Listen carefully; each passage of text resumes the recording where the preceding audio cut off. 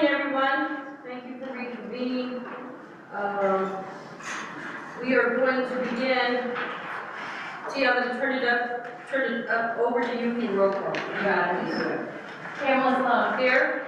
Rollins Culver. I am here. Linda Cavazza. Here. Greg Malkovich. Here. Jane Kenny. Here. Paula McNaught. Here. Christina Brockett. Here. Wade Colson. Present physically. Brian. Here.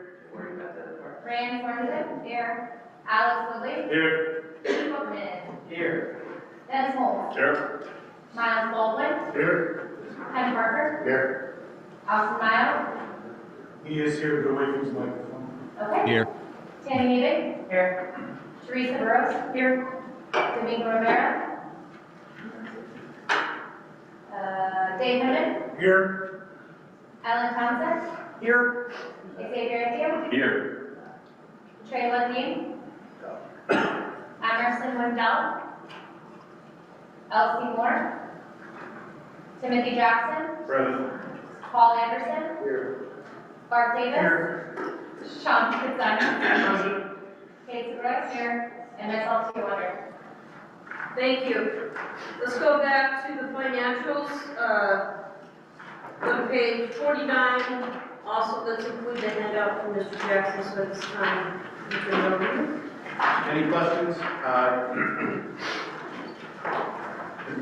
Yes, Mr. Bruce. I move to approve the financials if there's no further discussion.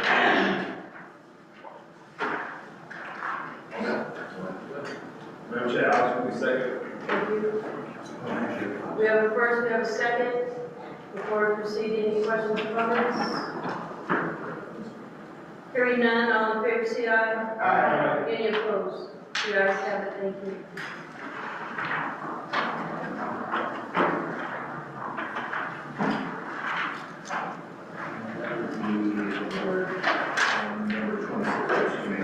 Okay, let's go to number 26 on page 219. Town Park Solution, I'm turn it over to Mr. Jackson. As you see, Mr. Clark sent the agreement to us yesterday. And I got that forwarded to you guys. If there are any questions with that, I would be happy to answer them. Anyone have questions? No. Yes, Colin. Calling out before, so just taking point of clarification. So what I saw was it's $12,000 or $1,000 a month, period. Yes. Right, like for all services rendered, there is nothing, and is there a cap on what that service is? Like, I mean, I'm assuming it can't be $1,000 for like 20, I don't know, hours or whatever, right? It's whether it's 1 hour, 500 hours. Yes, it is his services. Yeah, okay, cool. And then like everything else seemed, it didn't really even, the agreement didn't seem to have too much like detail in it, so that's why I was just curious, but that's your understanding. Yes. Yes, and I want to give some back information. During the last legislative session, the quality of information and work that we got from Tom and his group was very important and very useful. And I can tell you that there was more than one comment made during the course of the entire session where there were comments made, they were spending a lot of time working for us. And not in a bad way, but in a way of saying that this is going to be very good for both NASB, but also from the superintendent's group as well. So he was very, very, very involved. And So he did some work for us, not officially, but like. yes, at pro bono, let's just say it was pro bono, yes. And it was quality. And I've heard the fellow members in the sense of like, it sounds like he does excellent work, and we need somebody on the ground, I agree. I do think staff should also be very on the ground as well, right? I think it's important that there's like a face, like that they all not only reach out to conferences, right, but also obviously you and working with you. So with that, I would make a motion to approve. We have a first and we have a second. So you already do? Yeah. Oh, wait, then I need to know. When did that happen? No, we didn't have. That was the last. That was on the budget. All right, Oh, that was on the budget? yeah. Sorry, but Dave's sorry. making a second to comment. Sorry. All right, Colin, thank you. Okay, so We have let me first. just, let me just make it correctly, I'm sorry, so, What item is this again? Number 26, page 219. Okay, so I would make a motion to approve the agreement with Tom Cart Solutions to lobby on behalf of the NIAA and the Border Patrol. Ms. Parker? Do you need a second first? Yeah. You already had a second? Gotcha. I just had a question, and I was wondering where, it was talking about reporting and communication, and it talked about providing one formal presentation to the NIAA, right, per year. I was wondering if that was flexible especially when we come up to the active legislative session, if they would present to us more often if needed than just the once a year, since a lot of things do happen. Kind of like before the legislative session, things we're watching out for, and then right after, right? Like in the June meeting before, and then the September meeting after, but then that would be twice a week. There was no hesitation in that communication with us. Okay. That was, I don't want to say it was implied, but it was stated that Yesterday, Yeah. I thought so, and then in writing though, it just says one, Yeah. that's why I just there. he also knows that this is uncharted territory for the association. We've never had this before. Our learning curve will be steep as we learn how to leverage and utilize it. And they're going to start as soon as we say go. And I want that kind of communication back. Because I want to make sure we're getting what we need. Absolutely, I think that actually really every meeting, I think would be appropriate to have an update or something, but. Calling out report, just a point of clarification too, just so we're all on the same page. This agreement runs from January 1st, 2026 through December 2027, and there is no automatic renewal or any of that kind of nonsense in Europe, like that we automatically we're stuck in a long-term contract, right? That's essentially, okay, just clarifying that, thank you. And this contract too is between, you will sign the contract Yeah. between you and Yes. Yes, sir. From my experience being on the legislative committee for NASB, Tom provided a weekly sheet with all of the bills that have been introduced, what the status of it is, what it affected, whether NASB is for it, against it, or going neutral. And so I'm sure he'll provide the same exact type for any NIAA bills to us, that it will be done on a weekly basis. I don't want to put words in Tom's mouth, but that's kind of the format that he used for us, and I'm sure that will work here also. So you'll be updated at least every week, and sometimes 2 or 3 times a week during the session. Thank you for that. Oh, and if I may, ma'am? Yes, I was sir. really- And also, for anyone who's interested, and he'll send out the information, once he identifies which bills we're interested in, you can go in and sign up, and you can get direct notifications of those specific bills. I can share that process. Okay. Now we'll do the disseminator. I don't know. That's why I motioned this. Okay. With that said, we have a first, we have a second. All in favor, say aye. Aye. Any opposed? Thank you. The ayes have it.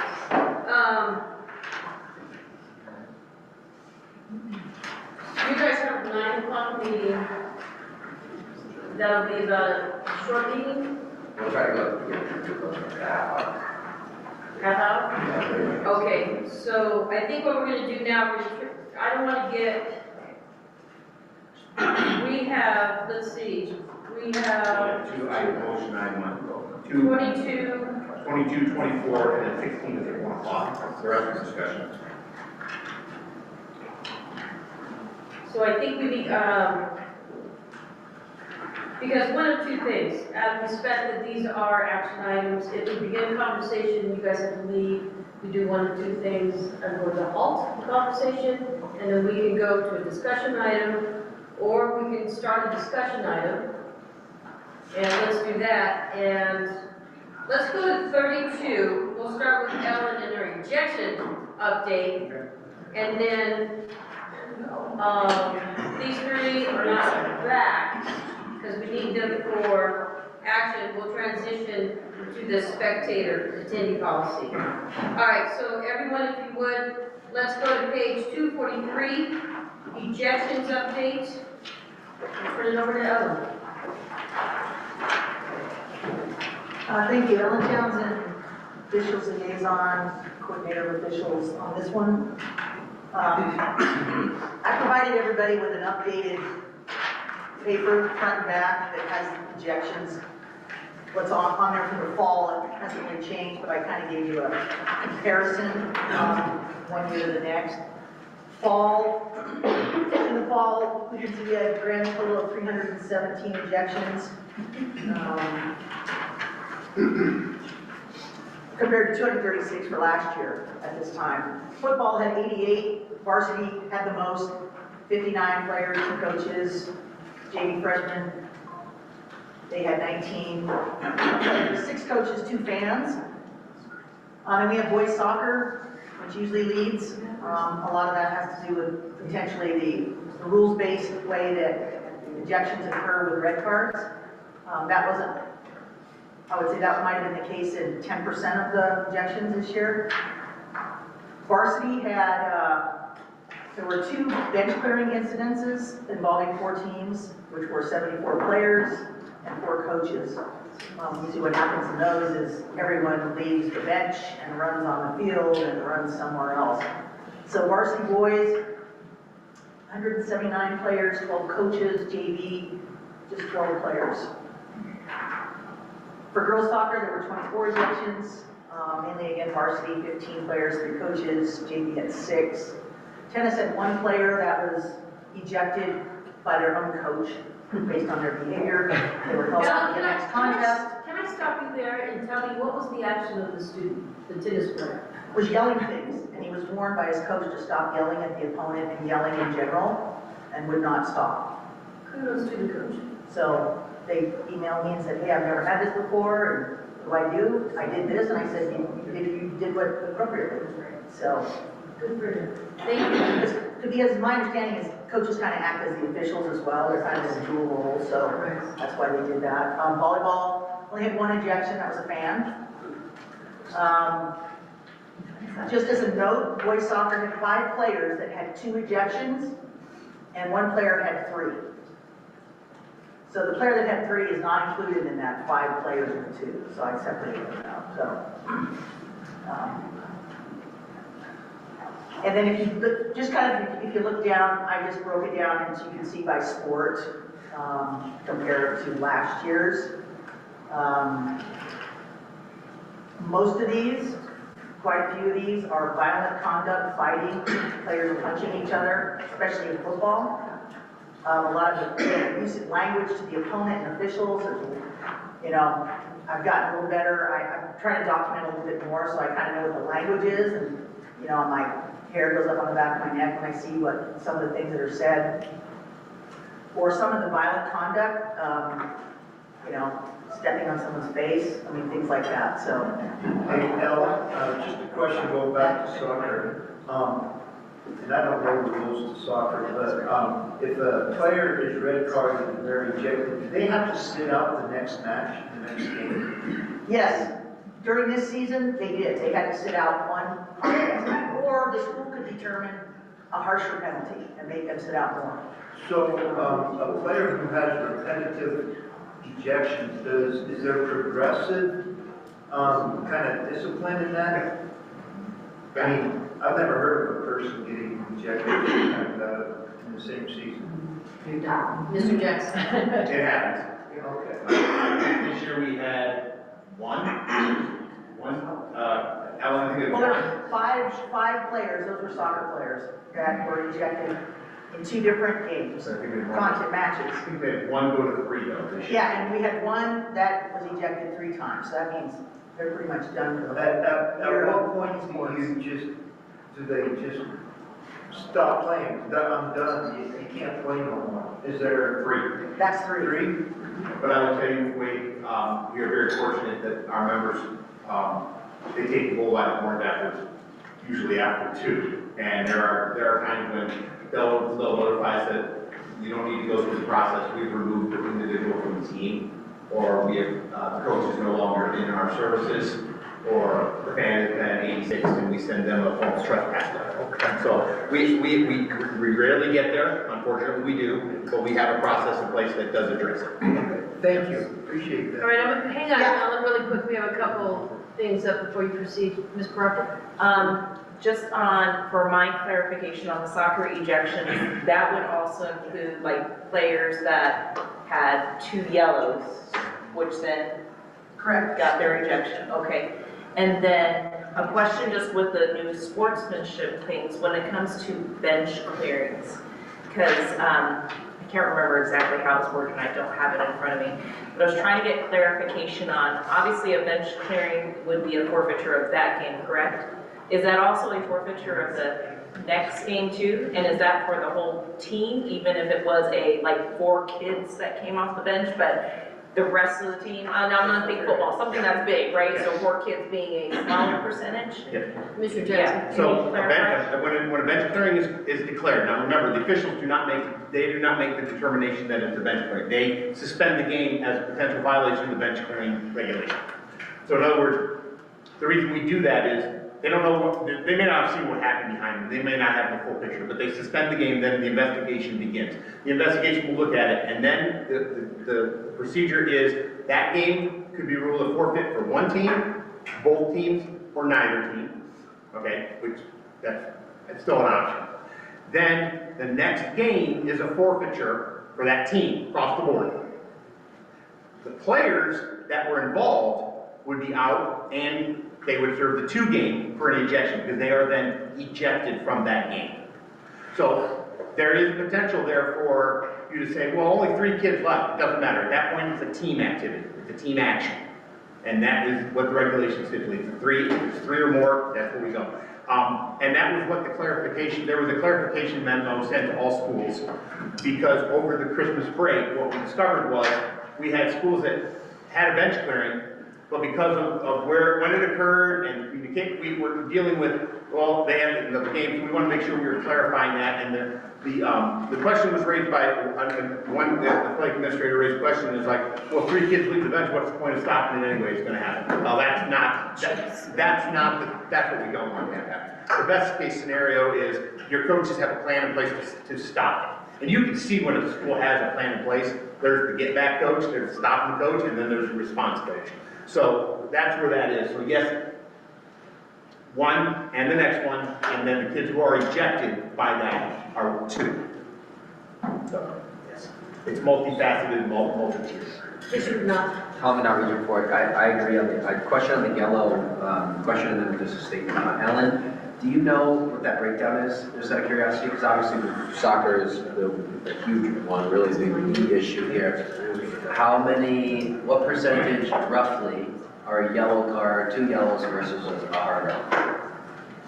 I'd have to get that for you, but I'm gonna say it's like 10%. 10% are like the soft yellow. Because it could be they got a yellow, and then the next yellow is not for one of the, I'll call it a playing violation. Yeah. It could have been an unsporting. And Got it. so, Okay. it really isn't that like 2 yellows is a red thing. It's more, they have this yellow, and now totally different against sporting, which would make them have to leave the game anyway. Okay, I appreciate that clarification. I can check on that and give you some information. No, I think the point more so is that, because I think some people see this data and think like, well, yeah, soccer has a lot of like double yellows and that's why, but it's really not. It's really a behavioral challenge with the students, right? And so I think that we as a board, we have procedures in place, but I think with the big push and for member schools, especially like member school leadership, is I think we have to remember that they are student athletes, so they need to be held accountable at the school level as well, right? Not just, I think sometimes I hear the mindset of like, well, they're getting suspended for the next game, so that's their consequence. No, I think when these behaviors are happening, schools need to hold the kid accountable. We need to meet with parents. We need to make sure that we're issuing severe consequences to the students to try and hammer home the point that like behavior is not appropriate, right? So really just a statement to member schools of like, let's not take the approach of like, oh, the NIAA is handling it, the kid's been ejected, he's missing the next game. No, as the leader of the school, like that kid needs to also be brought in with his parent, his or her parents, to be like, hey, this is not appropriate, here's your school layer of consequence as well. So, just throwing that out. Thank you. Mr. Freeman?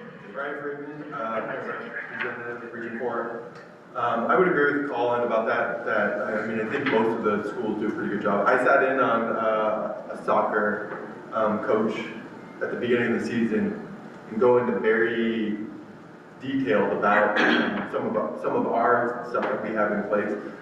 And I was sitting in there, I was like, is this really that, I mean, he was very adamant, and I don't care what anything outside of our school is, and he has his own set of policies on it, and so he was very strict and spent a lot of time at the beginning of the season explaining that. So having it within your own school, I think is a big deterrent, I think, us making more changes on the side. And before we turn back, I totally agree with Ellen. I think it is minute, 10%. We have tracked those within our office, and it used to be higher, and that used to be the big complaint. But as we go forward, that has decreased, and these are violent acts. It's not just, I'm gonna shove you, you know, but like Ellen said, somebody will step on someone's face. We've seen it all. No, not yellow. Did you want to say something? No. So, thank you. Yeah, just to clarify, just a couple things. I lost my one train of thought here, you all get it back. On the 2 yellows equals a red, so to speak, I know that Chris Griffin in the North, who's the president of the Northern Soccer, and he's the state rules interpreter, a lot of the officials don't like that rule either, but they have to, that's what the rule book says, and they have to do that. So I know he's trying to come up with some language, maybe for the NIAA and a policy to kind of make it not so, because I told them, we need to come up with something, we can't just, that's the rule right now. So they're looking at that. I just, you know, the officials don't like that either. They're like, okay, nothing we can do, this is what the rule says, and that ejection must occur. And Ms. Brockett, just to clarify, on the bench clearing, and I'll make it simple, let's say 11 football players, Christy, Ms. Barker, uh, Ellen's talking to you. there's 11 football players, there's a bench clearing. 4 of them left the bench or are ejected. Only those 4 will be suspended for now 1 game. The others are just, they have to complete the sportsmanship. All of them have to complete that, but they're not considered, those other people are not considered. Does that make sense? And if we go farther into basketball, we said there's 10, and 5 of them were left the bench or involved in the altercation. Those 5 would then have a 2-game suspension. The whole team would then forfeit the next game, which means they kind of all sit out. But those other people who are not involved, they are not suspended for 2 games. Gotcha, and the suspension number and like the ejection data, those numbers may be different because, as mentioned, if a team has to forfeit a game, but when we're talking about ejection numbers, some of these numbers are high because we talked about that there were a couple of teams, right? They count as being ejected, but they don't carry the additional suspension. Yeah, they did in that case because the athletic director said, in one case of the bench clearing in soccer was, I saw all these huge number of kids, and I'm like, well, they're not even on the roster for the varsity. Well, he decided, all these JV players jumped in, and other managers, he just said, I'm considering them all technically suspended, so. Okay. That's just an example of going above and beyond that. Mr. Whipperman, and then we'll go to Mr. Anderson. Just a point, I mean, it's not really a clarification. I mean, sometimes with some of these JV teams in basketball, you may only have 1 kid on the bench. Yep. I mean, those are hard. Like, we had one, and my kid was suspended, it doesn't matter. She took a step off the bench, never got involved. Canceled the game because of bench clearing, even though there was the 1 kid on the bench. And I'm like, she never touched anything. She just, in basketball, of course, you're half a step from the court. But with 1 or 2, it's just, so it counted then as a bench clearing. I'm like, It is. yeah, because it was only 2 girls involved in the fight, no one else touched anybody, they should have been ejected. But they should be bench clearing at all, Ellen.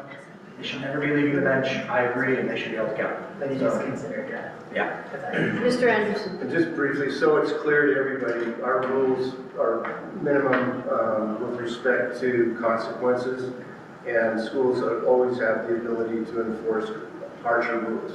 That applies with respect to our academic eligibility, and basically every other rule that we have in place, discipline-wise. Yeah, we suspended the kid for 3 more games, so I mean, we did that on our own. This was just to Colin's point, that Yeah. schools Can can do more. obviously take additional action in that. Oh, yes. Sean Simons and I staff. Just for the board's information, at the national conference, I sat at a round table with other assistant directors from different states, and we kind of talked about issues that our associations were facing. And I brought up the boys soccer ejection numbers, and on a national scale, and Alan probably knows this as well, it's everywhere for boys soccer. Nebraska, Minnesota, Missouri, even Utah, our neighbors in Utah. So it's that kind of a national trend, and I will tell you that some of the other states have far worse numbers than ours, but we are also up there with some others. So take that for what you will, but it is kind of a national problem of boys soccer, and people are trying to think about solutions. One of the main issues that a lot of folks say is a lot of these young men play club soccer, where it's kind of a no holds barred, more open, more free language. And then when they start playing under different state associations where there are officials who are going to hold them accountable for their actions, it leads to more ejections. So just want to make that point that it is kind of on a national level as well, not just that. Thank you. Proceed, thank you. Okay. Then on the flip side, we have winter ejection data. That was out as of the 22nd. Boys basketball, 39. Varsity, we've got 24 players, coaches and 2 fans. JV, 11 players, 2 coaches, and freshman B, 3 players, 1 coach. We did have 1 varsity bench clearing, which involved 8 players and 2 coaches. And 1 JV team where it was 5 players and 1 coach. Girls basketball, 32, varsity players 9, players 1 coach. JV, we had a bench clearing there. It involved 2 teams, 17 players and 2 coaches. You can see 17 players and 2 coaches. If we hadn't had that, we would only had 2 JV and 1 coach ejections for JV. So, and then again, none for the freshmen. Flag football, we have 2 players, and wrestling is 2. You can that doubled as of yesterday. We have 1 JV and one varsity player. Again, these are, I put in a little bit of the data from last year, but again, this is in the middle of the season, but you can kind of see where we are with respect to girls basketball. Boys basketball, last year there was a bench clearing or 2 in that one, so hopefully we'll keep that down. Like football, last year there was a bench clearing, so we can kind of hope those stay down. And I know last time I kind of gave a little like, here's what happens when we get the ejection report. I get it, the ejection report, the letter goes to the athletic director, they're responsible for uploading the certificate, et cetera, et cetera. I just kind of wanted to let you know that on the ejection report, there's usually a place for the official to indicate if there's a prior warning given or issued, or there could be in the comments of the report, they outline the actions that maybe that official took prior to the ejection.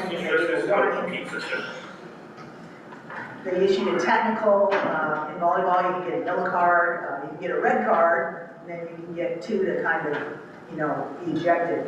So I just want to let you know that there's a lot of verbal warnings that go to players and coaches. Some are rule-based, some are just verbal, like they come by and they may just say, coach, I can listen to you, but that's enough kind of thing. They might even not really coach players or coach officials, but maybe tell a coach, number 5 really hasn't calmed down yet. Kind of a hint to maybe you should move him for a little bit, let him calm down. And sometimes that doesn't happen, which results in the next behavior resulting in a technical. So again, some are rules-based, you gotta do it. Others are just plain old sporting. Sometimes you can't warn if a bunch of profanities start to just spew, or the contact is so violent, like there's no warning on that. Can't say, okay, we'll give you one more chance after, somebody maybe has kicked the helmet of a player on the ground or done something like that. So just some background on that. And I know some, a lot of the associations have a kind of process in place for here's how you diffuse certain situations. That comes with training and experience, because we all know, we've been in the classroom or anywhere else, that we can say things in the classroom or to kids, and it doesn't happen. And it's sometimes the same way with officials. You do this training, you say this, but then something happens, and that training just kind of went out the door. So, any questions on ejections? Again, I'm trying to have a little bit more data to find out, like, what are these from? Last year I didn't really do that, I just kind of categorized it. I do know I'm still kind of having trouble with, we get a report and we don't have a name, or we might have a name and a number, and those don't link up with what is in final forms. Kate does that review, and Sean does it with the coaches. You know, it'll be like, well, this player isn't even on the roster, or that number is associated with someone else, which makes us kind of like, okay, did we really eject the right kid? You know, I mean, send the suspension letter appropriately to the right kid. So anything you can do on that behalf to let your school athletic director or whoever's uploading those things or checking to make sure that we have the right rosters for the right numbers. Thank you. Welcome. All right, you guys also, as a reminder, don't forget your sidebar conversations at times can get picked up by the owls. All right, let's go to item number 29, spectator attendee policy 231. I'll turn that over to Mr. Jackson. Good morning, everyone. Moving to spectator policy. The last board meeting in September, it was requested that as the spectator section is taken out of the sportsmanship regulation, was to put together a spectator policy. In preparation for this draft, I reached out to all section 7-8 and requested their spectator policies. I'm sorry to respond that all of their spectator policies have been adopted as regulation at the state level, which ours was not. We were the only one that didn't have one at the state level. So I took all their regulations, I put them together, went through them, took out the stuff that didn't apply to us specifically as our state, and put together the guiding principles that you can see here, reminding everyone that our student athletes are students first. Behavior means maintaining integrity, and we have to allow them to do their jobs. Kids, coaches, and officials. And positive support of the values of education-based athletics. I think bullet point number 4 for me has become more and more apparent. I believe as a society, we are forgetting that this is high school sports. That's what this is. For some of these kids, and I'm not going to say some, I'm going to say 99.9% of our student athletes across the country, this is the end. This is the end of organized sports for them at this type of a level. And we forget that because we allow ourselves to get drawn into it in such ways that result in this. So basically I laid out 6 bullet points to what we're looking for from our fans, our student athletes, and our coaches. I laid out a few bullet points of unacceptable conduct, verbal threats, discriminatory language. With coming onto the court, nothing really bothers me more than that. Confronting and berating, vulgar and profane language. As a former English teacher, there are too many words in the English language to insult people that you do not have to use vulgarity to do it. And if a truly intelligent person insults you without you knowing it, they have a grasp of the English language. And I appreciate that greatly, the language that you go home and think, I was just insulted and I didn't even catch it. That type of an insult to me is the one that carries the most weight and should not be used. And the following of administrative directions. The rationale for this is, first and foremost, we have to protect our student athletes, our coaches, and our officials. And I think this does do that. It lays out a warning. I don't believe you ever, to quote a person I once was employed by, you never kill a worm with a shotgun. You don't need it. You can simply stop it with a warning, and maybe that will address the issue. And then removal, without warning if necessary. I mean, sometimes it warrants that. They need to be removed. You can suspend. What I did put in there was to allow the flexibility for a school to determine that. We have had school districts and schools reach out to us asking us to trespass fans for behavior. They provide us the information, we provide the trespass notice. That way it affects all NIAA sanctioned events, no matter the location. If they need a written plan, we put in a written plan. It does not say must, it says may. Whatever fits your association, your school district, or your location. Bringing in law enforcement when necessary, and then re-entry conditions. If they are going to get their privileges back, these are the conditions. What I did not do in here was put anything in here that put a school or a district in a position where we have to do this. You know, you may do this, it gives you the ability to do it, but it's also something you can share. As part of the closing statement, I also put that, you know, participation, and I like this, in high school athletics is a privilege that brings communities together. The NIAA asks that all parents, families, and fans to uphold these standards so that every event remains safe, respectful, and enjoyable for student athletes, coaches, officials, and spectators alike. I really wish we'd have had this at the state football championship at Nevada, and Mr. Malkovich was there, and he can attest to what occurred. We had an unruly fan who was in a section of the bleachers where there were no fans, but he was berating the players. And I went over and I addressed it because I thought, I'll be honest with you, I thought he was an opposing fan. He was not. He literally had purchased a ticket to come to the games to yell at kids. What? Mr. Malkovich was there. He saw this. Yes, he had no affiliation with either team. He literally paid a $12 entry fee to come into our event so he could stand in the end zone bleachers and berate kids. That's the only purpose he had there.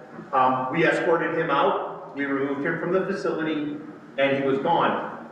But it was very disheartening to me to think that, one, the gentleman had disposable income to do that at $12, and two, that he really thought that was okay.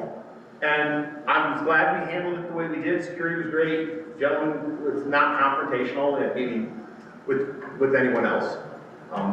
My mother was insulted, but we moved him out and we removed him. So I think that He's lucky. yes, very much so. It could have been a lot worse. And luckily for us, we caught it early and we addressed it. But having this in place for schools gives them the teeth that they need to say, you know what, enough is enough. Enough is enough. This is an NIAA sanctioned event. They have these standards they can rely on. I don't have this on as an agenda for approval item because I want the board to review it. If there's some additional edits that need to be made, we'll make them, and I'd like to bring it back at the next board meeting for approval and implementation, and we can start posting it everywhere. So I'll take any questions at this point. Any questions, comments? Yes, Ms. Kavassis. Yes, Mr. Jackson, under, let's see, on 233, we're talking about acceptable conduct, bring signs that show support for your team. Have we had any instances where we had some issues with what's written on the signs or anything like that? Any objections? So recently, we have not had them come to us. They've been addressed at the site, but we have had those in the past, and we have had them removed. And we have not experienced it from, I'm going to go back to my days before I was in this position. I had a little pushback one time because it was funny, no, someone found offensive those. That's the way I address it. You know, you can't legislate morality, but you can regulate what you allow to occur in your presence. And that's the way I address that. We haven't had that lately, but in the situations that we've had, I can't say any member school hasn't, but it is not elevated to our level. Okay. Just wondering, just curious, thank you. Dennis? Dennis, the home superintendent liaison. Mr. Jackson, if it's okay, and if the board is good with it, I would suggest you send this draft to the superintendents. There was some angst with the removal of the past policy and reg, and I think this would go a long ways. So that, there's a February, no, March. It's March. March is the next There's a meeting. March superintendent's meeting, which is perfectly timed for us before our April board meeting where this will come back. I will present this to them at that time. Okay. Ellen, did you have your, Ellen Townsend, official liaison. I was just trying to think of a way to incorporate and include the students in on this somehow. If they had any thoughts or could contribute to the acceptable conduct piece. I know I've brought this up before about a list of appropriate cheers or things like that. Maybe we do that again with signs. I'm not sure, I don't want to throw, I'm not targeting certain here, What we can filter this, what we but can something do, they, you know. yeah, what we can do is we can filter this through NASC. And that's a good idea, okay. Great job, Tim. I'd like to take credit for this, but I can't. I have to tell you that the support I received from section 7-8 from our other, they're dealing with the exact same thing we're dealing with. And the fact is, the minute I reached out to them, I was buried in information from them, as well as other states from outside of our region, which it was very, they're all addressing it, and it's important, so, thank you. Yep. Any other questions? Again, okay, so the plan is, everybody take the time to review this, bring it back as an action. Yes, we're bring that into action. Please do it again. Yep. I'm gonna say same things to you. Commend for the work that was put into this. Yeah, the schools definitely will benefit. What we've done.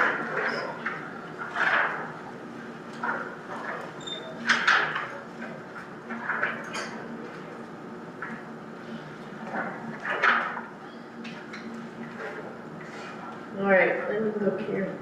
You know what, let's go to item number 33 on page 245, volleyball adoption. So, 245. We were notified last fall, in the fall, that starting in the 26-27 season, the textured volleyball would be approved for use in high school. Just for those of you that are not familiar with the difference between the two volleyballs, obviously, it's pretty self-explanatory. There's a smooth one, and there's a not smooth one. Changing of a ball for adoption, let me walk you through a few things here. The ball adoption process for the NFHS is very detailed and very time-consuming and lengthy. They approve a ball is approved for a sport, it then receives a stamp that has NFHS approved. Now you can go to a sporting goods store and you can buy a basketball. It could be a Spalding basketball or Wilson basketball model XP90. And then you could come to us and we can give you a model XP90. And you can look at them and say they're exactly the same. But one of them carries the NFHS stamp, the other one does not. The one that carries the NFHS stamp is approved for use in high school sports. So we have an agreement through Playfly with Wilson Sporting Goods for balls, Molten for volleyballs, and a couple other things that we get the balls that we use at our state championships. Schools can use a volleyball that they so choose. They can go with Molten, they can go with Wilson, they can go with whoever they want to go with for their volleyball. So long as it has the NFHS stamp. But what we do is we say for the state championship, this is the official ball. So we try to use that ball. Now, I'll give you an example of where we have an official ball, but they don't use the official ball in the state championship. If I were to walk up to a football coach on the day of the game and give them a brand new football and say, you have to play with this football, that's not going to go over well. Because, first of all, it's going to be as smooth as a baby's backside. The second thing is they may not have practiced with that ball. So I was the designated scuff coach when I was a football coach. My job was to take those brand new footballs out to the back of the school, and I just stood in the back of the school and threw the football against a brick wall and scuffed them up. You have to scuff them up. A baseball coach will mud the ball. And there's an actual mud they use, and you'll see them, they mud them up. So the ball is prepped. So what we allow is you to use your ball as long as it's got an NFHS stamp. The official ball is our Wilson football. You may come in with a Wilson football model 1, but we have a Wilson 2. So we have removed the model numbers off of that because it's a Wilson ball. That's what we want you to use, and that's what we do. In volleyball, boys and girls can use either a smooth or a textured ball. But I will tell you right now, if I were to go to your high school principals and tell them you have probably, I would roughly say anywhere from 40 to 80 volleyballs for practice, warm-ups, games, and tell them, you can no longer use this ball, you have to buy all new balls. I think there would be an outcry that financial impact would be great. We would have problems across the board. So we surveyed to see what the state thought. What did the coaches and the administrators and the athletic directors think? And overwhelmingly, as you can see, it came back that smooth stays for the girls and textured for the boys. All right, now I have my data. But the problem with that data is, if I were to come back and say it from the NIAA standpoint, you can only use a textured ball in boys, every boys program would have to go out and buy all new volleyballs. That's a cost I cannot justify at this time to the schools, especially considering the NFHS allows us to use smooth or textured. So if you can see the results there. I mean, it's overwhelming one way and the other. So here's our position on this, so that you guys have an understanding of this. We will continue to support the use of the smooth volleyball for girls postseason competition, and we will adopt the textured ball for boys postseason competition, with the understanding that both balls are approved by the NFHS, and the continued use of each ball in its respective gender does not raise any issues. So we would like to use the textured ball in postseason. But if you only have smooth balls, use your smooth balls. It's okay. It's fine. Even going into the postseason as you are hosting. We are going to make sure that we provide the consistent feedback to members that you may use the textured ball in boys if you like. We will also know that given the financial impact, we are not going to force schools to switch over. But what we are going to do is a systemic rollout from our office. Right now, we have a relationship with Moulton. They provide us volleyballs for the postseason. We're going to adjust that order so that we are ordering smooth and textured.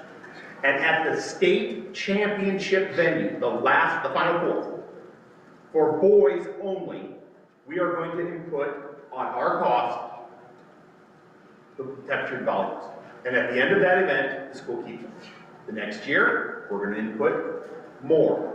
And what we're going to try to do is systemically input them further and further out so that schools will always have an access to at least 3 game balls, which is what you should have, as they host. And if we can get to the point where we start filtering it out even further, we will continue to provide those to the schools. And then if schools choose to order them on their own, they're fine. If a school says, nope, we're ordering 1 batch of volleyballs for boys and girls, and that's all we're ordering, they're completely fine. So we'll make sure the officials associations know that they can use smooth or textured.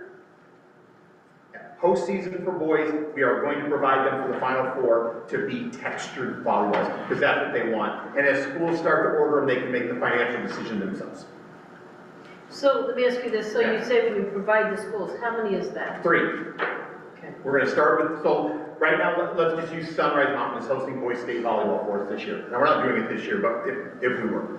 We would provide that site with the 3 game balls that are textured. They don't have to provide them, we'll provide them. If next year they host it again, they're going to get 3 more. If somebody else hosts it, they'll get the 3. Then what we're going to try to do through the ordering process is, now we can get them to the quarterfinal sites. And if we can get to, El Dorado's hosting a quarterfinal for us, here are the 3 textured volleyballs. And then once we can provide them, they will use them just for postseason in those matches. Not require them to replace all 40 volleyballs at once. And then they can start to build up their capacity as they see fit. Because they are expensive. Very much so. They're about $100 a pop for us, for the texture. As I'm looking here. Dave, your card was up. Yeah, David and Charlie is on. So what model ball is it? Because we're trying to find the texture. There's no NFHS, NCAA. Right. We will get that information to the schools. Okay. Yeah. Which is another reason why we want to make sure when we communicate with Moulton, we're going to find out what the comparable high school ball is textured, so we have a model number and we can share that with everyone. But at the end of the day, if it has the NFHS stamp on it, it's good. Yeah, because we can't find any with NFHS stamp on it. They have not, and that's why we're ahead of this. We're ahead of this because the NFHS just sent this out maybe 4 or 5 months ago, that they're moving this direction as well. And they also understand that there's going to be a transition. So they will provide us with that list of information as well. And I know the NCAA is now experimenting with another texture ball. Yes. It's lighter and it's flies all over the place. Yeah. Yes. And then those of you that have boys volleyball know, boys are harder on the volleyball than the girls are, simply from the aspect of the way they play the game. And so they can really wear a ball out quicker than girls. So can the ladies. I'm not saying they don't, I'm just saying they can wear them on, I'm not being specific to sexual gender. I'm simply saying. That's an old volleyball. Yeah. I used to have my players beat the ball up against the wall. To scuff them up. Yeah, scuff them up. All right, Ellen. Ellen Townsend, officials liaison. Maybe we can discuss the number of balls for the state thing. Yeah. You know, a 3 is the ideal, but Right. we could lose one in the rafters and things like that, or they can become flat. You can't mix the balls, Oh, that's- just so you know that, you can't have a game that's got 2 smooth and one texture, they Yes. should be the same. Yep. Part of this is through the women's college volleyball, they use smooth, club is smooth, so we wouldn't want to have a different type of ball in between, that's what they're used to. Same with boys, they go to college, it's a textured ball. There was a potential allowing any type of color on a volleyball in the last rules proposal. That hasn't come out yet to see if that passed or not, so we don't want to have people jump on ordering, you can order the ball as it is, but it could end up being that there's multicolors, there's changing the whole idea about how many panels, and boys volleyball can be a swirl, that kind of thing. So, just to keep that in mind when you go to order these things, just maybe wait and see. The rules should be coming out here.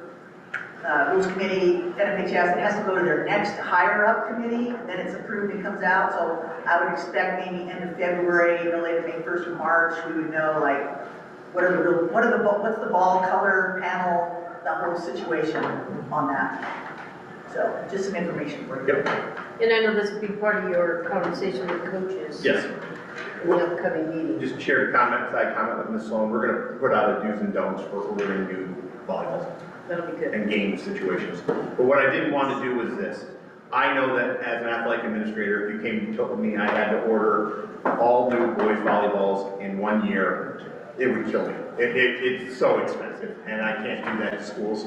And then also, this is another thing, you can't have, if you have the 2 batches, you gotta keep them separated. You gotta keep them separated. And so that adds story, there's a whole, yes, Mr. Wickerman. You gotta keep them separated though. you gotta keep them separated, thank you, it's a great song. Have we, I'm sorry, I didn't go back into the budget. Is this already budgeted for, or? We don't pay this. Let me, Sorry, maybe I misunderstood. No, you don't. We're gonna be buying balls. No. So each year, as part of our Wilson agreement, we get an allotment. Okay. And we order what I will tell you, Bart and I spent a lot of time on this because we were ordering tons of footballs to give them to schools who didn't want them because they weren't gonna play them. So we have adjusted the order to the more of the consumable ball, tennis. We order a ton of tennis balls now. And Bart, go ahead, Bart can bring it as we. Bart, go ahead. Thank you, Bart Davis and staff. Volleyballs we order through Moulton, and that is completely separate from where we get most of our other playing balls, which are through Wilson. The Wilson order we can adjust. They send us, and some of our schools that have hosted things for us, occasionally get a little gift from me, a couple of equipment bags or something like that, because I have no idea what to do with that. And I keep trying to change the order so that we can get more balls to give to our sites, because they can actually use them. Moulton, it is a very strict allotment of volleyballs, so I can't just go in and change an order without incurring the cost to the association with that. And Jeff Keys is our Moulton representative, fabulous human being to work, really is. But it's gonna take a little bit of time because we can't turn that volleyball order in from 60 in a season to 600 in a season. Okay. So what we're gonna do is filter out our allotment and move forward from there. Sounds good. Thank you. Appreciate it. Mr. Kinney?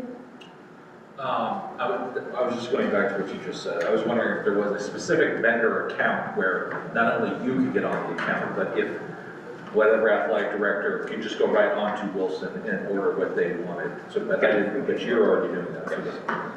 And we can get them in contact with them. Sure. Our director. Just to make it easy. Yeah, That would also help the purchasing department. yes. Too. And as we move forward with this, that's what we're trying to do. We're trying to get, like I said, Bart's really been a really good, you know, we need tennis balls, we need baseballs, we need softballs. Sure. And that's where we're at. We're getting there. Yes. Dennis Holmes, super group, apologize, I can't step out for a sec there, but if we could get clarification on the balls, for softball, as to which ones were to order for in-season, that will then be the same for postseason, because last year there was a switch. And right now, a local sporting group company is telling us, oh no, just order X Wilson ball. And someone else is saying, no, that one's not going to be allowed at the state tournament. So if we could get clarification, what we should order, we'd appreciate it. And let me bring a little clarity into that situation. What we had is we had two softballs, two different numbers. Both of them were approved, but what happened was the form that identified the game ball had not been updated to identify the new ball. But the old ball was still approved. So when we sent those balls out, there was a lot of confusion as to, wait a minute, it says this number, but you sent us this number. What are we doing? That's why we took the numbers off the approved list now. So it's off. So now we're going with the straight. If it has the NFHS logo on it, it's approved. Yeah, we'll send that clarification. Get that in the memo, Yep. that'd be great, thank you. Yep. Anything more? All right, thank you. Thank you. Do we need a break? Are we good to go? Okay, we'll go. All right, let's go to page 188, the 26-27 calendar. Again, that is on page 188. Item number 22.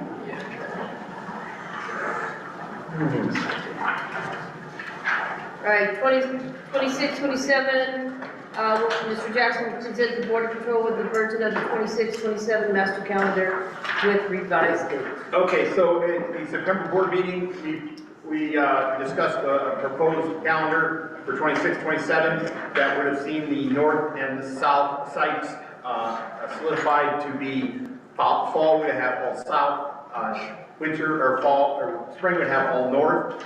But at that same meeting, we were made aware that there was a change in the end of school date for CCSD that would then impact the calendar itself. At that board meeting, it was also discussed at length about the impact of double elimination baseball, softball, what precipitated the mass collection of data that proved that we stayed the same, which was a lot. I heard a lot of baseball coaches on that one.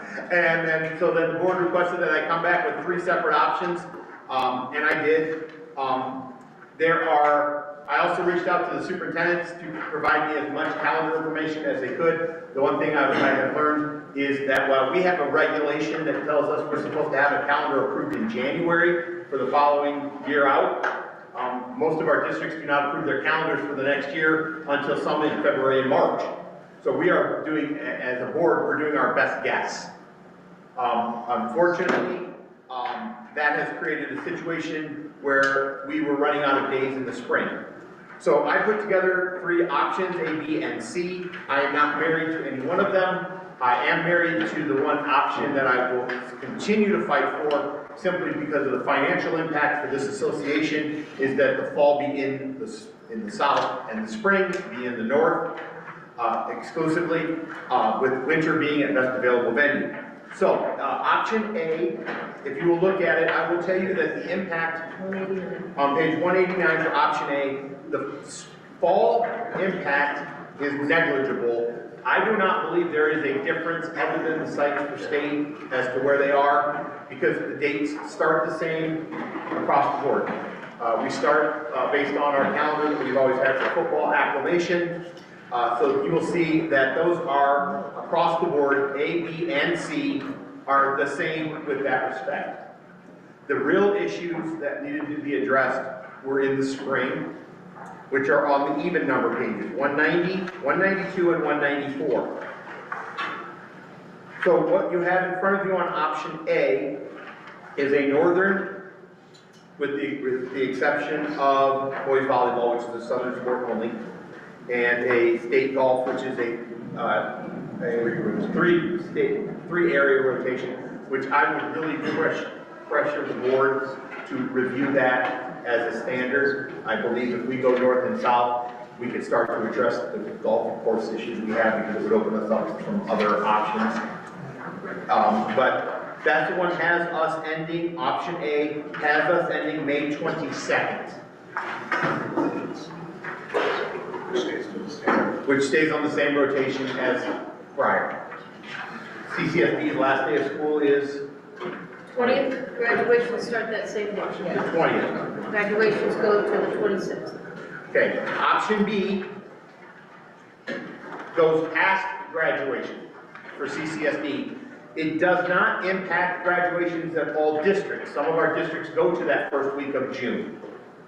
So that would not impact some of them. It would allow us that flexibility to maintain the status quo. It would, and when I say status quo, of having our state championships in the manner in which we have, but it would also open us up and get us off the holiday weekends. It would completely eliminate the impact of EDC, because we would be after it. It would completely remove us from the graduation at UNR and the graduation at UNLV. So that would be a seismic shift in mentality and thinking for our state. Now, in this situation in option B, we would not be the only state that does that. We are currently one of the only states that does end in this manner. We have set as a state an arbitrary drop dead date to stop based on the earliest graduating district in the state. We have not set it based on what the needs of the association are beyond that date. We have other members of the NFHS go well into June beyond their graduation. If I am not mistaken, and I think I'm not, I remember last year on the NFHS network over the 4th of July weekend, watching the Iowa State Baseball Championships. They go into they do it over the 4th of July weekend. And if I'm not mistaken, that was the weekend I watched it. But we are one of the few states that do this. Many states go, they set the date and the graduations occur, and that's just where their dates end. What the concern I have is this: the geography of our state, we cannot start spring sports any earlier. We are going to be buried in snow, trying to play baseball and softball, have no dates to make up the games, and we are starting to compress this. We cannot start earlier in the fall because of heat acclimatization and where we are located with that. We are starting now football, heat acclimatization is the last weekend of July. So we are utilizing everything, but what we have done is we have stopped fall, where we moved fall as an association off of the Thanksgiving weekend, when it used to be the weekend of Thanksgiving or the week after Thanksgiving, because of the impact it had on our smaller schools and the availability of athletes going into winter, and then the availability of hotel rooms and the costs because of Thanksgiving. So we moved that back. So we can't really move fall any further back. We could move it forward, but it would have some impact. If we did that, then we would then have to move the winter. And if we move the winter forward, then we move into the spring. We could move spring forward, but now we have the impact of the graduation date. And as the graduation dates get earlier, the compression begins. So we have a situation here with option A, B, and C that looks at all of these factors. Option C, if you will see, I will see happy there, is really compressing the season tight and leaving us open here to just do things on the weekends of the entire month of May. But once again, we are looking at 3 days there at the end where we have one of our districts that has now started graduation. Now, in reality, when you look at it from this standpoint, remember in the spring we are dealing with baseball, softball, track and field, swimming and diving. Volleyball is a Southern state championship only, which allows us greater flexibility down there because we're not trying to bring the state together. We have a little more flexibility in that, so we can manipulate with that. So the number of kids is a concern with those. The graduations are a concern, and the information I've heard is, well, after they graduate, we don't have any control over them. You're absolutely correct. But we also have kids playing sports. We have football games, volleyball games, and track or cross country and all that before we've even started school in some districts. So we have a little bit of that on both ends, but it's not my place to make that decision. The board asked for 3. If the board wants to go with option D, I'll just mark states. I'm gonna actually start with Xavier. Xavier had his card up first. Everybody raise your cards if you would like to speak. And I would also ask that we follow that rule as well, that we don't speak over each other. Okay, thank you. Is it acceptable for me to go to the screen, just that, I'm a visual person, you okay with that? Let me make sure you understand. This is out now for the board. I'm just gonna mark dates. You tell me what you guys want. Yeah, no, Okay. I'm just a visual person, and Tim, I agree with Kirsten, if we can do something about the website. If, Bart, are you controlling this right here? Yeah. Can we go to page 189? And then just kind of follow along with me. The only reason why I'm using this as a guide is because of my notes on my paper, but I think it'll make more sense as you see how I go through things. So if you look on page 189, August 1st is that yellow date that's highlighted. Just to give you context, if you look at this past year, we were August 2nd to start. So an adjustment of a date, first permissible day, 13th. This past year, we were the 14th. So just to show you that we're only adjusting by a day, right? If you scroll down a little bit and then you look in the winter, again, going to that yellow highlight, right there. At the bottom of page 189, you see winter, first permissive date is the 14th. This past year was the 15th. And then first possible day of winter sports, the 26th. This past year was the 27th. If you go then, thank you, Bart, go ahead and scroll to spring.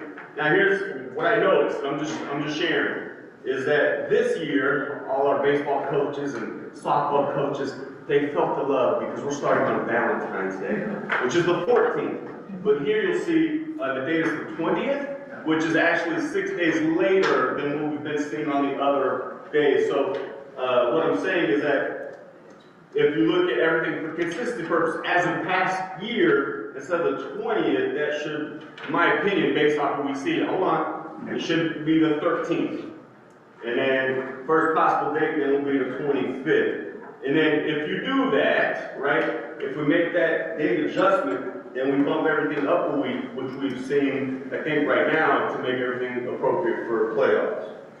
So, Memorial Day. I'm sharing that with you to see that if you adjust everything, then everything gets moved up a week, and then we're off of graduations, we're off of that. Now I know there's 2 concerns, right? One is AP testing, the first 2 weeks. I know that AP test we can schedule at another time, like it's a makeup, right? And then I know IB testing kind of gets thrown in that mix, and I know that I think we only have 5 schools that are impacted IB, whereas graduations, I know we're impacting 40 plus schools. So just sharing with Okay, everybody. hang on, Xavier, Yes, stand ma'am. there, please. Oh, yes, ma'am. Because probably all of us, I'm gonna turn it over to Mr. Jackson. I love you very much, you know that. But when you build the calendar, you gotta go backwards. And here's why. We end the weekend before Memorial Day. And this year, Memorial Day is later, and next year it's earlier. And so we start counting backwards weeks from there. So this year, because of where the holiday fell, we got a gift of 5 days. And next year, we don't get that gift because the holiday always falls on last week? Last Monday. It's the last Monday of the month. So those days shifted. And that's why we have to go back. We have to count backwards from there. So if you count backwards the weeks that we have for each season from that, before that holiday, the number of weeks is the same, not the dates. So if I move these dates, if I go from the 20th to the 13th, don't I gain a week? No, you gotta go back, go to May. Start with May. You start with May and go the other direction. No, I'm with you. Yes. But if I go to the 20th, I'm adding a week if I go to the 13th to give an additional week in the season. The length of baseball season is so many weeks. Got it? Okay? And if you count the weeks back, that's where you end up. What I understand what you're saying is, you say, well, how many weeks do you get if you count backwards? I'm shifting up a week. Right. Okay? You're gaining the week because you're taking the days that were here this year. Go ahead, Bart. I'm saying it backwards. I know. No, sorry, Bart Davis in this now. You're saying it correctly, but just kind of speaking some different languages. When we look at what we have for a spring season, we have a set number of weeks in that season that we've approved through calendars. You work your way backwards on that. Could you bump that date up that you were pointing to, the yellow block on the 20th, and make that the 13th? Great, works perfect for the South. The North's gonna go outside and doing it all this snow. And they're not gonna be able to start any Okay, earlier. watch, hang on, guys. And that becomes part of the problem. We have playable weeks in there that you start from, and as Mr. Jackson said, it's kind of off here because we're looking 26, 27, which isn't obviously this year. Memorial Day does back up to the 31st, it's 5th Monday. This year, 25th. So there's a 6-day difference in there. Could it be done? Yeah, benefits one part of the state if you do it. But in doing that, when you look at bumping it up to the 13th, what have you then done? You've started those practices earlier when you've still got the state tournaments going on for all of our winter sports, basketball, wrestling, where you're losing those kids at the smaller schools who are still competing in that too, and your pitchers still have to get 10 days in that practice rules in place. And I also understand based on that statement is that sometimes we do see overlap. Right. From winter kids playing and holding out, and there's that 5 practice rule. So that does occur. And I can just say in the 20-ish years that I've been involved in high school sports, have I ever seen this overlap onto graduation? So that's why I understand it's negative, and we're gonna see it this year. So for me, if it's okay for this year, then I think we can try to see how it works for next year as well. Mr. Jackson. And this year, the overlap is 1 week at the end of basketball season. If you moved it there, it would be a 2-week overlap of basketball season. It would actually overlap regionals and state.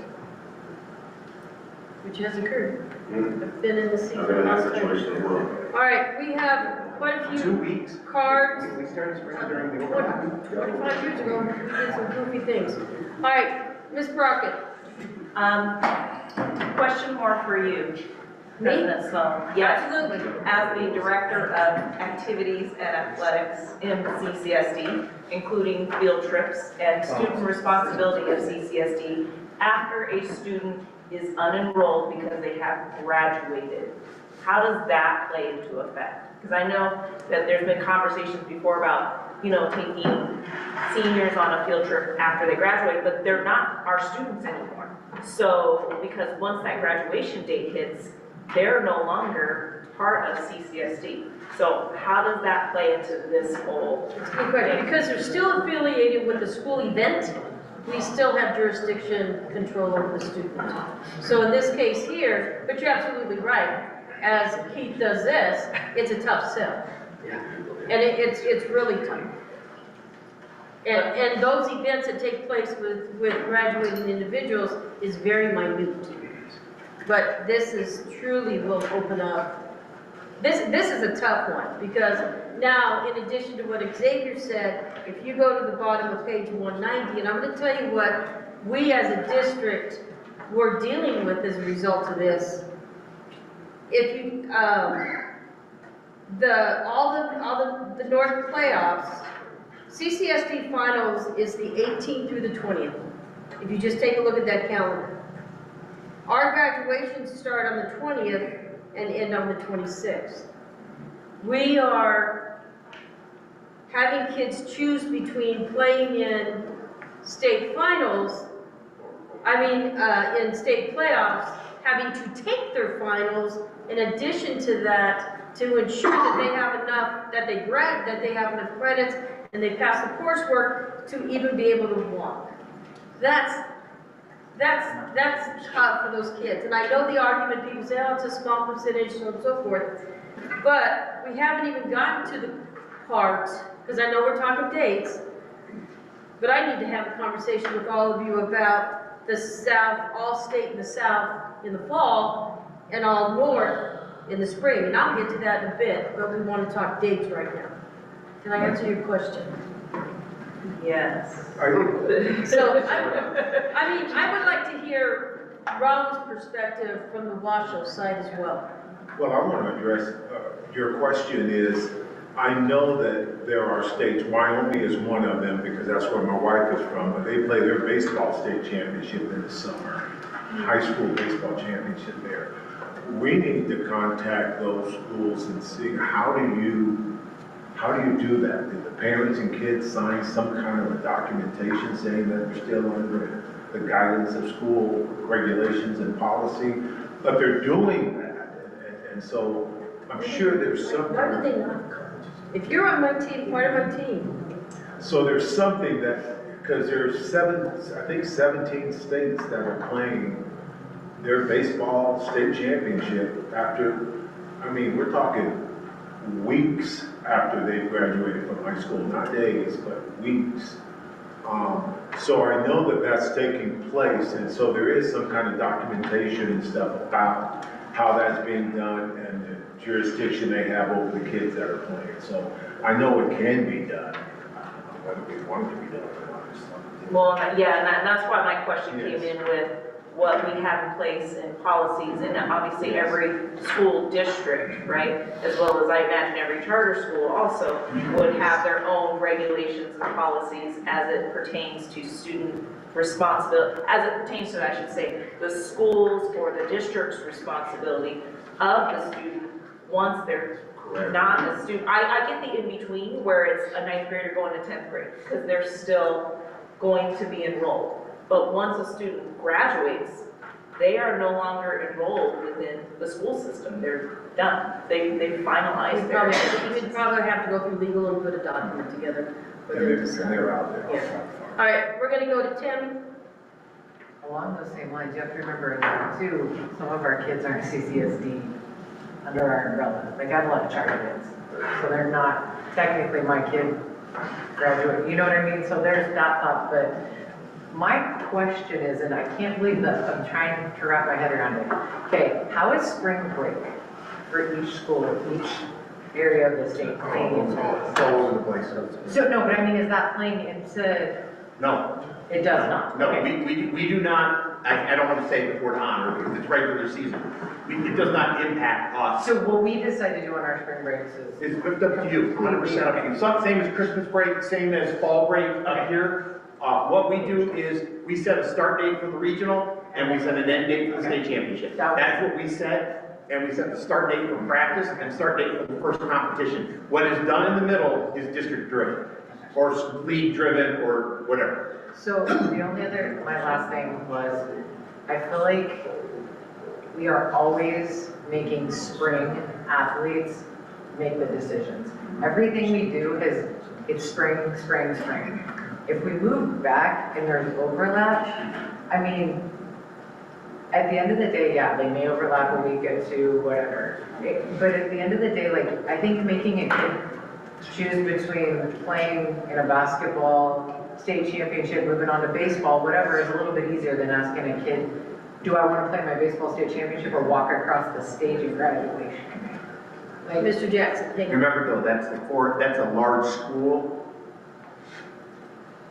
thought process. When you go to those schools over there, the same 6 kids that are playing that basketball game may be the same 6 kids that are on the 9 guys playing Well, baseball. believe it or not, it's the same for us too. Yeah, but what I'm saying, it's a larger, that's where this break really generated from, because the overlap in the fall between fall and winter, what we saw happening, and this is years ago, was that the kids playing in football were now the same kids that had to play basketball. They couldn't get into basketball, so they were coming off of a football game on a Saturday, and the first basketball game was on a Tuesday. And they were like, wait, this doesn't work. So that's when the first move was made, and the state championships were played over the Thanksgiving weekend. And then it was like, wait, and then the second change was made to move it into the weekend before Thanksgiving. And the only reason we play the week of Thanksgiving is because of the graciousness of the Raiders and we get into Allegiant Stadium. Or we would finish on the Saturday before Thanksgiving. Yeah. Okay, I'm gonna go to Wade. Wade, you had your card up? Yeah, just a quick question. Is CCSD the only district that is affected by this? Or is, how many districts are actually affected by the end date here? I don't have all of them currently. There's still some of them that have not affected, but there are districts that are ending on the 20th, the 21st. There are a couple of them in there. There's not, it's just not one district. It's more than one, but less than 10. How's that? I'll go try to pull the number, but that hasn't been completely updated yet because some of the districts haven't approved their calendars yet. Okay. So we're still waiting on that. And that's where It's more than widespread. Oh, yes, it's not every, we're not going across, yes, the state. There are districts that have already turned it in, they're ending June 3rd, June 4th. There's some in that window too. And going into June, what we step on in May was state championships on top of graduation or finals. Moving it to June, steps on the graduations and the finals. We're stepping on it no matter where we're at, and then if we go in the middle weight, we're stepping on it again. We are stepping all over. That's why when I said I gave you A, B, and C and I'm stepping back, I don't look at this as a solution. I look at this as identifying an issue and what is the least objectionable option. All right, I'm gonna go to Keith.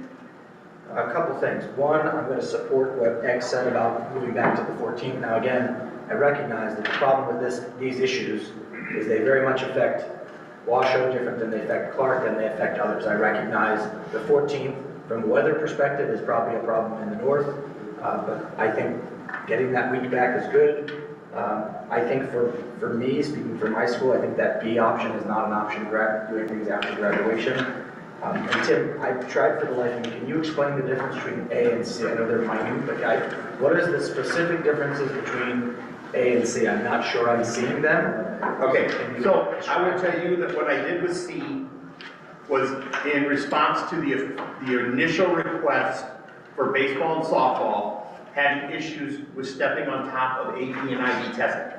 Okay. So if you look at the very bottom of page 194, the adjustments are fall in the south, which is all the fall postseason happens in the south, and then spring in the north. So that's what that is. But number 3 says we would then only schedule events, regionals, on the weekends, where we specifically laid out the date. So if you look at that, you look at May, you see the colors. They're pink and blue in May. There are only blue dates on the weekends. But that was only done in anticipation of the potential getting rid of the double elimination softball, baseball, and needing to stretch this out to stay off of those dates completely. So that calendar completely stays off IB and AP testing dates, with the exception, I believe, except for state. And moves it to the end of, leaves it at 21, 22 for state, which will remain double elimination. So to answer that question, Keith, it's very similar, but it puts an incredible burden on our schools and on the association to try to get everything done on weekends, which then we don't know if we could complete it. We would be doing 2 games a day at neutral sites all over the place. Does it shorten the season at all? No, it doesn't. It just changes where we're hosting regionals and when. And Pam, we would have a challenge because some schools will be graduating. Wait, which page are we on? So we're on the end of, we're page 194, which I didn't mind if you're talking about A and C. We'll have. That's all of graduation. So graduations will have started on 2021. Graduations, yes, started the 20th and the 26th. Yeah. Keith, I would tell you that in my estimation, you can just delete option C because we've resolved the issue with the double elimination, with the conversations we had with the coaches. So we're down to A and B. We're down to A and B or B. Or some other variation, yeah. But I didn't want to remove it because I didn't know how that vote was going to go. I just kept looking and I could not find Very the subtle. difference between them. So thank you for. Okay, I have about 6 people on the list. Colin, you're next. Colin McNulty, I think complete opposition to option B. So I think I think one of the things we as a board just have to keep in mind is that, like, let's listen to the principals on this, because we're the ones that have to be on the ground dealing with the impact of it, right? So I think, like, all three principals on this board are gonna tell you the exact same thing, that option B is a non-starter for us as principals. Yes, I understand other states manage behavior. Just because other states do that doesn't mean it's the right answer.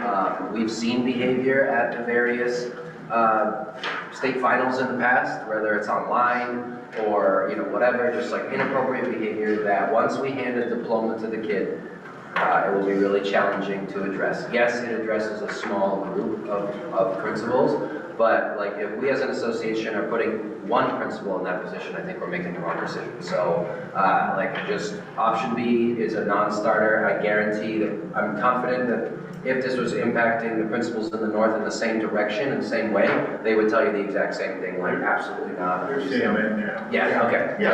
So just like, I just would encourage this board to listen to the principals on this. We're the ones on the ground that have to deal with it. Option A, I mean, I think option A is probably one of our best answer here. I do agree with Xavier and pushing that the week up. I think that's what we're doing this year, but I'm just a little confused. I guess why that wouldn't work, other than the weather, right? And I understand that, but we're doing that this year, right? So, and I agree with President Sloan, I'm not super on board with like all in one place and then all in the other, right? So, Xavier, just a question for you, is what you presented option D? Sorry. No, it's fine. Is that option D that you just presented? 8.1? I don't know. Right, no, I know, I'm just saying, like, is that the change that you think needs to be made here to make this work? And again, based off of what, just looking at this year's current calendar, that's I was kind of going through those dates that I saw that impacted, and for me, I just saw that date, I'm like, okay, hey, that's a seismic shift as far as 5 or 6 days later. And then I know that we go over the top by a week. That's what I was saying, if you adjust that to mimic what we have this year, you move everything up, then for me, and I know Tim stated that counting backwards, I did not count backwards. Right. I just counted, hey, move this week up based off of this past year, and then in turn, that would move everything up a week and not have that impact on the graduation dates that we're concerned about. Got it. So option A, is the season length the same? Mr. Jackson? Option A is the same, we're not shortening the season, right? Option A is not shortening this year. Right, okay, so the only, like, outside of the location thing, which I agree with President Sloan, like, I don't know that that should be decided when we pick the calendar. Yes, it will. We pretend, no, I mean, like, I think that they need to be a little different, is what I'm saying. We would be impacting graduations on the 20th, 21st, 22nd, right? Is that right? Okay, I understand, thank you. Okay, Also, please understand, moving it back to that date does not just impact the end, it impacts the start. And so if you go back and move it to the start on the 13th, that's 1, 2, 3, 4, 5, 6, 7, 8, 9, 10. The first day of competition for the spring would be February 25th. We are not done with winter. We would start another season before we have completed winter. We have not done that. Except with the exception of football in the past, and we moved it because we had a football season ending on top of the start of the winter season, so we moved it. Yeah. okay. Hang on. We have a lot of people. All right, I'm gonna go to Ken. You good? Okay, thank you. Teresa? So ultimately, with what Tim said with regards to the south doing fall and the north doing spring, we're gonna have a lot of makeup time that's actually going to continue the season, regardless of when you choose. So ultimately, how do you determine who's doing what with regards to that? And then the other concern for obviously the north is the amount of travel that we will be doing, the expenses for private school, but also for the district, to go to all 8 sports that we have in the fall. So is there a consideration of maybe moving every other year that way? Because ultimately, you know our springs, they're either extremely hot or shoveling. So one of the issues we're facing, and to say it's not an issue is putting our head in the sand, is this. Currently, right now, I'll use track. Track is an easy one to explain. Currently, right now, we are running 2 completely separate state track meets every year. We have to run 2 separate ones. The cost of that is not cheap. We are running 2 completely separate state cross-country meets every year. The cost of that is not cheap. What we have here is a situation where we as a board, not as a district, as this board, over the finances that we're dealing with, we are making state championship decisions, and they're costing us a lot of money. The other thing we have is we have agreements that we cannot make because we are flip-flopping every year. No one wants to agree to work with us because it's a 1 year on, 1 year off. So what we are looking at is what makes the most sense financially for us and what makes the most sense financially for the districts. And spring in the north takes us away from EDC. And EDC is outrageously expensive for anybody coming to Vegas for any purpose. So moving that made the most sense. Moving the fall to the south, we have lit tennis courts in the south, more so than we do in the north, that are not nearly as weather temperamental as they are at the Tahoe Donner Center, which we've had snow and rain to deal with. We are already playing football in Allegiant, and knock on wood, that stays consistent, and our rotation remains there. We have a situation for soccer that we don't have in the north. In soccer, as of next year, I would say 80% of the schools in the south will have 2 soccer fields on every campus. 1 lit, 1 unlit. Because of the retro, they're lining them both. So we'll have 2 soccer fields and 1 lit, unlit. That opens that up, no weather impact there. In the north, we have a 9-lane track at Carson that is always willing to host and help us. We also have other schools in the north that are willing to do those things as well. 3 9-lane.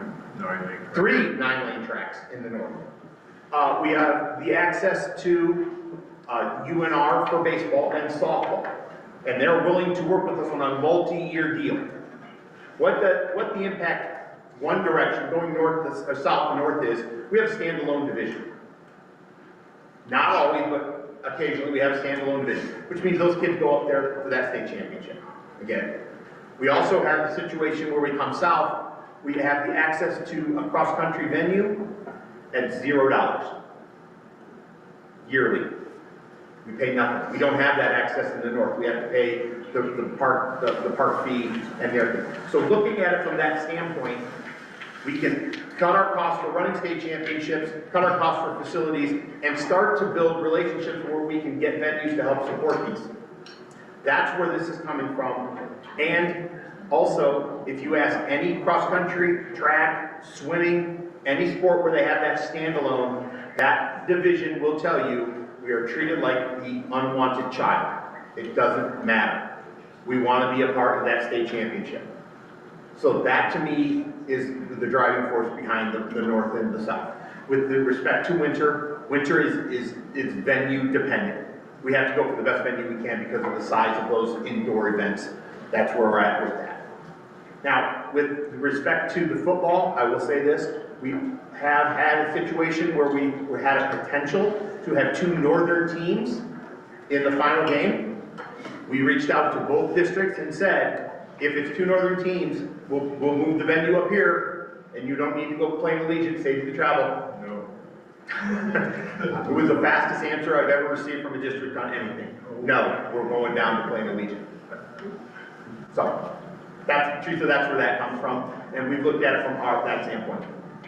And we also looked at another aspect, we looked at heads on pillows in the fall to the winter, like how many heads do schools have to send down to sleep for rooms when they go south for fall, and how many have to sleep when they send north? And those numbers were very comparable north to south for spring.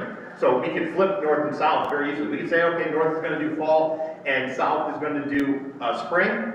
It's pretty close to the same number. Weather then becomes the major issue. That we have a little bit better weather in the south in the fall for the outdoor sports, and in the spring, we know the weather is usually a little nicer in the north than other times. Oh, and daylight, that was the other thing we had to factor. Losing daylight in the fall, gaining daylight in the spring. Okay, Dave, you're up next. Dave, Amateur Liaison. So I know some of you were really concerned about, well, after graduation, what do we do with these kids?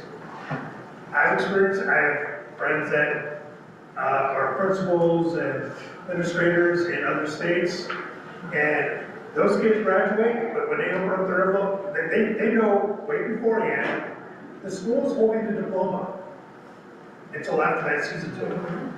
So they don't get their diploma until after the season. They still participate in graduation, they still get across, they still get the envelope that's in, they do everything, but one of the things that some of the schools have done is the principals hold the diploma for those athletes as this is something that, like, still part of the school, when the season's over, then they come in and pick up their diploma afterwards, but they're still participating in all the gala and everything with that going on. I know what Tim says in Iowa, fun fact, Iowa, you get to play 5 years of high school baseball and softball. Is that your 8th grade year? Technically a freshman, they play and then they go until after their senior year, so they can actually play 5 seasons of that. And to think back to what Tim said, like my son, 4A cross country runner, 4A in the South this year, and majority of the runners like weekday meets more excited than this one for state. Because it was like, nobody was there, like it was just parents. It wasn't like when they had everybody, and they're excited because they'd rather see, they want to see the 1A, 2A, 3A, 5A runners too. Those cross-country runners, they know everything, like they see them all the time throughout these invitationals. I want to see how they do at state too. And so, I know half our team was looking on their phones trying to see the results of the 5A, what was going on. So that having them all together would be great for like cross-country and track. I agree, but I know I made this comment before. When we made this shift in realignment, where there would be standalone with no North competition, we spent a lot of time, and I'm gonna tell you this, I think maybe Tim, I don't even know who around this table was part of that conversation, and that was back in Mark Thompson days. We knew that those standalones would be standalones, and that there would be no travel, and this isn't anything new. And I know we hear it all the time, well, we want to be a part, but we've already established that. Okay. And that'll come into play, and I know when we start talking about the north and the south. So let's get to, we still have like 6 people. Go to Rollins. I'm gonna talk about the elephant in the room. Whoa, which one?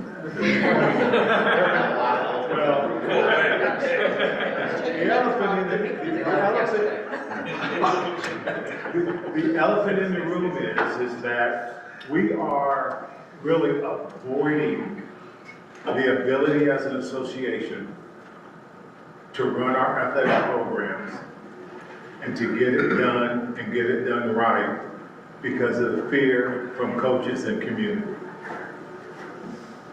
My proposal would be is that in 1985, when I started coaching in Washoe County, and I'm the dinosaur in the room here. I don't know about that. I am. But mind you, we started double days on August 23rd.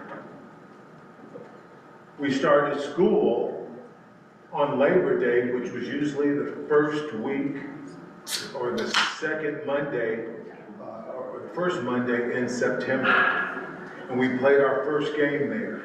Back then in state, we played 9 league games.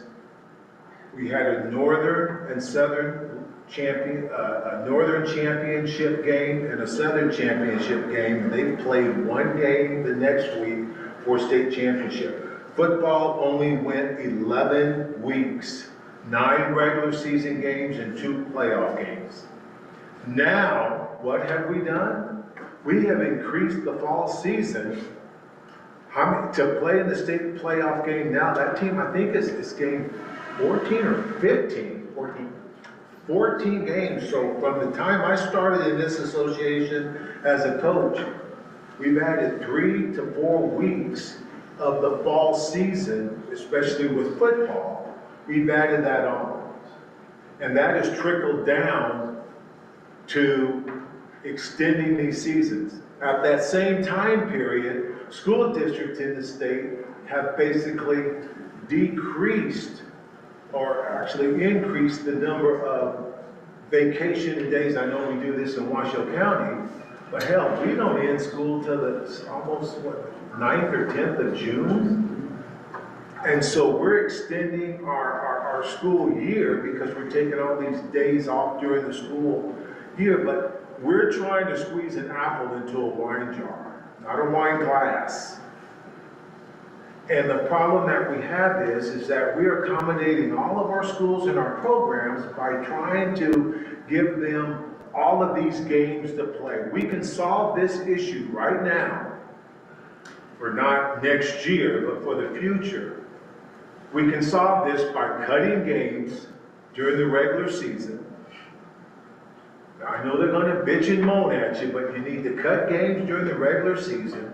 Possibly, the carrot would be that you increase the playoffs for the regular season, and you limit and cut down the number of teams that go to state. We should not be sending teams that lose their regional game and they still go to state. We should not be doing that. So if we cut down our state tournament time by cutting down those numbers, we're going to gain those weeks back, because here's what's not going to change. Clark County is not going to move their graduation any further back in May than they have it now. In fact, there's probably more of a chance for them to try to graduate even earlier. The reality here is that we're fighting a battle that we really can't win, and we're trying to squeeze a schedule of all these games and teams into weeks that we know we don't have. As I bow away from this committee and on the golf course in a couple of months, the reality here is that we're never going to solve this problem. Tim and all of us can come up with 7, 8 different options, but you're not going to solve this problem. The only way to solve this problem is to cut back 3 or 4 league games from every single sports season and decrease the state championship participants from 3-4 weeks of a state championship to 2 weeks of a state championship, somewhere along those lines. And I tell you what, guys, if you just do that for each sport, that gives us 7 weeks that we get rid of on this calendar. That's all. Bye. Thank you. I'm gonna go, Jay, you're up next. Yeah, just to speak to, and Rollins, you're not wrong. Jay. Oh, I'm sorry, I thought you said Wade. That's all right. Well, keep going. All right, tag team. I guess I took over the elephants. One bite at a time, that's right. One down at a time. But Rollins isn't wrong, but to speak to Tim's north and south thing, it was back in the 90s, I believe, and basketball was all in the north and football was all in the south. And we did it for like an 8-10 year period, and it worked very well. And we all knew that we were going to play at the Lawler, for basketball, if you made the state championship and you knew that you're gonna play in Sandboy Stadium, if you made football. And that's just how it was, right? And everybody agreed to it, and it worked out very well. So I'm not against doing it. The only question I do have is if we went to an all-north track. Right now, I believe in some of the qualifications, for the 1A, it's 3 and 3 and then the next best 2 times but I believe in some of the upper divisions, whoever is hosting gets 5 positions and then 3? 4. Is it 4 and 4? Okay. So that doesn't change it. Okay, so that doesn't affect it. All right. And Jay, is that everything you were going to say? pretty close. Yeah, verbatim. Okay, thank you. But I want, as we go through the, Rayanne, you are next. I do that. Oh, no. Okay. No? Okay, hang on real quick. Before I get to Rayanne, I also want to put it out there that we have 4A, and I agree with you, I loved it. When I was a coach, athletic administrator, director, traveling up here, basketball, loved it, was no better scene. But I want the group to remember that we have a full classification of 4A in a lot of sports that have no northern competition. And I'm just gonna throw a number out. When I did my math for the spring, we potentially could be transporting close to 1,600 coaches and players up north, again, that are coming up here with no northern competition. So just keep that on the side, and I'm gonna go to Rayanne. Rayanne Sorensen, mine was just back to X with, okay, maybe somebody double check me, with these A, B, and C options, is the winter 15 weeks compared to like the 25-26 calendar, the winter season is 14 weeks? Yeah, so. I say, do we need to move winter up, or what was the justification for 15? Because we have a hard end date for, fall, okay? We've set a hard end date of fall, so what happens is, when the holiday changes in the spring, winter has to compress or expand. Okay. So that occurs because if we didn't have a hard end date for spring, then when the calendar moved because of the holiday and our end date started, so would that. But what we've done is we set that and blocked it. So what happens is it compresses and then it expands and it compresses. Yeah. Okay. Yeah. And then when the holiday, and then you throw in the winter holidays, we lose. Well, we don't lose anything. Schools decide not to play league games, obviously during the holidays. So. What X is saying is absolutely right. If we just kept following the same date rotation, it would be good, but then we would start, what happens is next year, is that date rolls into the 2 weeks of the postseason of basketball, as opposed to it not being there, because we count backwards, stop, we start a new sport, we count backwards, but catching that hard wall at the end of fall is what happens to winter. It compresses and expands against it. Okay. Did I say that So right, sometimes it's 14, sometimes it's 15? Yeah. Okay. Yep. Okay, I'm gonna go to Miles. So on that calendar, same kind of discussion, in the 1A, small schools, we deal with that crossover already. I mean, I can attest to just those Brannigan teams will be at the state championship game on Tuesday, the 24th of November, and then their first basketball game is like December 3rd, 4th. We've always had to deal with that, same with softball, baseball on the back end. So I think for our small schools, I just wanted to point out that the logistics of that is a pain for us. For me, as a small school AD, it's a pain. So if you guys, I mean, at your levels, just point out that would not be fun, making that crossover 2 weeks from winter to spring, or even starting spring before winter's done. That would be, I don't think that would be fun for everybody. So just wanted to say that. Appreciate that, thank you. We're gonna go to Trey. Thank you. I'm a little nervous and intimidated by you guys. So I had to write a script down, so I think I'd slur my words if I didn't. So don't mind the script. So from a student athlete's perspective, I think that having to participate in sports after the athlete has graduated is a huge ask. These athletes are moving into their dorms and starting practices for colleges if they're in one. Adding a late game to our schedule is unfair to us as the athletes. I also think that being from a small school and pushing the start dates of spring sports into the end of winter sports is a daunting task of the NIAA. Since a lot of smaller school athletes are usually 2 to 3 sport athletes, with already having more overlap, starting earlier may limit athletes from being able to participate. Very good. Truly appreciate that. You're great. Don't be intimidated by this. You guys can hear my voice shaking. I encourage you to speak up more. Well said. Well said. All right, Xavier. Yeah, so, Tim, thank you again, because like I said, I do the math or anything like that. I simply do things, right? Again, back to what Trey just said, back to Miles' point, again, just trying to, trying to find solutions. I do understand, and I see that there is now a 2-week overlap that I did not consider, being fully transparent, right? And then obviously with Rayanne, you kind of talked about that, I guess I could say like a yo-yo, right?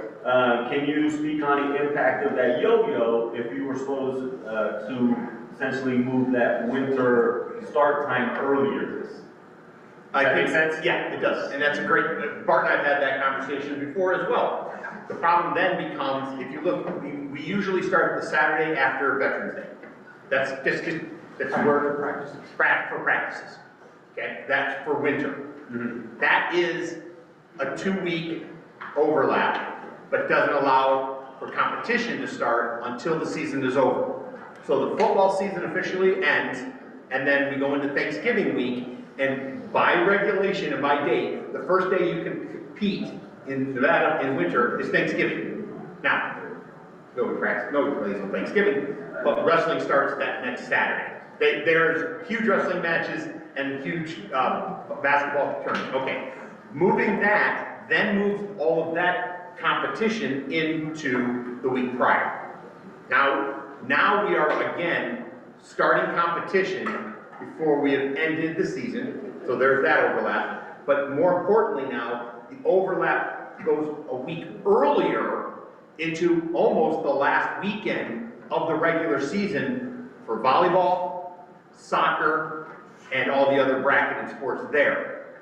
So if you look at it, your 10-day, you're moving it back to November 7th, and for a lot of our sports, if you look, state cross country is that Saturday, 7th.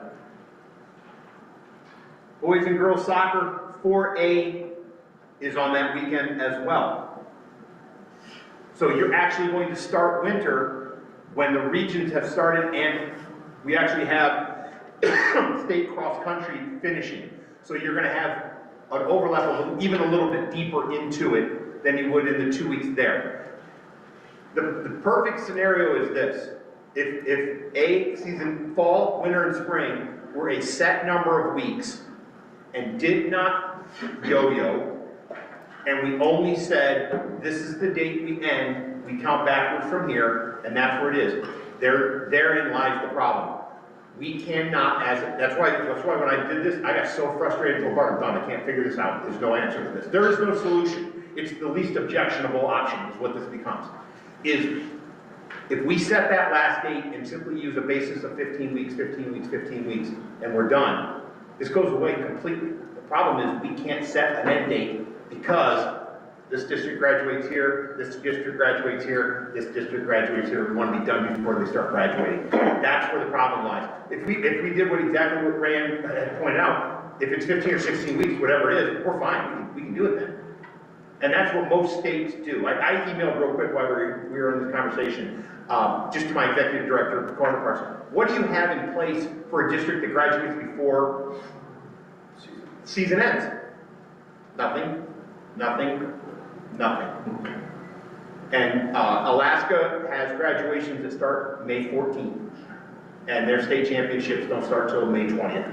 And they have an eligibility caveat that says the eligibility of an athlete will extend until the state championship game is completed.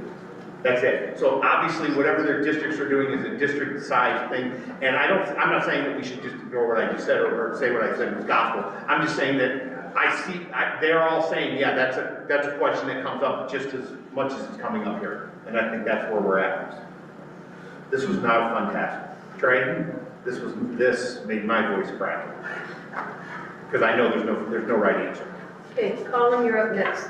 Calling out Region 4, I hear you, Tim. I just, again, would say, like, the principals on the ground are telling you something different, right? But, Colin, please don't. I am not arguing this point. I understand it completely. Yeah, and I do want to just address the diploma holding concept. Honestly, I think from a high school principal standpoint, I don't know that it's the diploma, but the ceremony, number one, and number two, we really can't hold the diploma against them, right? I mean, they've completed their coursework, they've graduated from high school, the transcript clears. A diploma is a piece of paper that says you did all of that, right? What the kids are most, like what we can leverage is participation in graduation ceremony, which is what they really want, right? That's like the culmination experience. So just holding the graduation, holding the diploma is, in my opinion, not necessarily the answer. I do think that something to consider about all schools traveling to the north for state is, especially considering CCST graduations are happening then, we are asking kids to give up graduation potentially, right? Because of travel layer of things. If they were in the South, they could participate in graduation and state, right? And not have to worry about travel necessarily or whatever, traveling a day earlier or whatever. So I think that's a big factor to consider. Remember to put that in the inverse, because then the same question would be asked of the northern schools going south. Well, the northern schools are graduating then though, right? Some are. Okay. Some are, yeah. Your graduation date, I don't even think is early. I think there's one that's the 20th. That's when it starts. Yeah, for sure. Yeah, for sure. It starts, yeah. So, yeah. I just think it's worth noting that, like, changing the location is 2-3 days that the kids are committed to not be present in the South. Okay, I'm gonna go to Dennis.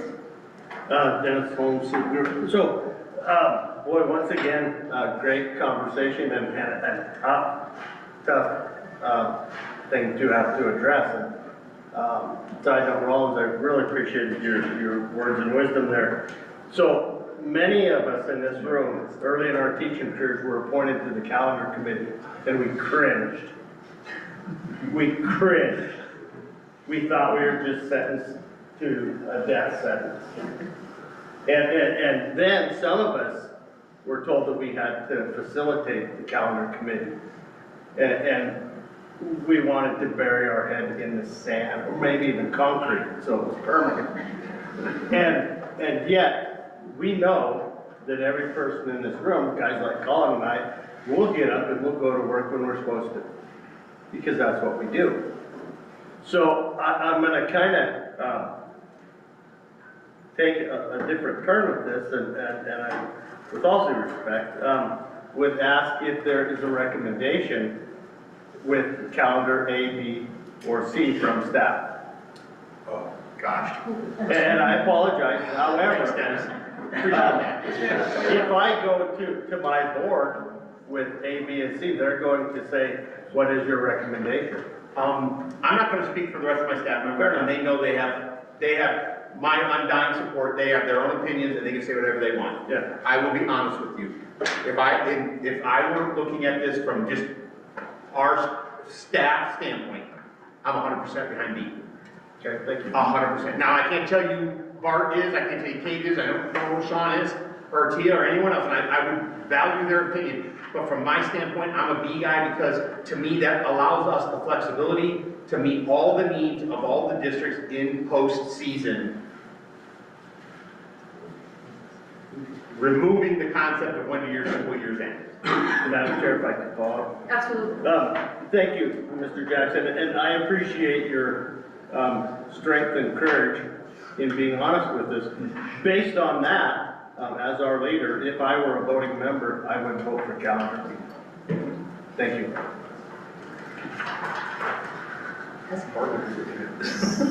Staying on option B, do you know, Rollins, when your last day of school is? Do you want me to look it up for You you? know, the only thing I know is my Believe it, last I day believe. of work. Just know my last day of work is June. I do not know the last day of school.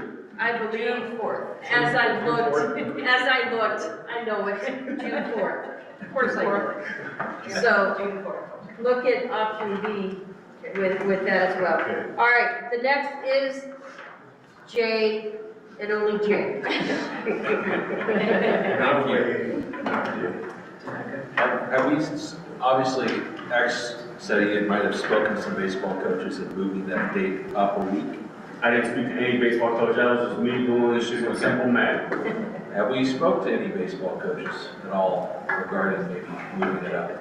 I have not talked to baseball coaches about it, but I have heard clearly and loudly from northern administrators, dude, it's gonna be snowing. But it's always going to be snowing. Yeah, So, and if we can mitigate it so by. I mean, my thing is, they're gonna, whether it's the boys or it's softball or it's the girls, it's always cold in the spring. Yes. So, my thing is, okay, if we do move it, we were moving it up, I'm sure it's gonna be cold, it's gonna be snowing. It's gonna be cold and snowy the next week too, maybe the following. Yes. Maybe even in May. I've been in a state track meet in the snow. So. And baseball, softball, and snow. If we were, and then my other question was too, spring break. You mentioned something about spring break. Do we, because now we have 2 weeks off, correct?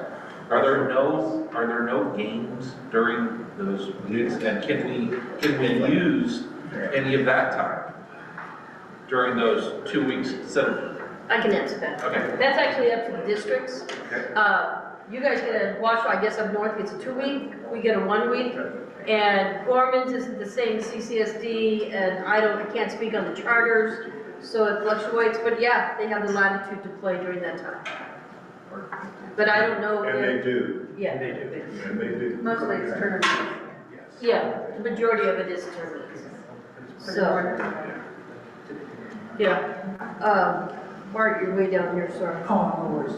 Tammy, you're up next. Okay, obviously there is no good answer, right?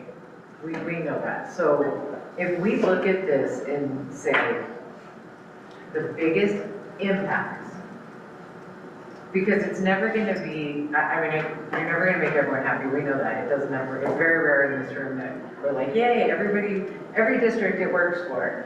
But is there, if we look at option, because I've heard from these guys that B is like out the window. If we look at option A, okay, we're just looking at option A. Who does it have the biggest impact on? Any school district that's graduating early in May. Okay.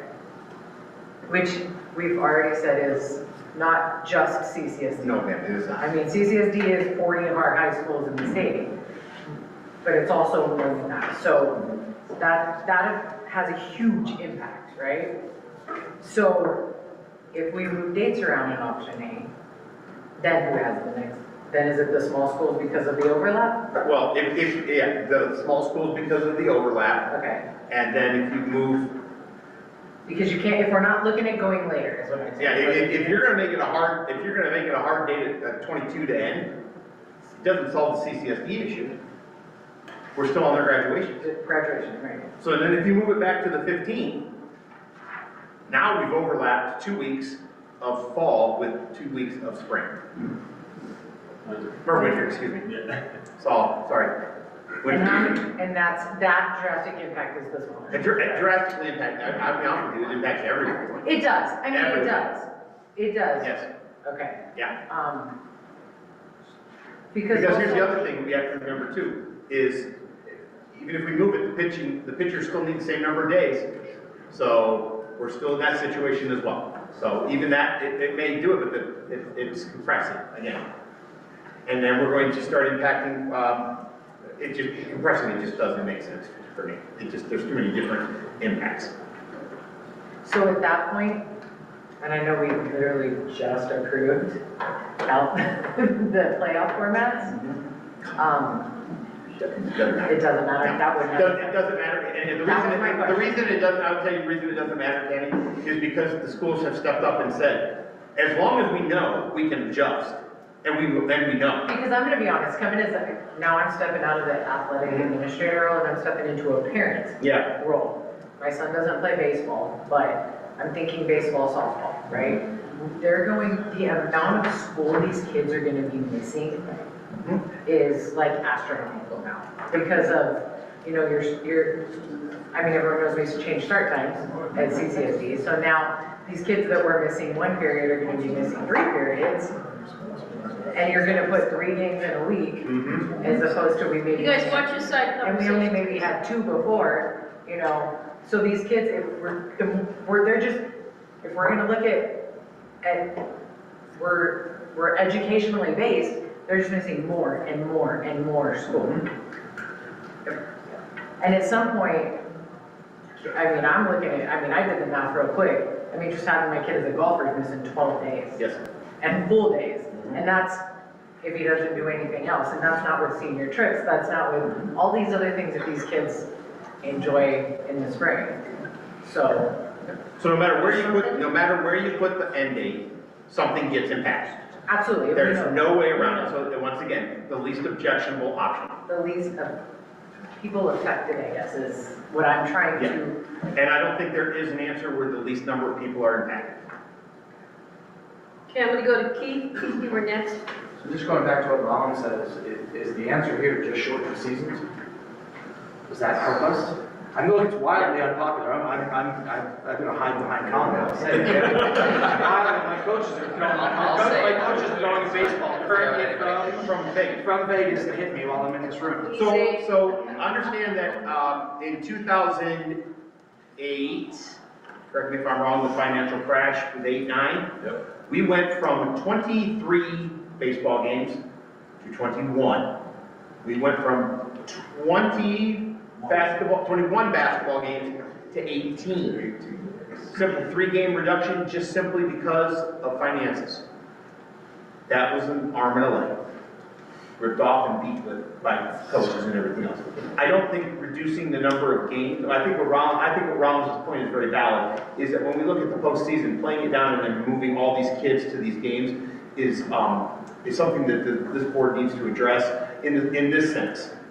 If we had one state championship football venue and we only played 5 games, it's one state championship football. Oh wait, that's what we do. It's the only sport we do it in. We bring it down, we play it down to 1. But in basketball, baseball, everything, we play it down to 4. And we bring them all together. If we had a single state championship for baseball, softball, it doesn't help the calendar, but from a logistics standpoint, it would cut travel in half across the board. Now, it's not gonna be 50% for each district, it's 50% of the travel. If we brought the number 1 4A baseball team versus the number 1 4A baseball team for a 3-game series, double elimination, not changing that. We play that, they play 2 games on the first day, and the if game on Saturday, they're going home Saturday afternoon. We just, what Rollins is recommending is something I think the board needs to look at. Instead of bringing 4 teams in for the state basketball championship, you bring in the best in each division, play it down to 1, and now we're hosting 10 basketball games, that's 2 days. We play the boys on one day, the girls on the second day, and they go home. That would be a very big change, 'cause I remember Yes. being another dinosaur in the room, and we were 4. sunrise, sunset, north, and you rotated who got the second team, and it was 4. The Triceratops and Brontosaurus over here, remember when it was the 4 teams?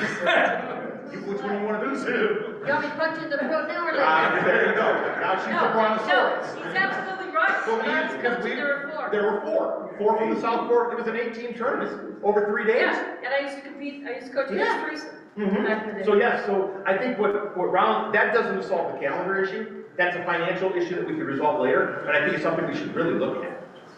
Thank you. Teresa, you're actually up next. Thank you. Teresa Burrows, liaison, order for that. Ultimately, Rollins has a great idea with regards to this. I know there's several coaches in both states that will have a convention date.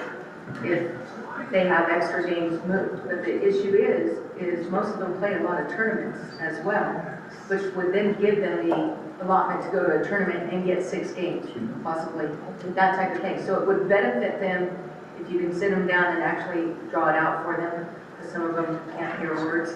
But ultimately from there, I think that would benefit this body as well, and no overlap with the importance of the education. That's number one. That should be the first thing on the board, is how do we solve that so they're not missing graduation to go play a state championship game. They earn that right to go to graduation.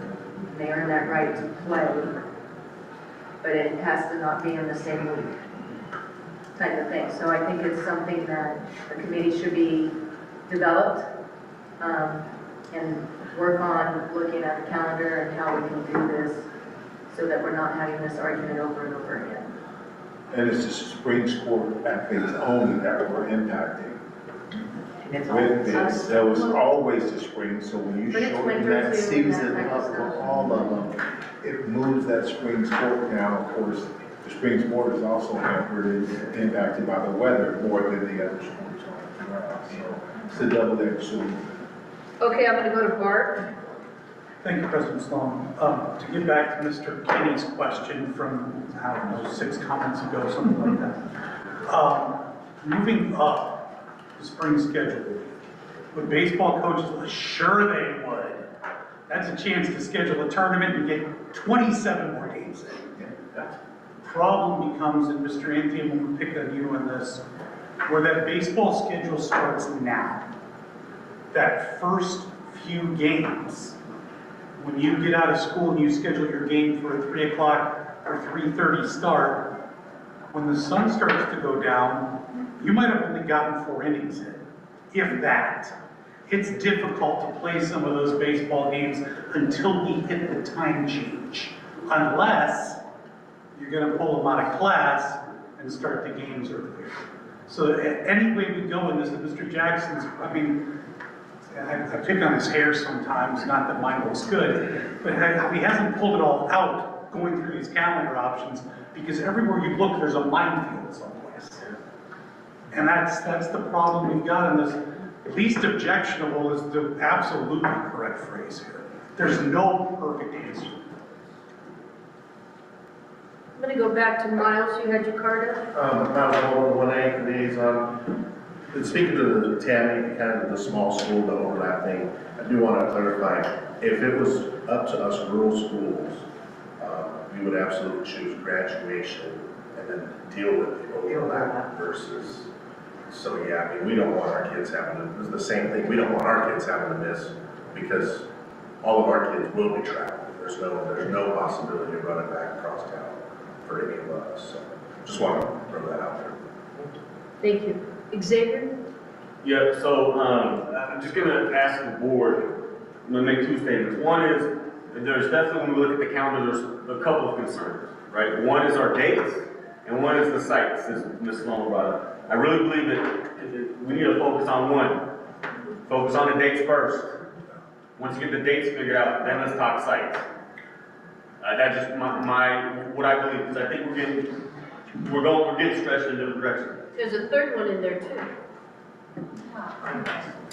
The wrestling. Because right now, it has wrestling back north. So, but that's in the site section. That's number 3. Yeah. For me, that's in the site section. Okay. And then my next point, and Miles, I appreciate your statement, because like I said, when I talk dates, right, again, back to Tim and that yo-yo and Bart, you just said it, right? I mean, minefields everywhere. I guess and I'm not saying I had an answer, I just had an idea. I'm trying to be that solution maker. But I think when you look at winter and the overlap, if I'm a spring coach, I can creatively schedule non-conference games that won't impact my conference games. So if I know that I am impacted, I mean, again, not a great solution, but it's an idea that, hey, maybe I don't get my conference games too early. I wait for my kids to arrive. Maybe I wait for a later time when the weather's a little bit better. So again, it's just my 2 cents. All right, Rand, you're up next. I'm still back to the idea of February 2027, having winter sports end on that 20th, have that first day for spring on the 13th. I know there's still the Christmas holiday, the New Year's holiday, but then shrinking that from 15 weeks to 14 weeks for that winter. And then for May, instead of ending on the 22nd, you end on the 15th. I mean, this year we're ending on 5/16. I mean, and if the 25-26 calendar is working, move that to 26-27. Ken, thank you. Ken Hartsway, Southern Liaison. Taylor, I do agree with your point on the dates and the overlap. There's always been overlap, and speaking for the small schools, we've always had that issue. You know, pitching is the issue. We've always dealt with that, 5 days, 10 days, whatever. We've always dealt with overlap at some point coming from football into the spring, or basketball, or football earlier, winter, spring. A lot of these schools, especially in the southern too, have also set up some very significant preseason tournaments to help out the northern schools in this situation. I know Vegas has multiple northern schools coming out. In Needles, we have 10, 15 northern schools coming down out of the snow, which they have always dealt with and adjusted, and that is part of their thing. They come down to get out of it, to have that team stuff, to get their team together, and things like that. So that the thought of all these schools and moving it up and having that week in there sooner to allow for that preseason stuff, that does impact quite a bit of teams, not just here or there. There are a ton of teams that do travel. And the spring breaks, we've always played on spring break. I don't know, I hear some of this conversation where some schools don't play on spring break, and I'm shocked to even hear that that's like off limits.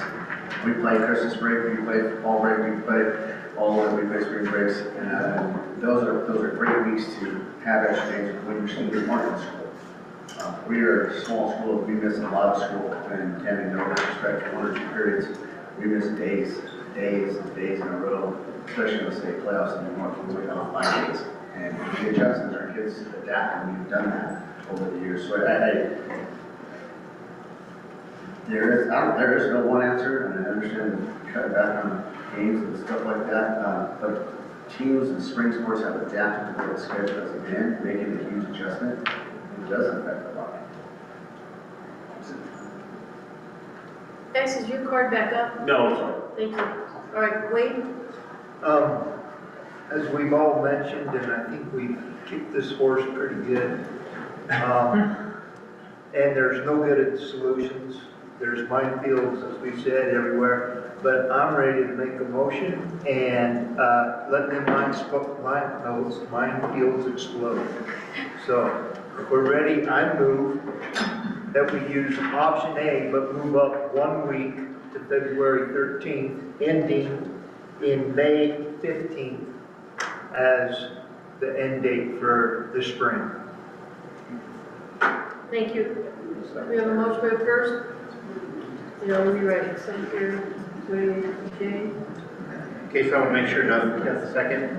Okay, so first practice would be moved to 2/13 for spring. First competition would be 2/25 for spring. State championship and end of spring season would be 5/15. Those are dates only, not location. Correct, thank you. Motion. Yeah, Mr. James. Okay, we have,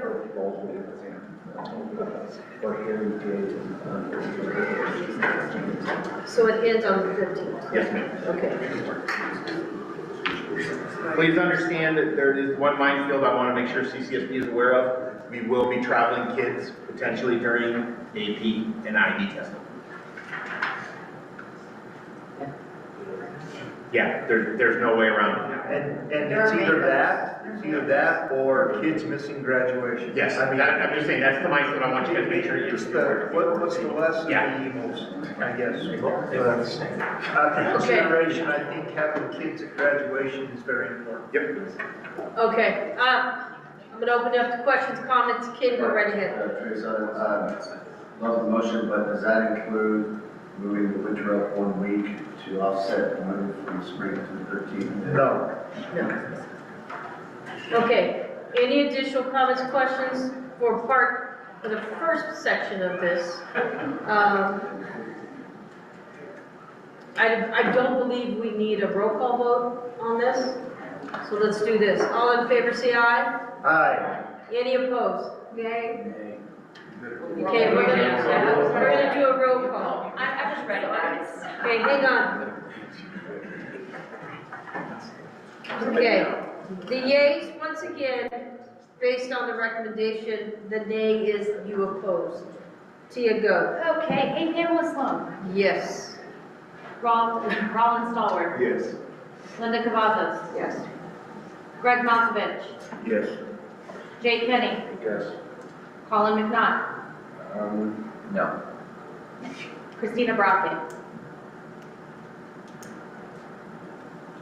I know, I have a question and I can't ask it. Can you come back to me? Because I'm gonna see if I can look up the answer. Wade Polson, Thank you. Aye.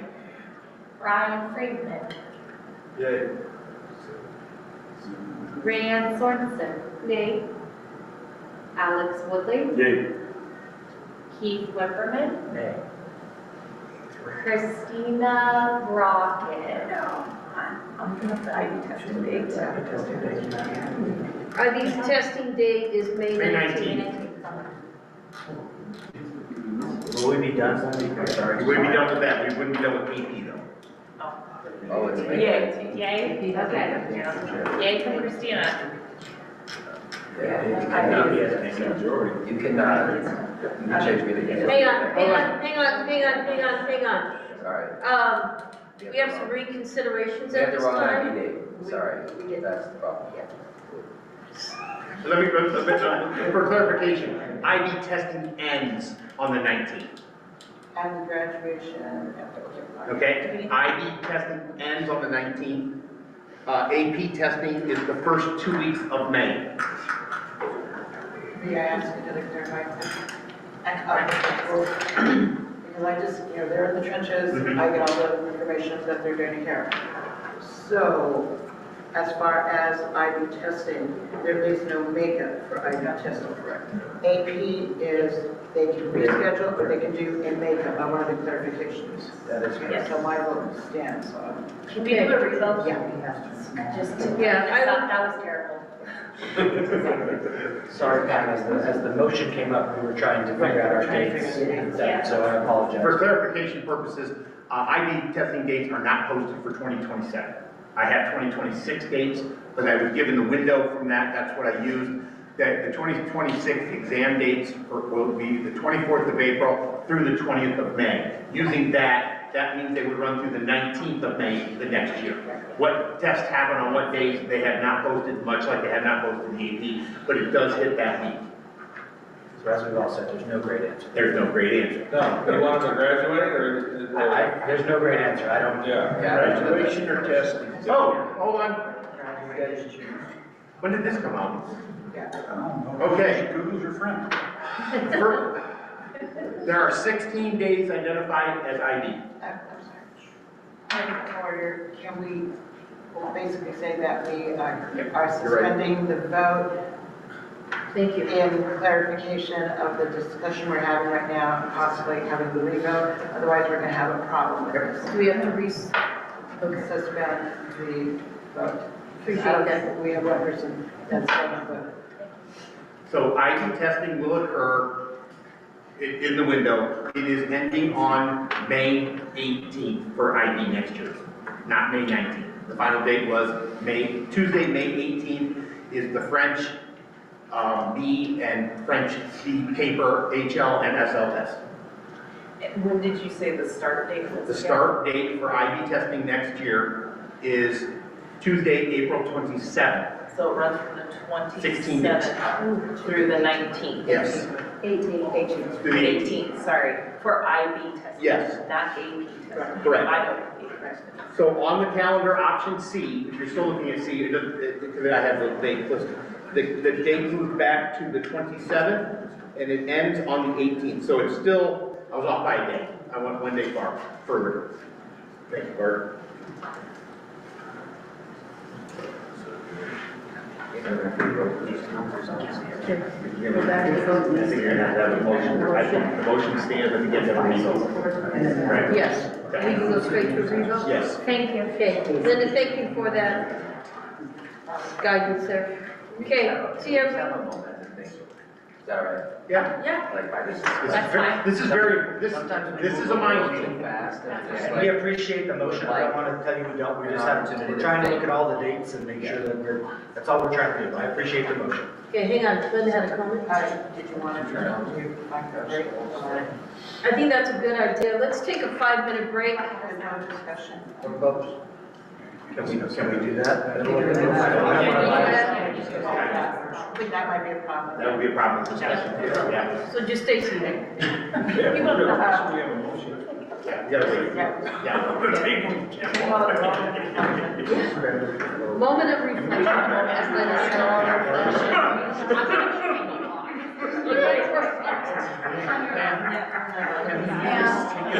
Motion for me, the dates that you made. Practice starts at 2:13 Then we'll come back. and ends on 5:15. Okay, so and the motion is to end on 5:15, okay? Correct. There isn't- Correct.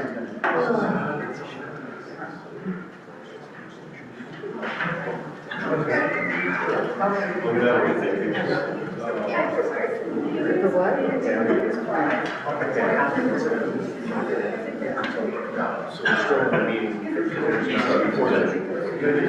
You guys.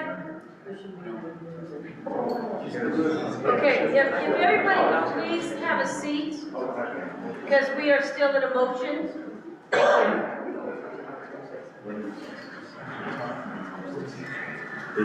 We can't have these, thank you. And after you guys have thought about it, then we need to take it back to vote. Yes, Ms. Brockett. Can I ask one more clarifying question? I don't know if anybody here knows the answer to that. And I'm thinking in regards to traveling. Can the IB exam be taken at another school site if that school happened to be traveling and there's somebody on, like, the team that needs to take the IB exam? I don't know that answer. I wasn't sure if we knew that answer here. All I know from my experience with this in the last 6 months is this. IB testing is a closed window in a closed session, and they cannot enter or leave while the test is administered, and I believe, if I'm not mistaken, it's nationwide. Yeah, that's why I was asking if they could take it. Let's say that you had a school in Reno. Right, I don't that know. was taking the IB exam. Could that student sit during there? It's just like AP testing. I mean, you can. Yeah, technically. Yes. But Ms. Kavassis. In answer to Member Brockett's question, I believe it can, but as they just mentioned right now, it has to be basically approved beforehand, and I believe it has to be within all of the parameters of the school that the student would normally be at. All conditions would have to be the same. I'm pretty sure of that. Teresa, But yeah. pretty sure. Thank you. Teresa? Just for clarification, AP testing is May 4th through the 8th, and May 11th through the 15th, late testing 18th through the 22nd. And AP is easier to reschedule, time to test.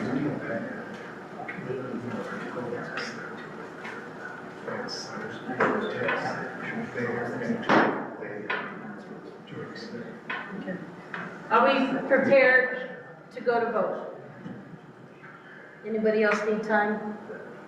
Just a quick point, a question, Colin Garbage before. I think, I think the association should just be conscious of the fact that, like, overall, I think this would not be an issue for IB testing. However, I think could we, like, use Tim's eye test, right? And recognize that if there is an IB school that is scheduled to play during the IB test on that day, could we look at the time of that and just make some modifications appropriately? We currently do. Okay, perfect. Yeah. So then, yeah, I think, And we do that not just with IB, we do that with AP as well. yeah, perfect. Thank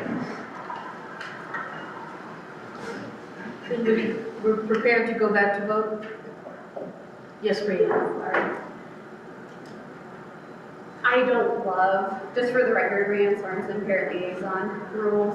I don't like the 2-week overlap for our rural communities or for the whole state in general. I would love to see that winter season shortened to 14 weeks, but with the Christmas and New Year's holiday, I suppose perhaps that's a justification, but I'd like to see it end a week earlier. That would require a motion. Well, yeah, we have a Yes. motion on the table. Okay. So for the record, this is a revote, correct? Yes. Thank you. Okay, from the top. Pamela Sloan, Yes. Roland Stallworth, Yes. Linda Cavazos, Yes. Greg Malkovich, Yes. Jay Kenny, Yes. Colin McNaught, Yes. Christina Brockett, Yes. Wade Polson, Aye. Brian Freeman, Yes. Rayanne Sorensen, Okay, Alex Woodley, Yay. Keith Whipperman. No. Okay. Thank you. Your calendar dates. Not a calendar. Step one. Okay, the next conversation. Calm down. The next conversation I believe we need to look at are the suggested sites for postseason for state. I'm going to share, and I know you've heard me, but I'm gonna say it because I don't agree with this, and I think you know that. And then these are the reasons as to why. When you go, I would like everybody to take a look at page 190 and circle the following. 4A state baseball played the 10th through the 22, 12 days. 4A state softball. Next column, 4A state boys golf. Circle 4A boys and girls swimming and diving. 4A state boys and girls track and field.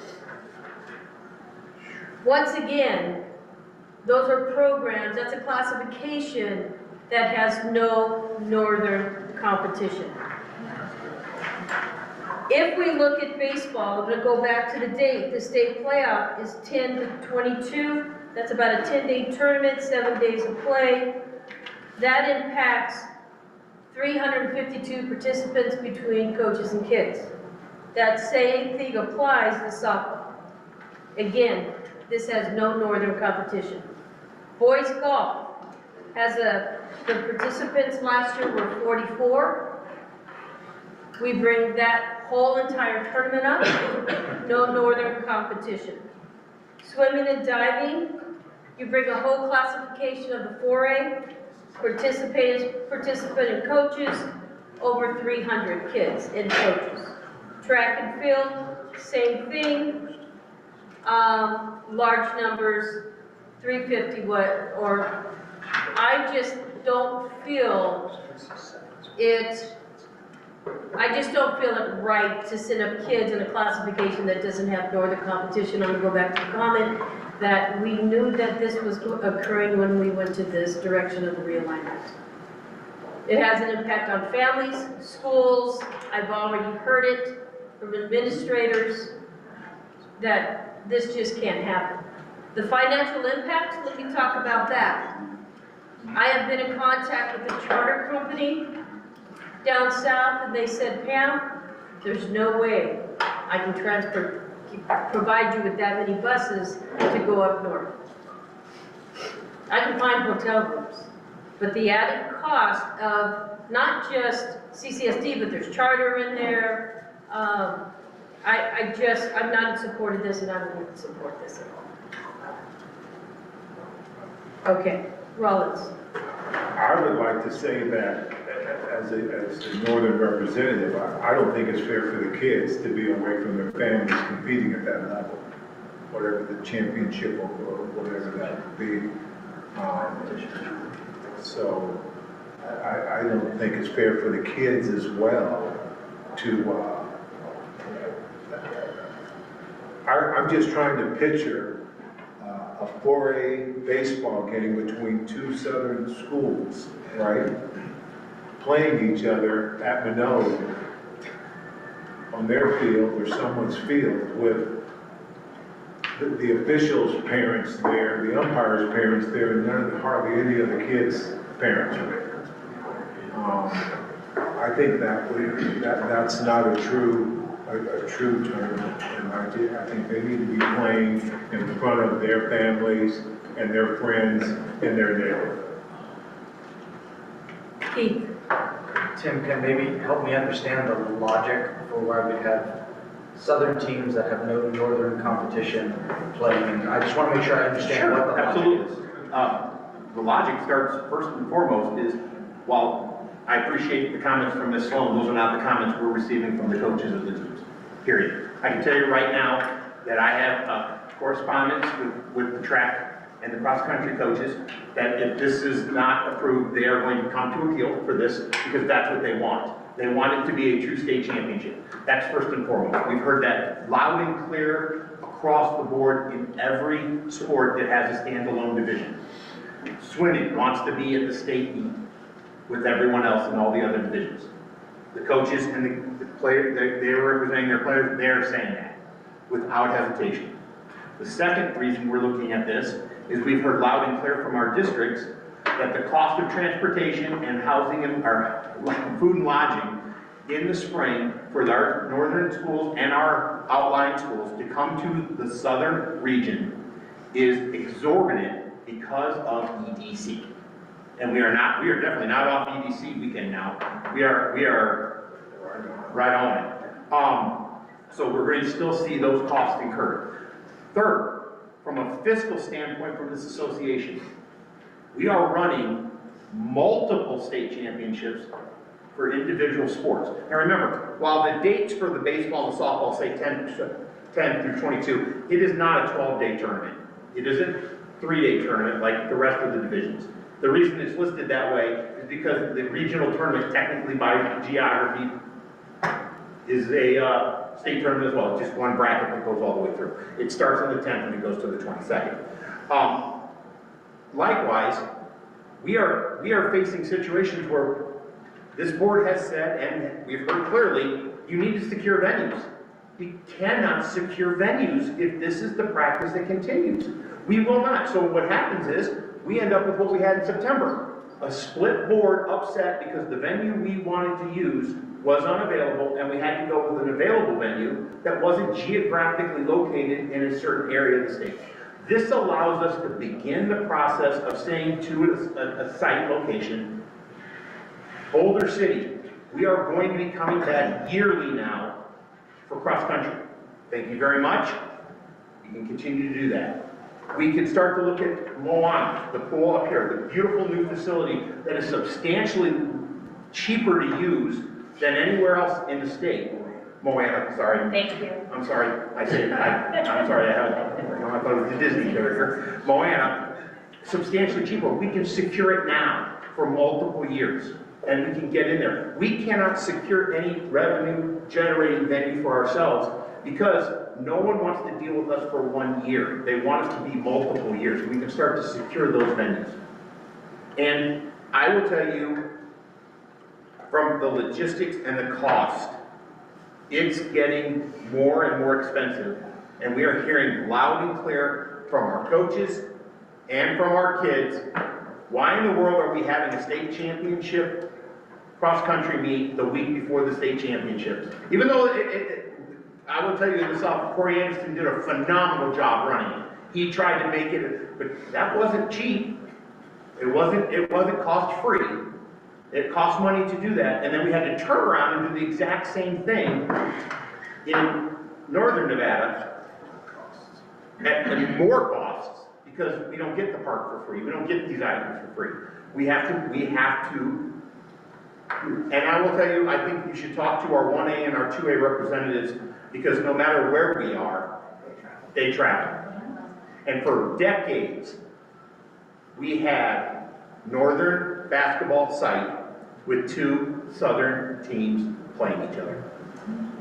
And it happens. We've had southern sites where we had two northern teams playing each other in, Hope San Stadium. Thank you. Yeah. Tammy? So, again, this is one of those that it's a hot topic, right? It's gonna financially be burdensome to somebody. So, I mean, you're saying for the NIAA, it's gonna cost a lot. But if we do everything up north, the cost just shifts to CCSD. No, it The cost doesn't. doesn't go away. No, that's the misnomer, because the shift is in the spring, but the shift is away in the fall. But if you look at numbers. We did. We looked at a lot of numbers. We looked at pillows, we looked at transportation, we looked at rooming costs, we looked at facilities. Okay, we looked at all the aspects that go into this, and we said it makes 100% more sense. What's the difference if we flip spring and fall? Let's just say we flip spring and fall. Now the cost really gets exorbitant, because now we're bringing all of our teams into Vegas over one of the most expensive weekends on the calendar. Okay. Yeah, so again, is it a perfect answer? No. Is it shifting? Yes. Is it unprecedented? No, it actually goes back to what it used to be many years ago for a lot of sports. The difference here is before we had the realignment,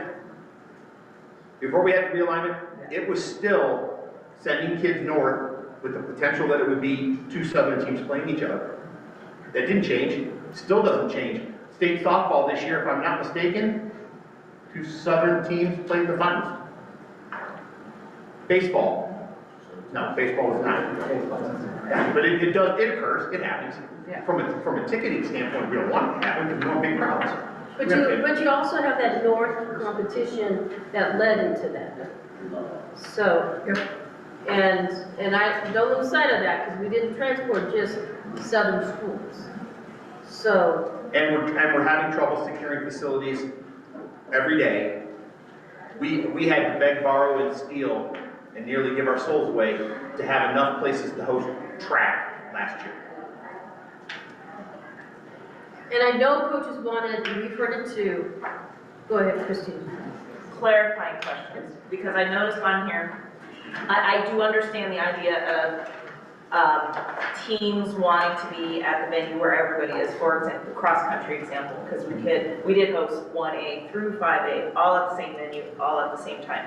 But when I'm looking at this, and I see that 4A state boys golf is not on the same line as 5A, 3A state boys golf. And I see that 4A state boys, girls track and field is not on the same line as 5A, 3A, 2A, 1A state track and field. Is that because you're looking at different venues? Because I think that defeats that purpose. And I know some of the coaches, because my cross-country coaches, they spoke to me to talk to me about what they saw, and some of it was even just when colleges come to look and watch the state tournament, they're watching where there's gonna be more kids versus less kids, which I totally get. I do understand that. On the fiscal standpoint, they definitely don't jive up, but also when I'm looking at this, I almost see this written as they're gonna play at different venues anyway, and I thought that wasn't the point either, and it doesn't sound like there's a venue large enough to host everything. So clarify that. So clarify, the reason they're broken apart is because they had historically been broken apart, and I wanted to keep them broken apart so that you could see what we would be consolidating. If it were approved, we would then consolidate this, and the number of events would diminish. So cross-country would be cross-country 2, 3, 4, 5. It would be baseball, whatever it is. So the ones that are the standalone that Ms. Sloan pointed out, those would then consolidate. They would not be at a separate venue. They are currently at a separate venue now because it's a north-south. So when cross-country is in the north, like it was this past year, 4A is always broken out because it's in the south, and then the rest of them were up in the north. So instead of trying to say, oh yeah, we just lumped everything together, I left them apart because I knew Ms. Sloan was going to discuss the standalone divisions. I wanted those to be easily identifiable, but if we approve this, it will move into one consolidated line for cross-country, one consolidated line for track, one for swim. All those things would then condense because they would be going to the same venue. or if they weren't going to the same venue, much like track, we'll never be able to host all 5 divisions of track at the same site in a 2-day event. We would have to move that to a 3-day event, which adds extra travel. We would then break out, well, 1, 2, and 3 will go here, 4 and 5 will go here. That would be, okay, and then along the same vein, I just want to make sure too, on here where it does say 2-way state boys golf, that is still going to be at a different location. Because it's only, 2A.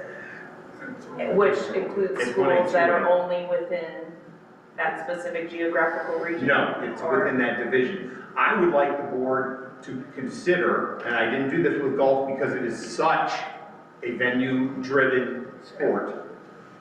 I would like the board, because there is a golf problem, it has not been solved. It will not be solved until we accept the fact that we need to buy out a golf course, which we can do if we can find the money to do it. If we can get to the point where we can buy out a golf course for 2 days, we can hold golf in one location. But we cannot currently do that no matter what we do, because right now, the boys' tee times for this year are at 10:30. And if you're familiar with golf, we are going to be playing against the sun, not against the boys. We need to buy them out, but we can't do that yet. We don't have the financial. What does it cost? Right now, we're paying anywhere from $40 to $50 per golfer per day. We would probably be looking at 60, we probably could get it for $60 to $80 per golfer per day. Now, what does that mean? It depends on the number of qualifiers we have per division, but it's a large sum of money.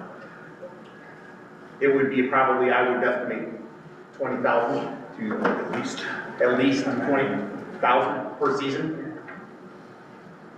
And if you look at our stuff, we have 100,000 allocated for facilities. So it would be almost 40% of our budget for that. We're very fortunate right now, we're getting it on the cheap when we have to pay. Thank you. Colin? Colin Got Region 4. So President Sloan, can you just one more time, I'm sorry, I had to go to the restroom when you said this. Can you just, on the, which, in the fall, first of all, which ones are only in the north?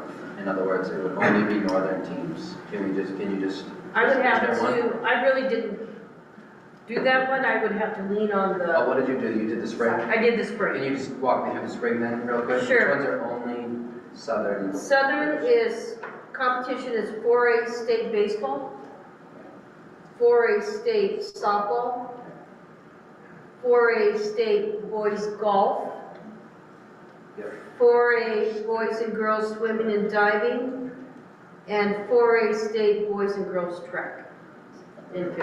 Okay, thank you. I just think that's important to classify. And is that a similar situation for the fall? Mr. Barb, or is that not really the case? Mark Davis and I understand. With the exception of football, right, where we do have the breakaway open division, all of those sports would have a standalone class since we went to 5A. It might not be 4A in all of those fall sports, but yes, you would have one classification for those sports. And President Sloan left out, and quite possibly intention here, boys volleyball, which is an only southern sport for the spring. That would stay during the summer. Okay, thank you. So I think that I completely agree with Rollins in the sense of like, let's keep in mind that like kids, this is about kids, right? Kids want their families to be there, to see them compete, right? And so the ask is frankly an equity issue, right? Because what we're asking for is those that can afford to travel to the north, right? To be able to see their kid play in the state championship. So I would be in complete opposition to sending the ones that President Sloan just said, to the north. I think there's two things here. One is a messaging challenge, right? I mean, people who are saying, I want to be in the state tournament that's next weekend, I think what we have to remind is you are in the state tournament, the 4A state tournament this weekend, right? Like, does it really matter if you're at the same space where 4 other divisions are competing that don't relate to you? Like, you know, so I think like that's a little bit on the association and us to like message that appropriately. Like, well, this is the state tournament for 4A. And then, yeah, that one's the state tournament for 5A or whatever. So I think that's like definitely in the messaging. And then lastly, from a facility standpoint, I guess I'm just a little bit confused, or maybe just something we should consider. Schools can host state championships, especially for baseball and softball, right? I mean, like, what's the venue challenge for baseball, softball? I mean, even track. I mean, I got 3 tracks right here, right? So, like, what's the venue challenge in that regard? I'll be honest with you, the venue challenge isn't the actual track. That's easy, we can find those all over the place. It's getting the people to run the event. Yeah. Listen, I'll be honest with you, when I say we had to beg, borrow, and steal, we had to beg, borrow, and steal to get venues willing to host a state track. State track meet it's our largest event. It is thousands of people that are involved. Sure, but it's a moneymaker for the school, yes? No. No. No. Not at all. What about concessions? Well, you get concessions. Yeah, right? Yeah, but you also, If you look at it from the right lens, Well, I'm sure my athletic department would kill me, but I would happily volunteer for the You guys, revenue hang on. that exists, right? Conversation. You know what I mean? From the principal standpoint, like, I would happily volunteer at my site because of the possible revenue that comes in as a result of concessions and things like that, right? So I think it's just something to consider. I'm gonna turn this over to Miss I'm Tammy, I'm sorry. I knew you were going Miss Amy, I want you to do me a favor and just walk the board through what happened last year to get track done. And then I'm not fully done. Yeah. Just- Oh, I'm sorry, I apologize. Yeah, I would just, I mean, so I would be interested to get that. Hang on, here. Tammy. If you're okay with the President's Line, I'd be interested Please to hear continue. that. Oh, that's, And then we can come back. okay, yeah. Thank you. Okay. Do you mean like for regional track, like Yes, for us? just So to get to regionals. we hosted regional track, and never have done it. I've hosted track meets before, but never like a regional or a state. It is a beast, and that was just regional with 10 teams because I hosted 5A. You know, I was like, 4A's was 20-some teams. We started the week ahead. We had to. I bet you I had to get 30 to 40 people to help, and you can't pay them all. You have to ask for volunteers because there's no way to pay for everybody. That, raking, things like that. Your coaches don't get to, unfortunately, coach as much as you would like them to in regionals and state. That's the part I didn't like. We have a great setup for it, but I mean, we had to call the school across the street and say, hey, we're gonna use your parking lot because we have to start before school ends. And it's a lot, and I know, like, you say moneymaker, because that was my original thought. I was like, hey, wait, we're gonna make a lot of money on concessions, and you don't make as much as you think for the school, to be honest. It's, you make a decent amount, but to be there from, I mean, I was there that morning from 6:30 at night till 10:30, 6:30 in the morning till 10:30 at night, and that was just 10 teams. I can't even imagine what it was the next day. Sure, I appreciate that. And I think that sometimes I think there's an assumption made a little bit that I don't always know what I'm talking about. We at Cimarron Memorial have hosted the state soccer tournament year after year, so I understand the level of work that takes place, right? But is it an adult problem or a kid problem? And I will circle us back to that. I've said that to this group a million times, right? And it is an adult problem. Let's not make a bad decision for kids and their families because it's hard for adults, right? So I am in strong opposition to sending these groups. I think we should continue the practice we've had in the past of wherever, we obviously we move some things around, right? Like we switch year over year, but if it primarily resides in one layer of the state, let's set it, right? Because how ridiculous would it be to say that we're gonna have the skiing state championship at Mount Charleston, right? And that's basically what we're asking for here, right? Just to say I don't see it that way. I'm just saying that's the way it seems to me, right? And I get all the logistical sides of it, but that's just my opinion. I think let's make a good decision for kids, even if it's hard for adults. And I want to go back to the venue thing. While track is a great example of having trouble getting schools to host it for us because it is a very facility dependent. You can't just host a track meet anywhere. You have to have a track, period. But when I talk about the venues, I talk about when people say, why aren't we playing basketball in New Orleans, which we did for years. The reason we're not at the Orleans is because we can't get in there unless we commit to more than 1 year. We are locked out by the group that has secured it through 29, because they know they're going to come back. We can't lock it down. We can't lock it down because we're only going to be there 1 year, and then we're not going to be there the next year, and they want that. So when I talk about the venue securing, that to me is a serious concern. We could lock down. We played baseball 1 year at the ballpark in Southern Nevada, the minor league ballpark for the Vegas Aviators. Vegas Aviators are a minor league team now. During COVID, minor league baseball went to a week on, week off schedule. So they play a week at home, then they play a week on the road. We were very cognizant of that, but if we don't tell them we are going to be there, they can't block those days out, they can't try to work with those days. At the end of the day, we're going to go where the board approves, we're going to do what the board approves, that's our job as the staff. We will implement, but at the end of the day, trying to provide the best state championship venue for our kids is what we're trying to do. We are listening to our coaches, and at the end of the day, we'll do exactly as the board approves, and that's fine. I'm not trying to be reticent to this. I'm just trying to say that this was my idea with the support of the coaches, and I do believe that we will have coaches who are in favor of this plan or not. Thank you. Ken? You had your card up? I know it was wild. All right, Miles? Miles Baldwin, 1A liaison. I'm a little bit out of my depth talking about this, but I'd be remiss if I didn't mention this thought I had. So like 4A state baseball going north, like 1A last year was in Lena Springs, 2A was in Lovelock. Like, I don't think having baseball like that, why not leave that in the south? But say track, they want to be at the track meet with everybody else. So just kind of just throwing it out there, more of a case by case basis rather than one size fits all. Just throwing that out there. Thank you. Xavier? Got 3 things for you, Madam President.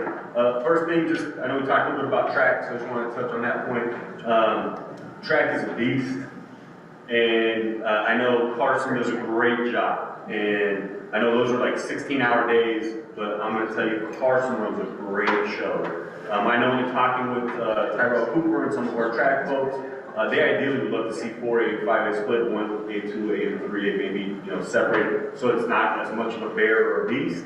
And Tyrell did mention, hey, 5A's are happy to run things and whatnot. It's the 4A is the struggle. So I just shared from it. I have a solution for our conundrum. Okay. Realign so that North has to face the South, and then Miss Sloan can't say anything. Love you, Miss Sloan. But if you have a North-South championship in all leagues, it becomes a moot point. Problem is, we don't realign for another 2 years, so I don't know if that's going to happen. So my solution is not great. Yeah. Tim, I just had a question. And I'm putting my NIAA hat on it, and you know where to go with this. Talk to me about the winter, because I know we've been very specific to North and South for the fall and the spring. We never touched on winter. And I will say, as the NIAA executive director, we would love to have all leagues together as our state conference is during the winter time. This year, we're not all together. The 5A is staying down south, and so we're going to lose some colleagues, and we're aware, right? So if you could kind of touch on the winter, I do see on the schedule right here that you do have the 5A South, which is a northern only coming up north, southern only coming up north. And I know that in the past when we've had games where it's been 2 southern schools at Lawler, attendance has been terrible. So maybe the concept of maybe keeping all those basketball teams down south. Again, just picking your brain a little bit about winter. Winter to me is so venue dependent. It's our only season that is 100% venue dependent. The reason I say it's the most venue dependent is this. We have 5 divisions of wrestling now with girls. There is no high school that can host all of it at one site. So it has to be one of those where the best venue available is out there. We have been in conversations with Churchill County. We have been in conversations with Winnemucca about continuing the practice of that for wrestling. Because they're there, they're willing to do it for us, there's that thing. Same thing with basketball. When we use certain venues, we give up certain things. Specifically, when we use Cox Pavilion, no locker rooms. No cheerleaders allowed on the dance, to do their dance because the halftime is on the floor. We can't have the music over the top of the room. So there are a lot of different things, and I think we have to look at winter differently than we look at the other sports because it is venue dependent, more so than any other. To Miles' statement that baseball and softball, yeah, we do host them in high schools like that. It's a little easier with the venue. If we do go up north, our hope is that we can move that to UNR. And now we're all playing on the college field at the venue in some way, shape, or form, and we can move that direction. So I think that's when we look at winter differently than we look at the other sports. And I think going to Miles' point, if we start to just say, well, baseball, we're going to do this, then there's no need to change, just stay with the current rotation and then be done with it. But I also think that I do believe we will hear from our coaches about these issues. I do believe we will hear them. And Ms. Long, if I can follow up? Yes, absolutely. Because right now for the winter, I mean, this school year, I mean, we're playing the state championship for high school. Yes. So I think that for this coming school year, for the 26-27, I think if you have all of basketball together down south, we're just playing at the high school sites, and I think that can make sense. Just my 2 cents again, sorry. And I want to just throw in there, the wrestling too, is that this current schedule has the 4A going up north next year, again, has no northern competition. Actually, it says south. It says north. South. Oh, the 4A, I apologize. It has 4A up here as well. Because I put it in there, it's not that way, but I still broke it out here. That's where it's currently scheduled to be. Okay. That would be a recommendation. Let's delete one. We'll delete the one on top. Okay. All right. Do you have, Bart, do you have Mr. Mayo available? He is in the room. I want to do a quick test. Okay. He is the 3A liaison. Austin, can you hear us? Yeah, I can hear you guys. Can you hear me? I'll try and speak up. Tim, I just had a question. Has there been any consideration to going to, instead of a single site all up north or all down south on that year-to-year rotation, sending, say, 3A, 5A south 1 year, 2A 1 year, 2A, 1A up north, and then that would allow you to secure your venues long term. You know you're going to have games there no matter what. The 4A could always stay south, and then that rotating that way. Does that make sense? It does, Austin, and I appreciate that, but that does not help us with the cost. It actually exacerbates our costs, because now we're securing 2 separate venues when we can do it at one single venue. But yeah, we've considered that as well. And as a matter of fact, that's what we're doing right now in football. Luckily, we're not paying for the one southern venue. For football, we use Allegiant and a northern site. So we're already doing it in that manner, so that would not need any change at all. That would just be to continue with the normal rotation. But thank you, that's one of the things we had considered. Thank you. All right, we'll go to Kate. So I just want to go back to the conversation about, what's best for kids, because I agree 100%. We always want to look at the kids and not always focus on, our issues that we have. I think there were a couple points made about how this is best for kids, and there's pros and cons, of course, but I think it's been stated that the kids and the coaches want this, that they get more exposure being at the one state event where everyone is. And then the fact that the chances of having those better, bigger venues is a better experience for them. We've heard time and again, the kids don't love having the state championship just at high school. It just feels like a regular, season game. Getting the opportunity to get those contracts and always have, hopefully, those bigger venues for these events, that's a better experience for them. So I think there's a lot of pros there, and the con is the travel piece and having their parents travel. But to speak on that part, other states typically have their state championships in a centralized area that is only local to a certain number of schools. And a vast majority of those schools that are going to the state championship are traveling some amount of distance, whether it's 4 or 5 hours. I know I can speak to the distance I traveled in just this much smaller state of New York for all of my regional and state competitions, so I think that's not unusual. I think here we are so divided north-south, and we always talk north-south, but to go back to Miles' point, 1A travels for everything that they do, and that point gets missed. It's always about, you know, individual schools, and you have to think of the state as a whole. It's not just about your school. Other districts are dealing with this, and they've been dealing with it since the inception of the NIAA. So I think that needs to continue to be part of the thought. You can't just think of only about your school. It's what's best for the entire state and for equity across the entire state. And then I think cost also has to be part of the conversation. While yes, it feels like an adult issue, it does still come back to kids in a sense that we continue running things the way that we do. We will continue to have to go with increasing of dues year after year. The dues come from you guys, which affects essentially the kids, because it's coming from the school districts and it's coming from the schools. If dues keep increasing, that affects the students negatively. However, if we're able to start minimizing our costs by having centralized venues, we're hopefully lowering our costs, and then we can look at either maintaining dues or even lowering dues. We have a state very close to us that was able to give dues back to their member schools because they were able to make so much more money at their state competitions because they were at centralized venues, awesome venues where tons of people wanted to be and pay to do that. So I think all of those factors have to be considered versus just, we want to do what's best for kids, and what's best for kids is not having to cost their parents to travel out of state. I think there's a lot more factors there when we're talking about what's best for kids. Jay, you had your hand up. Tim? Mine's a question. In the packet, because I'm getting text messages and emails, where does it talk about the locations? It doesn't. It has the letters. It has letters, north and south. So, okay. We have not secured venues. We're just Right. determining whether the tournament. Because I have a few will be held people that said they would love to have made public comment and they know this was going to be on me. No, I get it, I'm just trying to answer, listen, Yeah.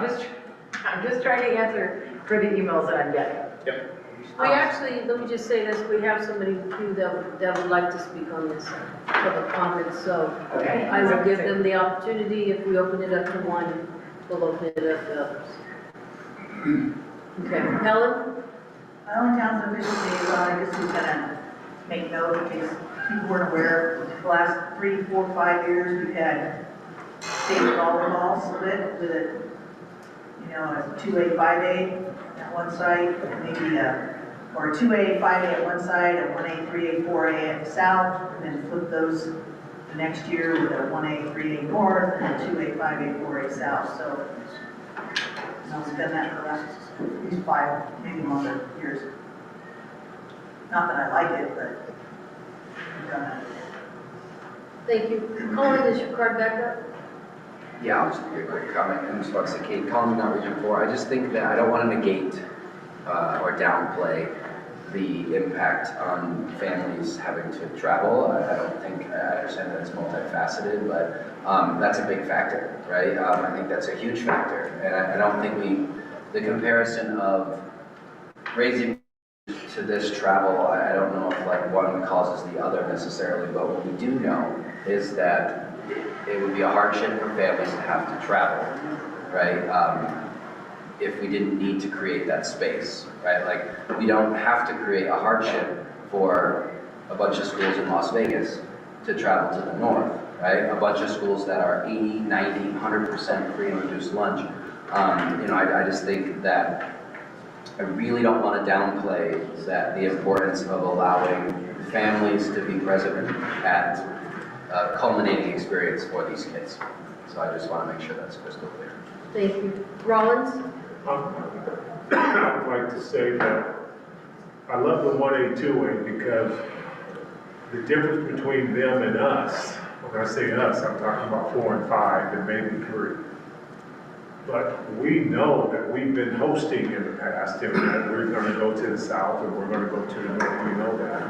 1A and 2A know that they're traveling every that one school and that one community knows that they're traveling for state. And they know that going in. So that sixth grader and fifth grade parent of those communities know that when their child gets into high school, they're gonna travel to go to state. Whereas in the 5A, 4A, we've always kind of grown up, you know, a couple of years ago, my kids, they knew that they were gonna go to Vegas 2 times in their 4-year career in one of the sports that they were playing. They kind of knew that. You know, when we start talking about 4A South and 4A South only sport and only group, the difference is in Vegas, when we talk 4A, we're talking 20, how many schools? Depends on the division, it depends on the sport. It depends on the division of sport, but a minimum of 15 schools and a maximum of 22, 23 schools. So that's a huge difference, so we can't make an analogy of using a 1A school in their travel compared to an entire region's of 20, as many as 20 schools going somewhere to go and play, and 20 families and those kind of things. And I really don't look at it as a negative aspect to the 4A kids in the South of competing against each other for a state championship. Because they have to do it at a venue in the South only, I don't look at that as negative. I look at that as, hey, we're giving you an opportunity. Because let's look at the lack of opportunities they had 6 years ago when those 15 schools were competing in the 5A. And guess what? The reality is 90% of those kids weren't even going and making it to state because they didn't have the qualifying time. So the reality here is that we have opened up the door and opportunities for those 4A kids to participate at a high level in a competitive state championship venue and event.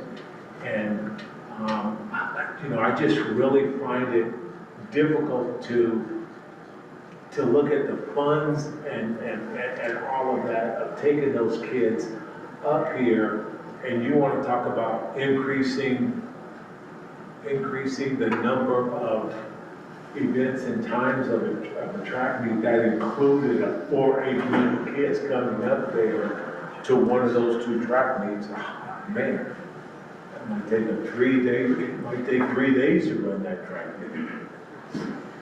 Thank you. I'm gonna go to Teresa. Thank you, Teresa. Looking at that liaison. I understand the cost of things, of schools not wanting to host.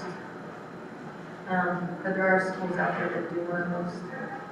And if we could do something with that, because there's going to be a cost no matter what, with the south going to the north and the north going to the south. There's a lot more of the north going to the south than vice versa. So ultimately from there, it's, you know, you think about the private schools, you think about North Valleys, they're getting better, they're getting into regionals and those types of things, where their socioeconomical doesn't travel. So we're gonna face this regardless of whether it's north or south, either way, in looking at that. And maybe schools in general will start thinking, hey, I can host that at no cost to you guys, other than paying for who works, type of stuff from there. So hopefully, in the scheme of things, yeah, playing at Allegiant, great. Playing at Thomas and Mack or UNR facility, nice, because it's not a high school. It seats more, you get bigger crowds, you make more money, types of things. So I understand the ebb and flow of certain things here, but going this way all the time, it's gonna be tough on schools. Thank you. Sean? Sean Simons at NIAA. I just want to kind of let the board know that before I got into the job, I thought seeking venues would be a lot easier than I thought. We're gracious for the schools up here that are going to be doing boys and girls basketball. A lot of the schools up here said no. Some of our go-to schools based on refurbishing their gym or band competition that day or robotics things. So there's a lot of things going on up here. But I do want to let you all know that some of you administrators were there last fall for the state cross country.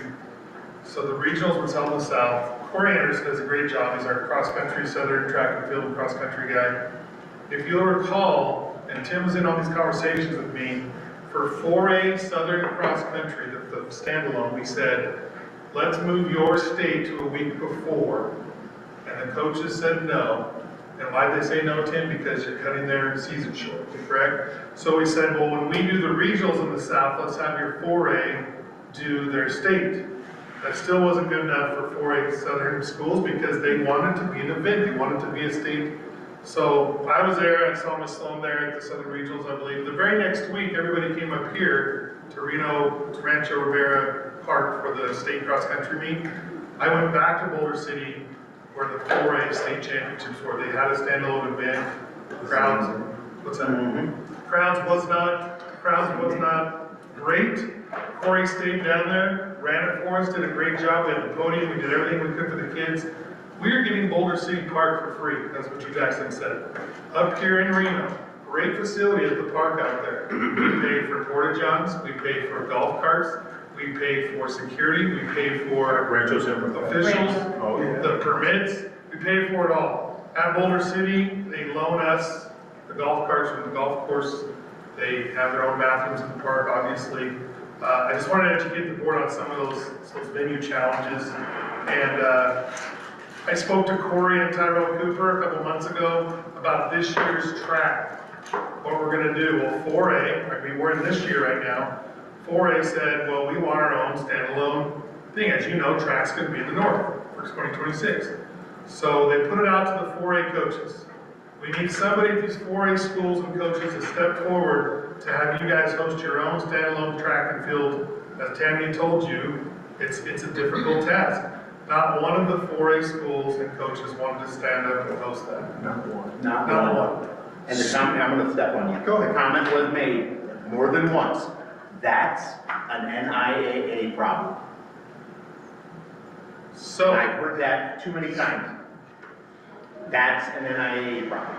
So moving forward, Mr. Tyrell Cooper, Mr. Corey Anderson, myself have decided that the Southern Regionals for track will be run, right? And then at the same time, that'll be the 4A state track meet.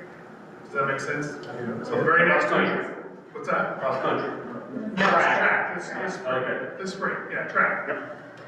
And it is what it is because our gurus that run it for us are 5A coaches, and it's unfair for them. Corey Anderson stayed back. He did not go to state cross country. He stayed back and ran the 4A state meet for us. So I just want the board to be aware. Venues is tough. By the way, I looked at 5 different venues up here for state basketball. I was in communication with X over there. Have I opened some doors a little bit, got on people's radars? Yes. But are they saying, can you guarantee to come up here next year for Northern basketball? Will state basketball be in the North in 2027? They're asking those questions. Can you guarantee us a 2-year deal, 3-year deal, that kind of stuff? So I just want the board just to be kind of aware and cognizant of what the issues are. And sometimes it's, and I know principals do a great job, but sometimes it's your coaches too that say no. And following these, and it's, Bart has taught me this too, it's a fine line to walk this balancing tightrope act of not burning out schools too much. Will you host this for us? Will you host this for us? Well, we gotta get on a rotation. It'd be unfair for me to go to Colin and Tammy all the time and say, you gotta host this. We're securing baseball state sites right now in the South. And Teresa mentioned, yes, we have schools that are stepping up and doing that for us in the South, where 5A teams from North will come down and play the state as it is in the South in 26. So, sorry about that, I just wanted to kind of bring some things up. Is there any other comment from board members? We do have public comments, so Bart, go ahead. You can bring, excuse me. I'm going to go to Ms. Cavazos Yeah, first. this is real short. Tim, I appreciate you bringing forth the information about the coaches wanting this and everything. was there any kind of summary or coming from the district that loves to do surveys? Okay, sorry guys.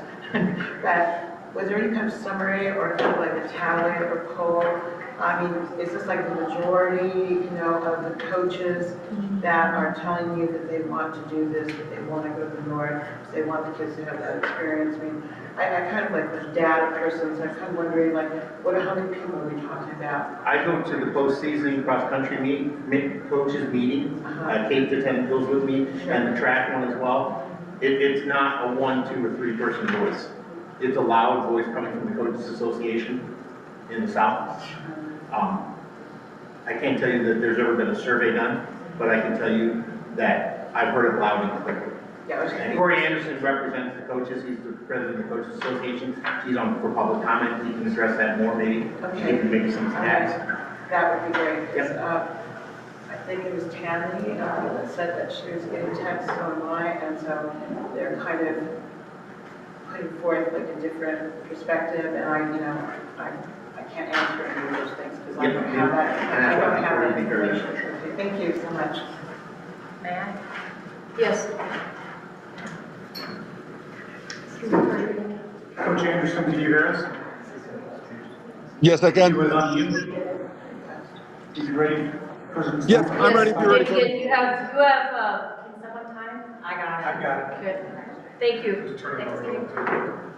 Good morning, afternoon, whatever it is. Sorry, first I just want to apologize. Had there been any items on the agenda that were having 4A standalone, we definitely would have been here to public comment, so I had to scramble to make this work. But I just, with the talk of like what's good for kids and whatnot, I want the board to understand that track and cross country is different, and I've shared the information with Tim, and I would have had it in the packet. We are literally the only state in the United States in all of NFHS of 71 classifications that do a standalone state meet in cross country or track.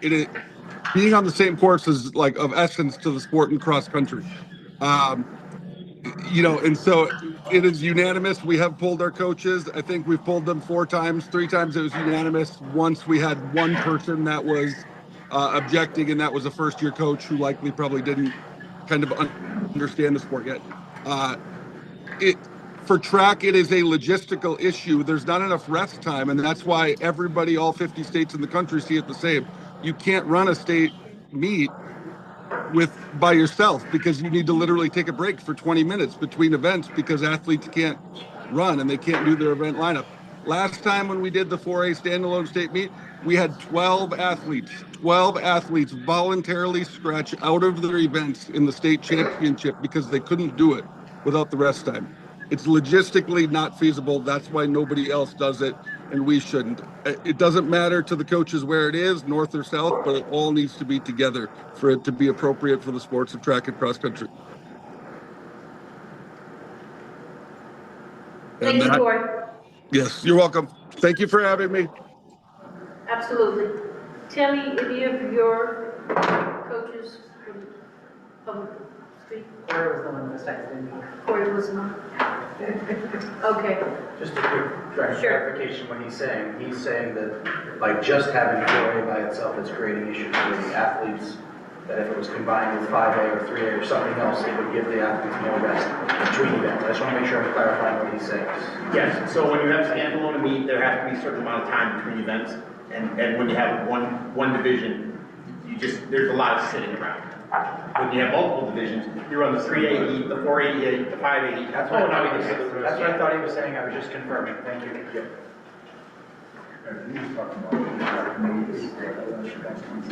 Yeah. Yes, Ellen. Ellen Townsend, officials liaison. I think that also applies to like the swimming and diving as well, right? Because there's just a standalone in there. Those 4A swimmers are like bing, right? It's a standalone for them. Whereas if it's a multiple like it was last year at Atlanta, a little more rest time in between. Same with diving. Thank you. Yeah, to piggyback on diving, I went to state 4A diving last year, I think it was. There were 2 girls.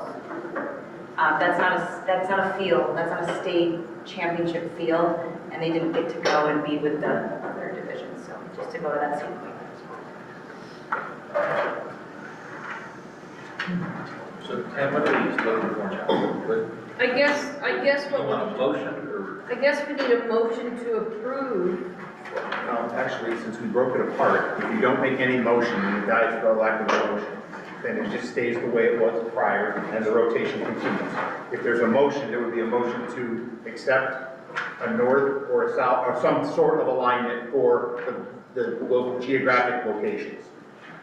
Because what happened, what the board did, and there's nothing wrong with it, they broke the thing into two pieces. The dates, the locations.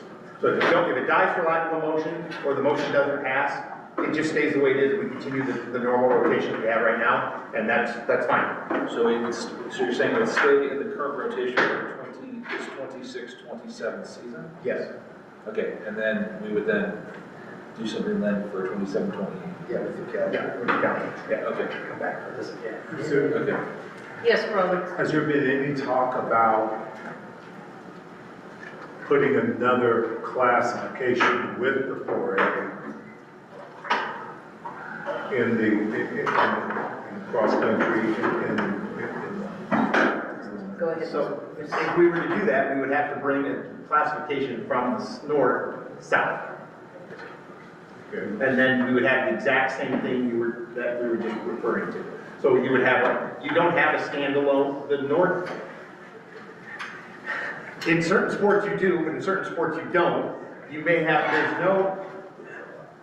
there's no complete perfect alignment where you have a standalone in the north that doesn't have a comparable gender in the north to the south. So it's hard to say. So girls in soccer, is that a good example? In the soccer, you have 5A north and maybe 4A south in boys, but you have the inverse in the girls. So you're moving them along, you gotta move them anyway. So, but in the ones Ms. Sloan has identified, those are solely 4A only. There's no comparable north. So if we were to do what you just said, Ron, that's what we're doing right now. That's what we're already doing right now. So, yeah. There's no need to move on that action. I'm gonna go to Xavier and then Colin. Just to Jay's point, and Timmy kind of said, if it dies on the vine, I don't know if we know what the vine looks like outside of what's being proposed right here, because we don't know what the current setup is. I don't know if you know what I'm saying, we don't have a visual of what that looks like. If it doesn't take shape in what is posted, unless, Bart, you can put it on, show us. Mac, we'd be taking the current calendar for this year that's on our website and flipping every site. Which we do every year.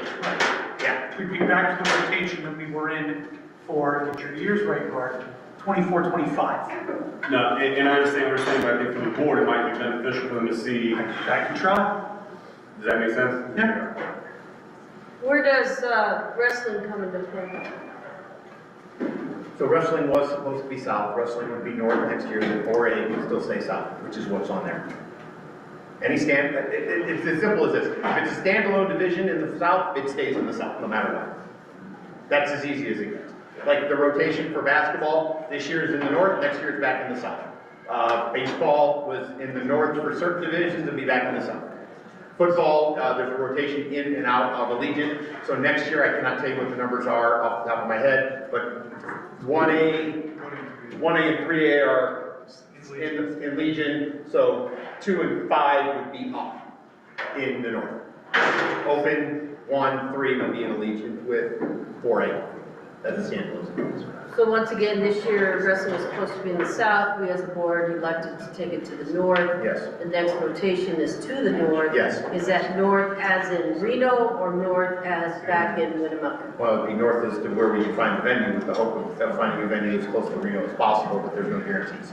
Because there is no venue that we know of that we can get into that would host wrestling in the north. So this proposal here for, sorry, Rollins board, this proposal here is just solely for a track? No. What was presented to the board were three different calendars that had proposals on them. If the board chooses to not change the rotation north to south, there just needs to be no action. It just dies for a lack of motion and we move on because it's already been established that we have a north-south rotation and that rotation wouldn't change. The standalone divisions would simply stay in the south and there would be nothing to change. and then the calendar then could be posted. And the question that Sloan was asked about wrestling, is wrestling was supposed to be in the south this year, we did not secure a venue, so that moved it to the north. Next year it would be still a northern venue, so at the time, staying with the calendar. But the 4A would still be a southern one.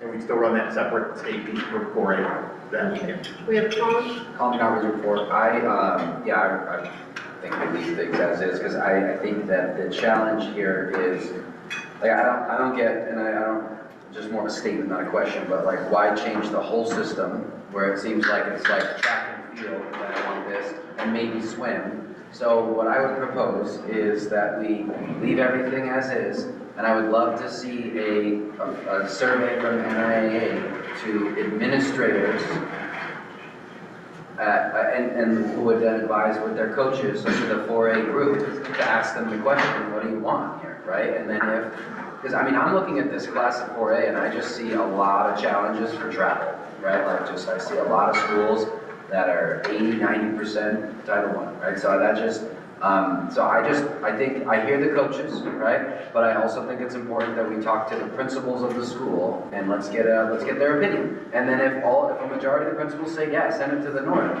then let's look at that, right? I don't think that we have to make this call in this moment because the venue already exists, right? The venue is already in place, or at least you're working on it for all the others. So my 2 cents, I think we just leave it as is, but I would like to direct staff, if we leave it as is, to conduct a survey of the 4A schools, asking them the question. Teresa? So, for this year, the 4A state is coming to North, right? Which sport? Track and field, Yes. right? So they. No, not 4A, no, 4A is 4A going south. 4A south. Okay. We're running it in conjunction with the regions. So these calendars all for next year? Yes. Correct. Nothing for this year. Xavier, you had your card? No, just card. Okay, and I'd just like to say, is this comment I made earlier, that if this were approved, the charter company can't accommodate all this extra. I've had that conversation. Wait, So with this calendar, I think it was just answered, it's only for 26, 27, it's for the current alignment. Yes. So is that for just next year? And that's it? Yes. And then we're right back to having the discussion for 27, 28, for venue, north, south, all of that other stuff, right? So this is just for the 26, 27. We've already set the calendar, so now it's just a matter of north and south, what is presented in the spring. That's correct? Yep. And the fall. And the fall? Yeah. Okay, so the fall's included, so it's just the whole thing? Yeah. All right, well, I'll make a motion if somebody wants to hear you want to make a motion to? All right. it. I move that any standalone sport or classification that is solely in their area stays in that area, and that all else goes according to what we have presented in the option A, I guess is what we're calling it. So if it's a standalone, it stays where it's currently at. And all the others would be in the north-south as stated here. I gotta wait till he makes a second. Somebody make a second so we can talk about it, and then I'm gonna ask you to do something. Alex made a Alex, second. okay. Alex will be second. Wade, I would recommend you just pull the motion and let it die for lack of a motion because it's already in place.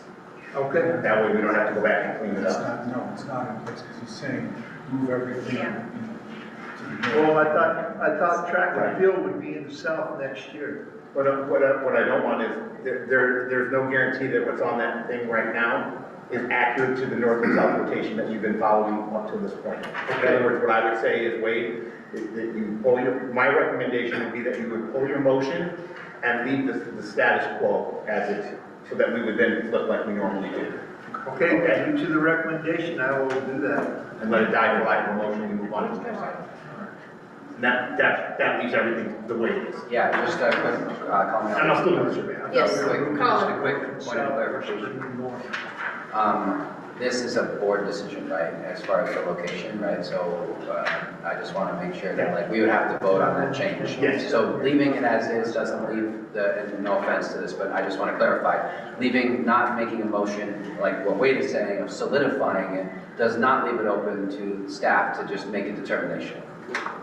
Correct, we would still have to bring it back, much like we did wrestling. Okay. Yeah, yep. There we go. My question was just, so you're planning to bring this back as another action, so not make a decision today on the calendar and bring it back? No, we're not going to do anything for next year, we'll just stay as it is. Okay, I still. Moving into 27, 28, if there were going to be any change, it would have to be brought back to the board. Plus, I would gather the data for them to see prior to that even coming forward. Because that calendar too is on. My question is, does the board still not need to make a motion on approving the calendar for next year? No, they already did. They did? The dates. Yeah. That was just the dates, Yeah, the okay. dates all set. Yeah. Okay, that makes sense. So with that being said, we've already taken care, we've taken care of the calendar dates, we've also discussed North and South.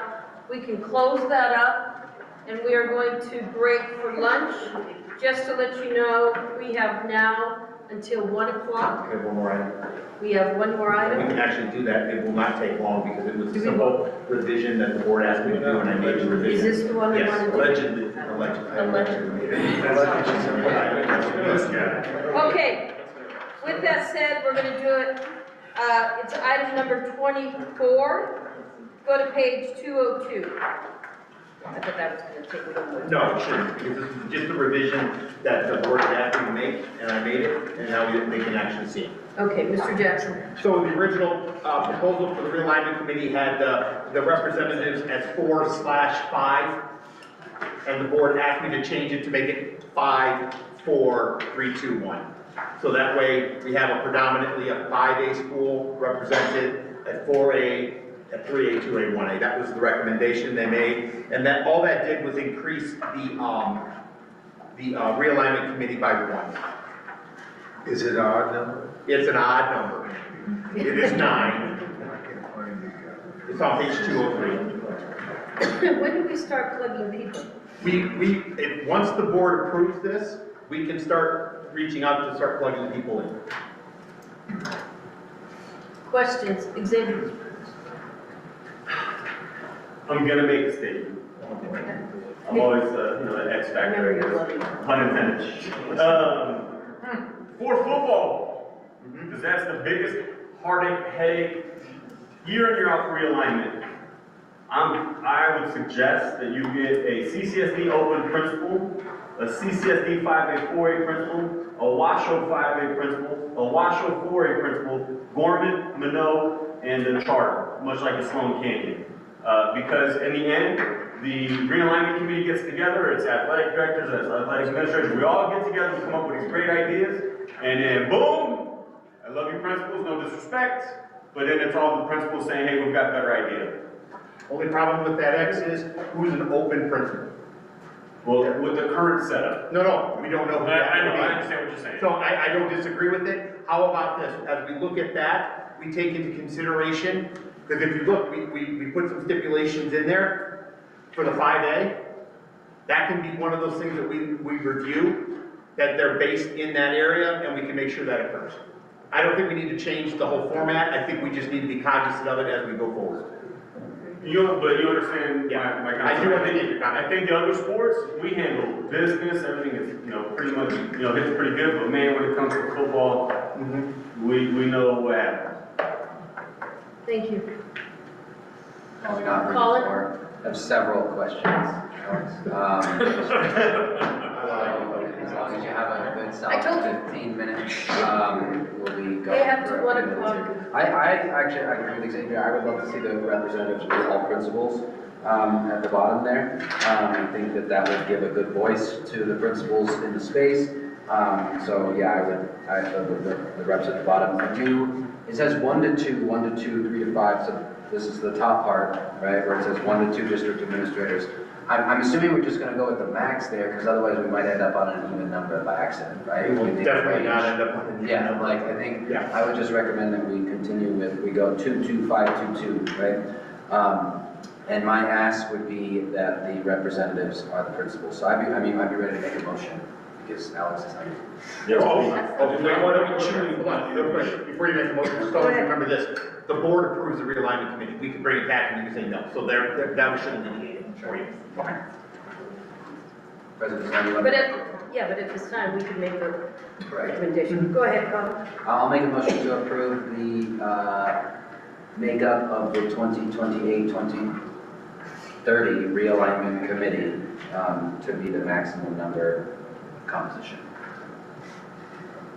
Madam Chair. Yeah, thank you. Hang on. Okay, we have a first, we have a second. Any additional comments, questions? That was quick, I appreciate all of you.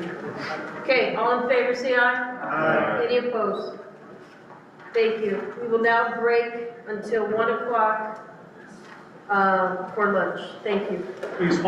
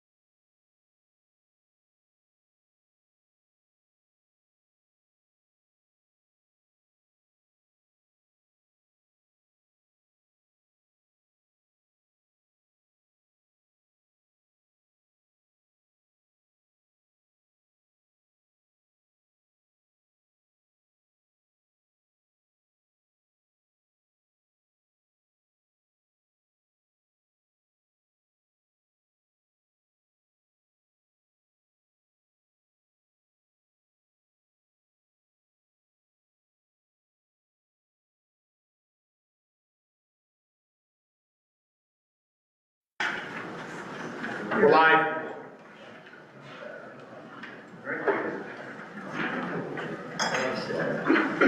All right, is everybody back?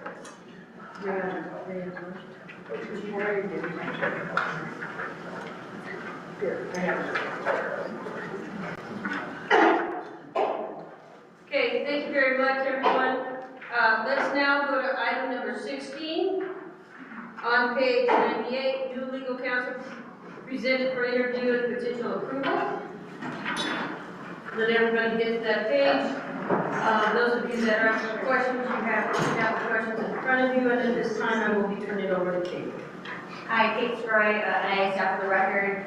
I'll go over just the pages really briefly, and then we'll get into the interview. But essentially, I decided at the last board meeting, where we voted on going through the process that you see outlined in the pages following 98 regarding the legal counsel search. On 99 is the timeline that we used. We formulated the committee. So I want to thank Ms. Ford from Region 1, Mr. Malkovich from Region 2, Mr. Colson from Region 3, Mr. Vassos from Region 4, and Mr. Holmes from Region 10 liaison that were with me on that committee.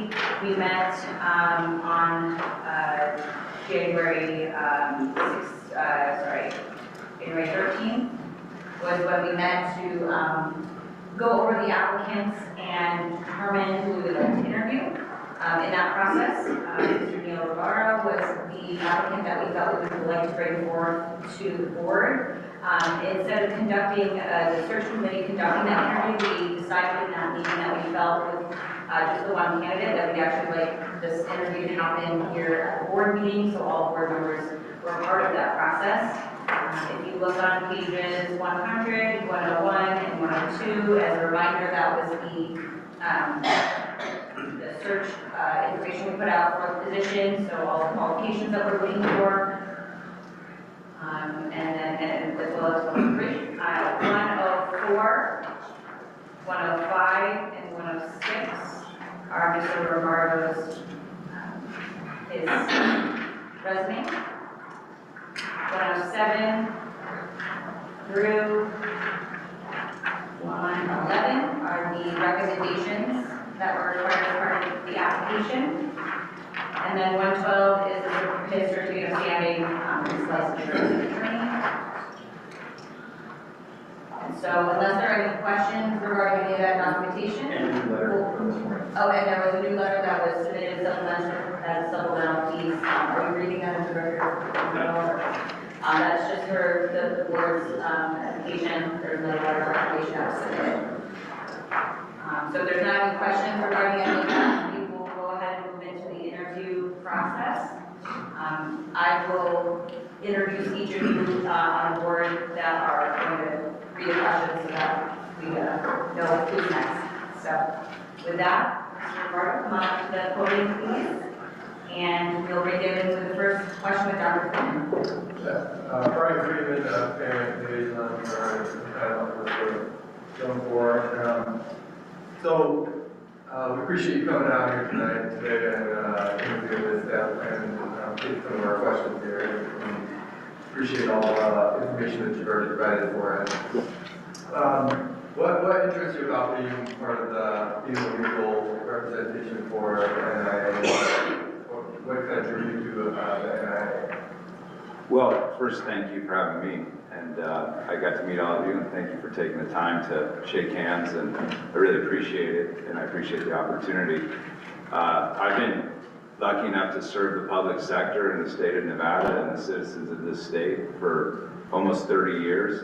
27 plus years. I bought a couple years, so my first time is up in the end of February, and this opportunity popped up, and so I got an LLC and started my firm just to take on this position because this is what I do. And it's what I don't mean to sound arrogant, it's what I'm good at. I enjoy working in the public sector. I believe in the public sector. I particularly believe in what you all do. I love sports. I played sports in high school. I still play sports today. Some of my favorite memories are in sports and playing sports with friends, baseball, football, pickup basketball. And so I thought, geez, what a great opportunity to take something I'm good at, I think I'm good at, and something I love. So I put those two together, and that's why I'm here. So that's what drew me to the position. I hope that. Yeah, no, that's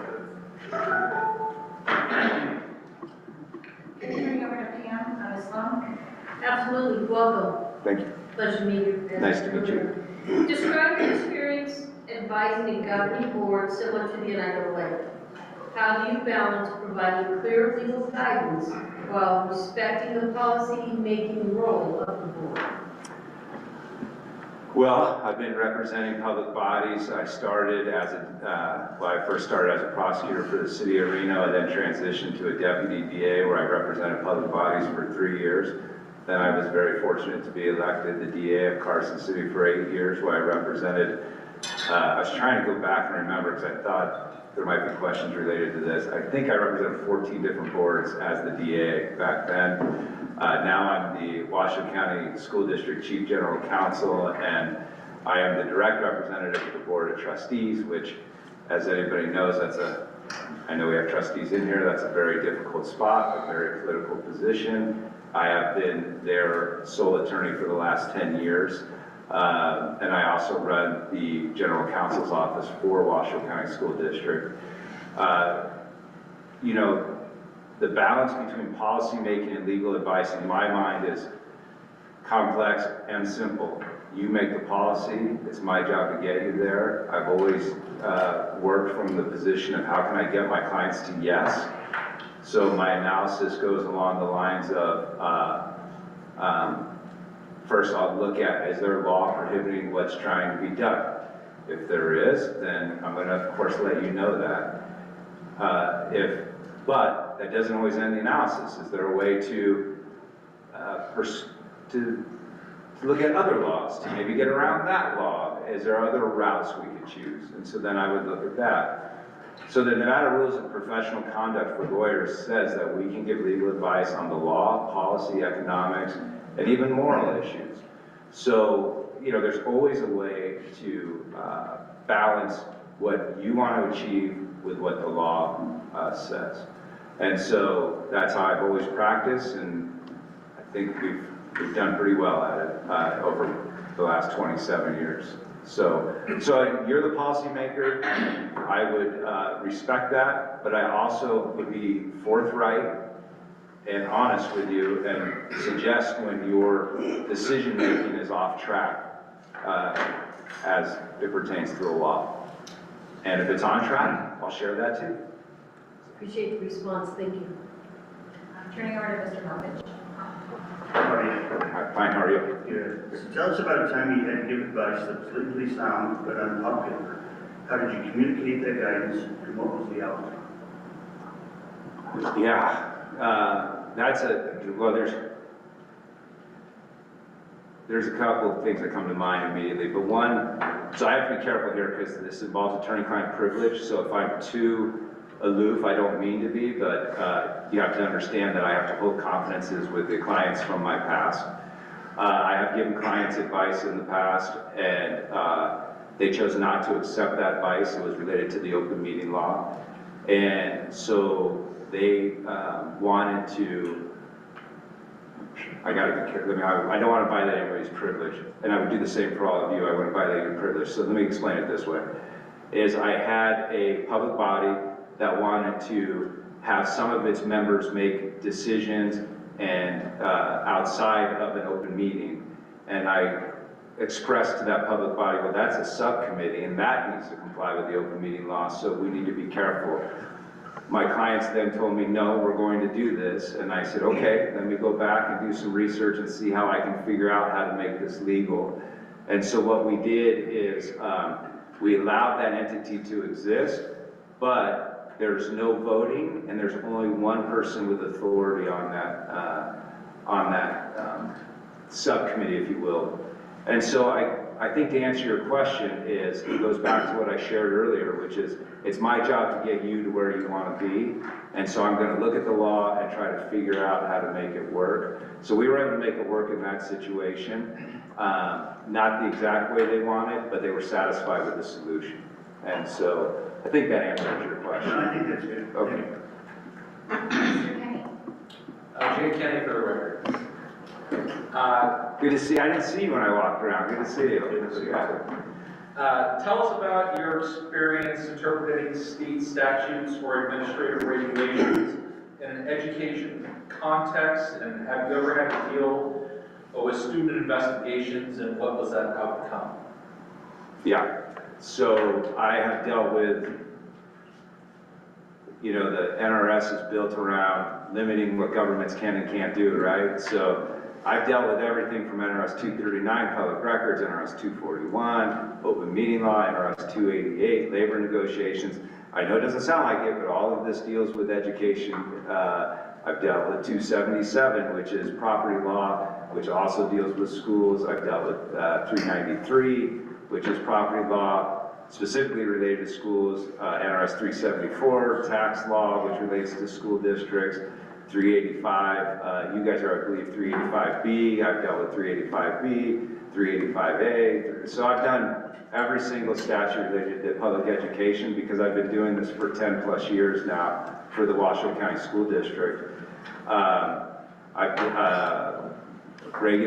dealt with regulations in all of those areas. I'm currently working with the NDE on a regulation for NRS 388, special education law. And then with regard to student investigations, which I believe was the second half of your question, I'm very lucky to have a really great team of investigators at the Office of General Counsel. I oversee every investigation, however. And so we've done every type of investigation that has involved students, from Title IX investigations all the way to bullying investigations. And we'll have, just to relate it back to you all, we have bullying investigations related to sports, activities, you know, hazing. We adopted a hazing policy because of some incidences. I know you didn't really ask that, but nonetheless, we've done investigations into everything, and I oversee every one of them. So I would say my experience is extensive. Thank you. Mr. Woodley? Thank you. I was looking for the record. You may have somewhat touched on this question, but I'm going to ask it anyway if you have something more explicit. What specific experience do you have with sports-related issues in your role as an attorney? Yeah, so sports-related issues, I've had to deal and opine on NIAA statutes and regulations to my in-house clients. Again, I have to be careful because that's attorney-client privilege communication. It's kind of tough to not share everything, but I have had to advise on that. I've had, as I just mentioned, bullying cases that extend out of sports. I've defended lawsuits that relate to everything from, baseball, volleyball, cheerleading. We've defended all of them successfully. You might have heard about them. Some lawyers like to go to the newspapers before working with us on the other end. And the other sad part is the newspaper doesn't always report that we won, but nevertheless, that's okay. So I've dealt with a lot of issues related to sports. I've given advice on residency, whether, you know, where an athlete can play and why or why not, based off of your regulations. So those are the issues that come to mind off the top of my head. Mr. Colson? Yeah, how do you ensure compliance with Nevada open meeting law in a public body such as this and public records requests? And have you ever had to deal with a violation of any kind of the open meeting law, and what were the results? So, you always start from the perspective of transparency. The open meeting law ensures that we're transparent. We are spending taxpayers' funds, and taxpayers get to know how we're doing them. And so I think you start from that perspective, either with the open meeting law and or with the Public Records Act. However, there are acceptable exceptions, such as maybe student investigations, depending on how that would go, or meeting on litigation, that would be an exception, or having a closed meeting to discuss somebody's character and competence. So I would start from the perspective of transparency. That's always in the best interest of the entity in my 28 years experience. And that's what the law requires. So how do we do it with a group this large? This is a little larger than I'm used to. I'm not gonna exaggerate that. The biggest board I had in the past was 11. But it would still be the same process. It would still be working together. We'd be building relationships with all of you. And we would make sure that we are not committing serial communications, like those are walking quorums where you're discussing things and sharing ideas amongst each other. We probably want to do some training and work together on what those ideas look like. At the Washoe County School District during COVID time, to answer your question about violations, I'm not going to call them violations, we received, especially during COVID, it was brutal. We received well over 30 complaints with the Office of the Attorney General. We take those very serious. We responded to every one of those complaints, and we were successful in every one of those complaints. I'm proud to say that I've represented public bodies, as I mentioned earlier, for off and on for 27 plus years, almost 28, and we've had 0 successful complaints against us, against them. Then we do have one in dispute. I will leave that at that because of attorney-client privilege. That's all I can say. Then with regard to Public Records Act, I take the same tack. It's a little more difficult when you're dealing with education records with students. You have FERPA, things of that nature. So we always want to be careful not to reveal identifying information of our students. But we still come from the perspective of the law starts with we produce the public record, and then why wouldn't we after that? So you start from there and you work your way down. We've had 2 lawsuits since I've had no lawsuits up until the Washoe County School District related to public records. I've had 2 that I can recall. One was with the RGJ. We reached a successful resolution consistent with what the client desired. The other was with a former trustee. That one we did not prevail in. I could go into more details if you want. It was just more of unfortunately, a mistake on an application. Our policy said that well, I'll just tell you because it's public record. The policy said that the application was private. It was an application for a volunteer, and we stand by the fact that the law would protect that. Unfortunately, the policy said that, and whoever wrote the application itself said this is a public record. So the court was like, well, what am I supposed to do, Mr. Lombardo? And I made the argument, follow our policy, and the court said, I'm going to follow what you wrote. So that was a clerical error. I mean, those things happen. So that's all I can say on that. But that's how I look at those 2 laws and how I balance those.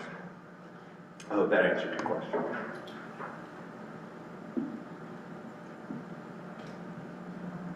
Mr. Sawyer. I'm up. How you doing, Neil? All right, how are you? Thanks for being here. My question is as follows. Explain what kind of board legal training you have provided, an example of some of that training effectiveness. Sure. So board training related to anything or the open meeting law? Did you say? I'm sorry. I think a combination of both. Okay. Yeah. So, okay, so I did board training as a deputy DA in 1998 to 2000, 99 to 2001 for the Carson City Board of Supervisors and all of their public bodies on open meeting law. And back then, I then left that position, went and worked for the Attorney General's office where I enforced the open meeting law, and I trained on the open meeting law statewide. It was under then Attorney General Sandoval, now President Sandoval of UNR. Geez, I must have trained 20, I went to every county, so however many public bodies that is, I trained on the open meeting law then, and I thought we got some real effectiveness out of those trainings. I saw complaints go down, and the thing that I saw that I really enjoyed is public bodies felt comfortable calling the Attorney General's office, and we would literally give them advice over the phone to avoid violating the open meeting law. So I would suggest that that was pretty effective because it made the government more open.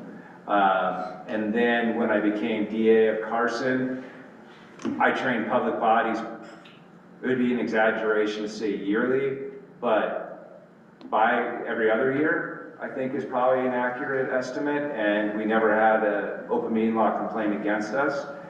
Since I've been with the Washoe County School District, our office makes it a point to train every public body at least once a year as they kind of kick off. I don't do all of those, my team does, I can't do all of those. And we've had a lot of complaints. As I shared with you, well over 30, I don't have a number on it. And we've been successful on all of them. So I would say they're pretty effective as far as open meeting law. We do a lot of board governance training as well. That's the balance between staff and the board itself. And I feel like those trainings are successful as well from the perspective that trustees, for the most part, seem to stay in their lane, and staff, and for the most part, seems to stay in its lane. And back to the question several questions ago, the board makes the policy, staff carries it up. And I feel like that we do that very well at the Washoe County School District, so I would say we're effective. It's hard, I mean, of course I'm not gonna stand up here and say I was not effective, but I mean, I think there's evidence to support it, so. Thank you. Ms. Martin. Have you advised a board during any litigation? What were the results? How did you or do you plan to maintain objectivity while supporting the organization during litigation? Well, yes. Yes to the objectivity part. Absolutely. I would represent the entity. I don't represent individuals in the public body. I represent the whole public body. If individuals want me to represent them, then I'm not your guy. I'm not your person for this. We represent, as your lawyer, I would represent the entire body, and objectively, I would give advice to guide this body so that it can make decisions that protect itself from litigation. As I shared with you guys multiple times, I've advised public bodies on litigation. In fact, I just did a litigation meeting yesterday. So under NRS 241.015, I don't remember the exact subsection, a meeting with your counsel is not a meeting under the open meeting law, as long as we're discussing potential or existing litigation. So if we had litigation, either potential or existing, we could all sit in a closed meeting, and I would advise you on my thoughts on how the litigation should proceed. And then, you know, we would have a discussion about that. We can't make any decisions in that meeting. The open meeting law is very clear, but we would have a discussion about it, and then we would, as your representative, would figure out the next tactical decisions to move forward. So I know there's multi-parts. Would I be objective? Yes. Have I done it before? Yes. There was a third part I felt like, did I miss it? What were the results? And then there was also just with the objectivity, how did you maintain that objectivity? Yeah, so, okay, that's fair. So the results, we have been very, very, very successful at the Washoe County School District. I'm very proud of that. We have a local lawyer, I won't name names, who likes to go to the press and likes to do big giant press releases on how that person is suing the Washoe County School District. And I will share with you that we've won every single one of those cases. I have to give my team credit for that. That's not just me. I have a fantastic group. We do not lose. How do I maintain objectivity? I let the law guide me. I let risk guide me. You know, I'm never going to suggest that you violate the law. I want to be very clear. But there's also, I'm never going to say that, so let me say this. Let me rephrase what I was going to say. I'm never going to tell you to violate the law, and there are ways to measure how we should act. And when we do that measurement, we need to look at what is the risk. What's the risk of litigation? What's the risk to our students? In my mind, this organization, I would imagine, is student-athlete focused, at least I would hope it would be. I've been fortunate to represent 60,000 of them at Washoe, and I think we keep that as part of our North Star, them, their families, And I think that's what we would look for objectivity. So, and obviously the law. Thank you. You bet. Mr. McCott? Commandant from Las Vegas, Principal of Memorial High School, thank you for being here today. You bet. This role involves representing the NIAA as legal counsel during student eligibility appeals. To describe your experience with administrative hearings, appeals, or quasi-judicial proceedings, what role did you play? Okay. As I used to be a hearing officer, I guess, I sat on the commission to end domestic violence. So at one point I was a decision maker as it relates to appeals. I've represented Carson City and the Washoe County School District at EEOC, Equal Employment Opportunity Commission, which is an administrative hearing, the EMRB, Employee Management Relations Board, which is an administrative hearing. I've at NERC, Nevada Equal Rights Commission, so I've represented all of those entities. I've done administrative prosecutions, if you will, in front of the Board of Supervisors related to liquor license. I think that would be an administrative hearing. I've done appeals I'm really proud of this, I've done appeals at every level that I can except for the Supreme Court. I think you asked about appeals. And then quasi-judicial hearings, well, those would all be quasi-judicial and/or administrative. So I've done all that. I haven't done anything related to a student directly. We set up our system a little different in Washoe than other counties to avoid the board having to have those hearings, just knowing the difficult nature of it. There's an ability to delegate that authority to other entities within a district. So we've taken that route. But I've done all of those type of hearings. Thank you. Keith Bookerman from Canton South. What is your approach to identifying and mitigating legal risk in a nonprofit public-facing organization like the NIAA? I think it goes back to, we start with the law, we look at we start with what's the issue and work together as a team to decide, all right, here's the issues that are out there. Then we look at the law and see what the law says we can or cannot do. And then we also weigh what's the economics of the decision making, what's the potential morality of the decision, and the policy behind the decision. And a lot of times we also should probably, as part of policy, look at I think the policy, I have two thoughts on policy. First thought is, again, let's concentrate on our student athlete, their families. And then the second part of it, though, is there's a way to announce what we're doing and how we've done it in a way that benefits us, and there's a way to announce it or what we're doing that could harm us. And so I think we need to think about how we present ourselves as well as part of that decision making. Great, thank you. Thank you. Thank you. Thank you, Mr. Romero, for being here today. It's a pleasure to meet you. Tell us about your experience monitoring, advising, and preparing materials regarding legislative and regulatory changes. Please describe your role in drafting regulation updates and legislative testimony and interpreting and responding to proposed legislation. So at the Washoe County School District, I've assisted in drafting bills. We got our last bill, was it 2 bills ago or the last one passed? I'm sorry, but anyway, I've assisted in drafting bills for the Washoe County School District. I'm very proud that when I was DA, I got a bill that I drafted passed through the legislature with Bonnie Parnell related to gang injunctions. So I've had some successful outcomes at the legislature.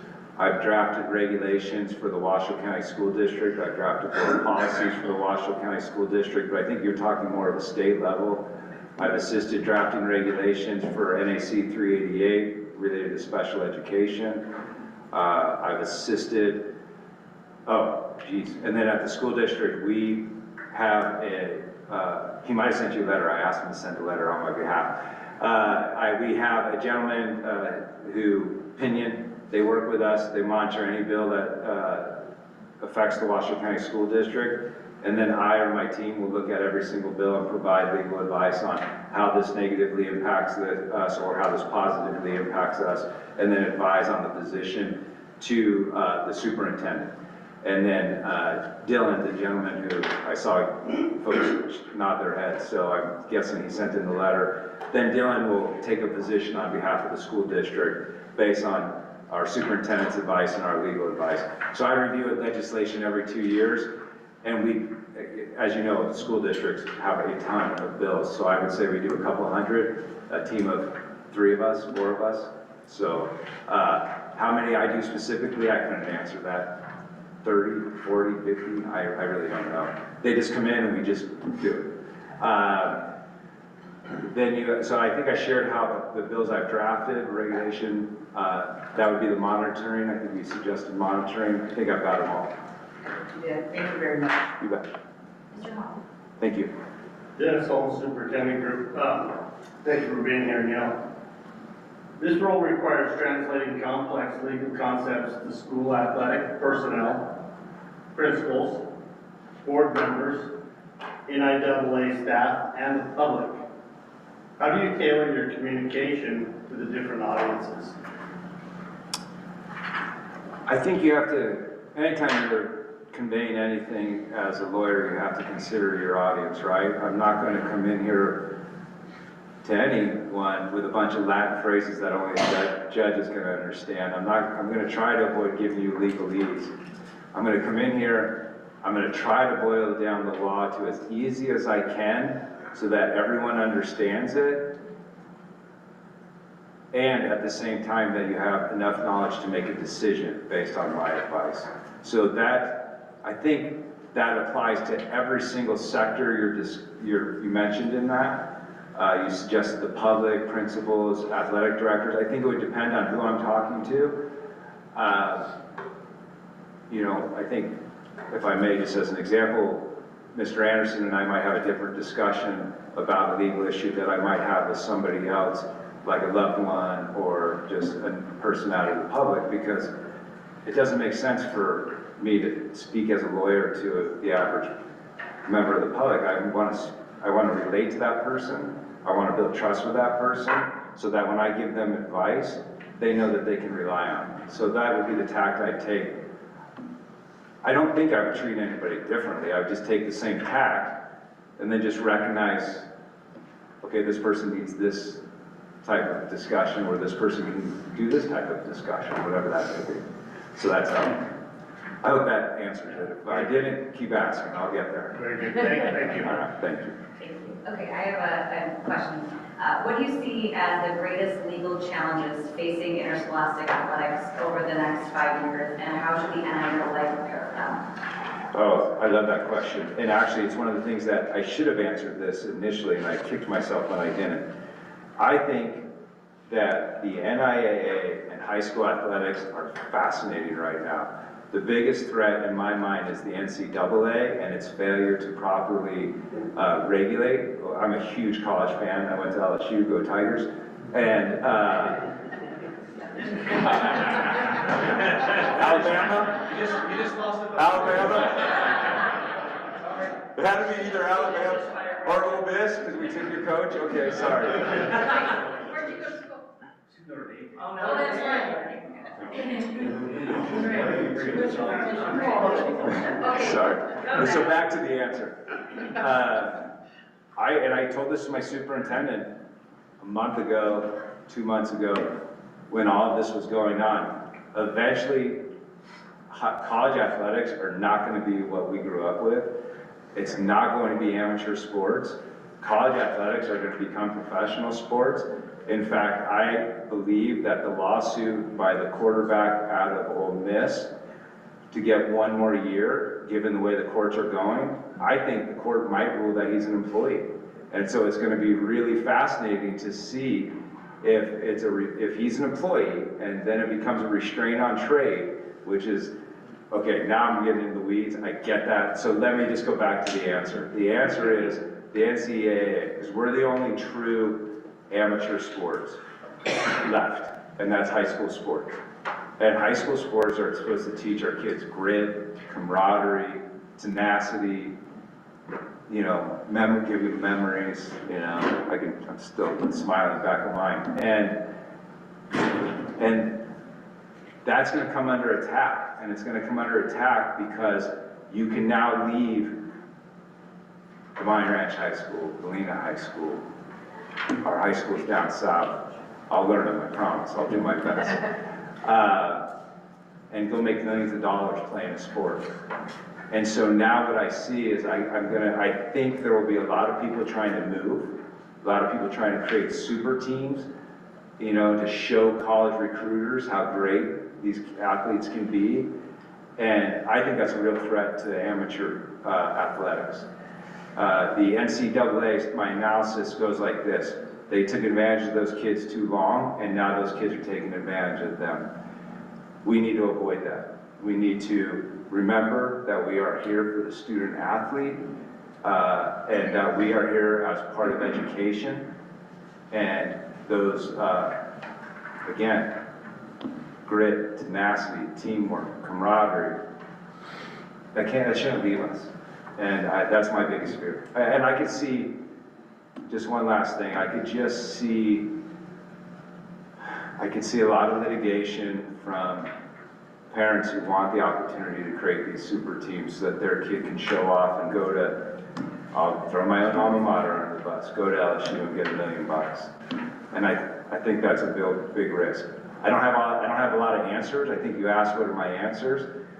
I think I've identified the issues, and I think we just need, the answer to me is we need to be amateur athletics.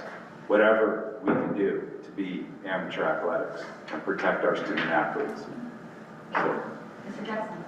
Hello, good to meet you. nice to meet you in person. So how do you, I get the final question. Awesome.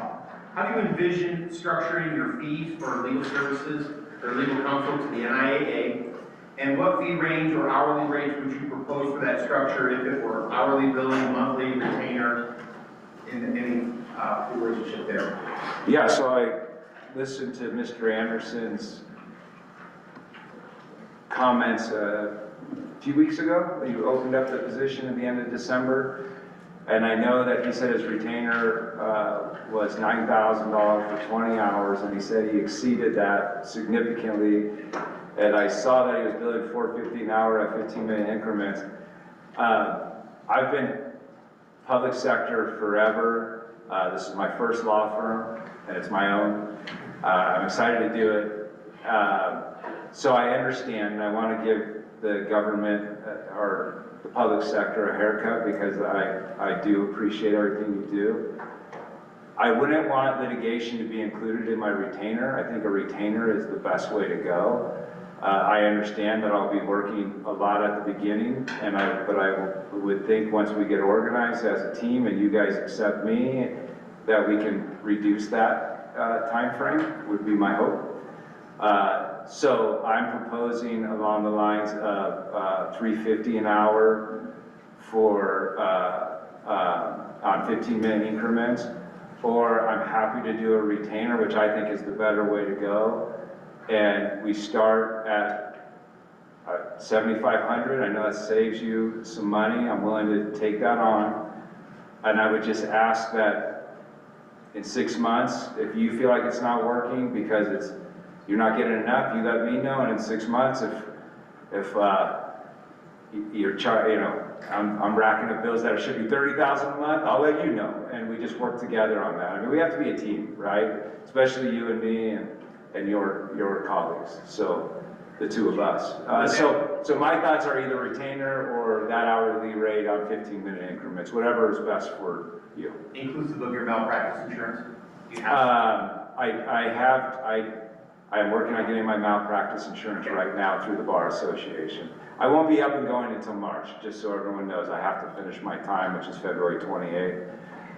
Paul did say, or Mr. Anderson suggested that he'd be willing to hang on till then, so I hope he does. And the superintendent of Washoe, as long as there's no conflict between between Washoe and NIAA, I could start doing a soft handoff, if you will, but I would need to at least wait till March. it would be inappropriate for me to do both. And then the follow-up to that is, in preparation for this interview, have you discussed the scope of legal services and hours per month, which you have stated you did, typically required for this role with the current legal counsel for the NIAA? And if so, how would you ensure your time commitment and billing align with our budget, which I think you kind of answered? Yeah. But if there's anything else you'd like to add into that? The only thing I would add into that is litigation. I don't think litigation would be part of that billing suggestion that I just made, and in my mind, litigation isn't the administrative hearings that I was asked about, things of that nature. True litigation, a complaint's filed, that's a lot of work, and I don't mind doing it. I would love to do it for y'all, but I don't think that would be a fair price to me, just to be honest. So sans litigation, I would give you general counsel advice. Paul did warn me that it's a lot of work, and I'm okay. I'm willing to give it a run if y'all are willing to give me a run. So we'll see how it goes. Thank you. Okay, I want to open it up to anybody, liaisons or board members, for any follow-up questions, anything that was not covered, they'd like to ask Mr. Morrow. Just for clarification, you said 7,500 for your retainer. Is that for 20 hours or is that for 40 hours? Well, if you do the math on the 350 an hour I offered, it's like 23 hours or whatever, but I think the position is more than that from what Paul has said. So I think I'm going to be making less than 350 an hour from what I was told. So I think it's going to be, if we do a straight retainer, I'm going to accept that I'm not going to make as much at the beginning. And like I said, I hope once we get organized and look, here's how I look at it. Let me make this easier for you.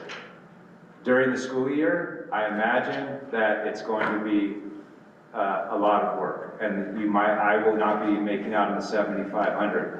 But let's say July rolls around and we're not doing anything. Well, I'm getting 7,500 and we're not doing anything. So I get that. That's the balance with a retainer. So that's my thought on it.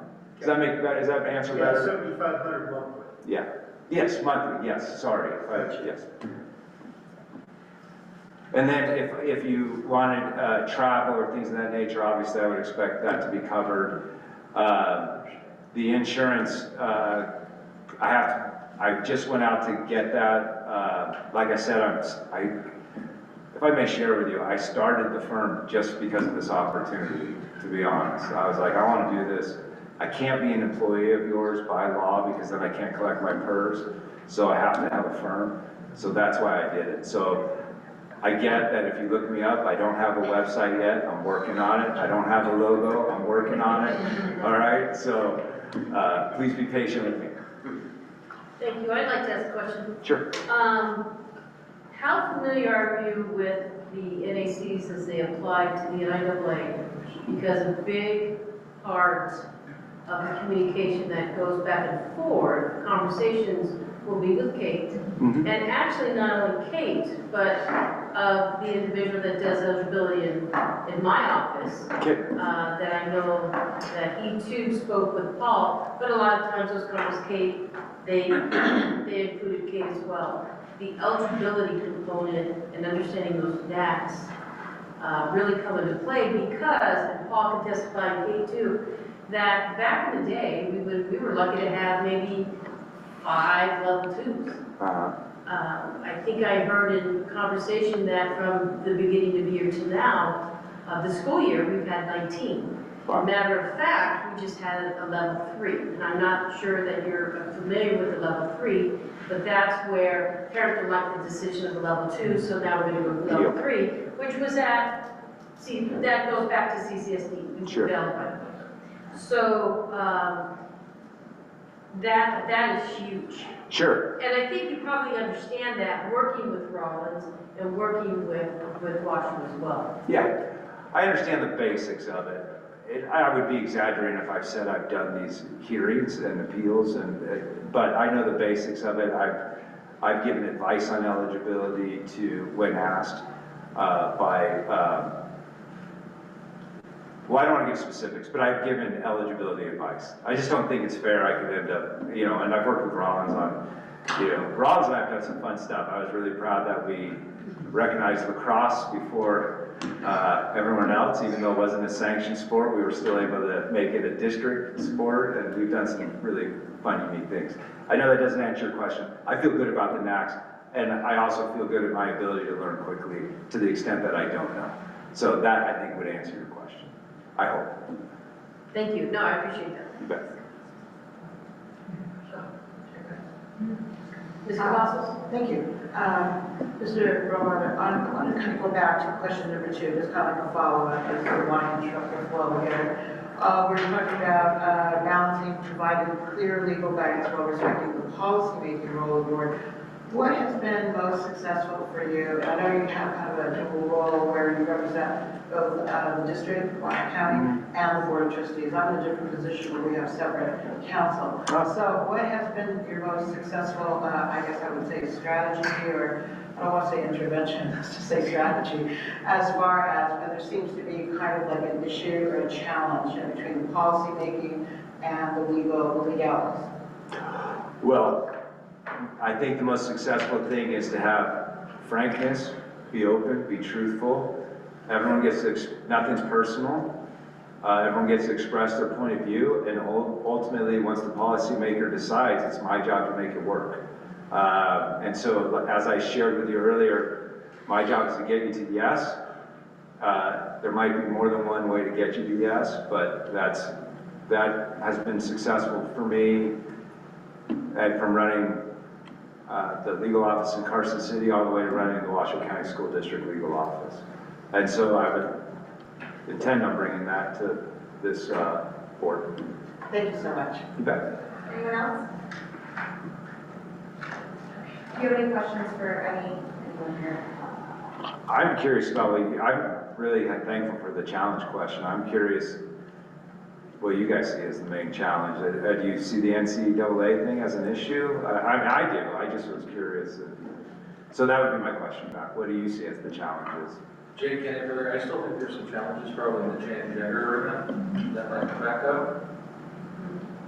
Say that, I think eligibility, continuing that. I think NIL, understanding how that exists in our realm is gigantic. The super teams, specialized schools in specialized sports.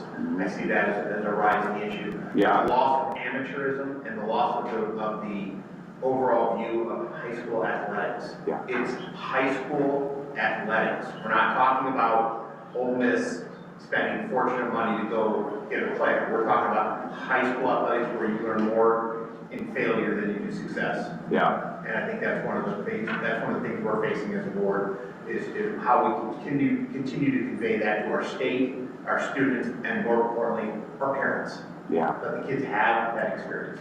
Right, right. Yeah, that's interesting. I didn't even think about the schools.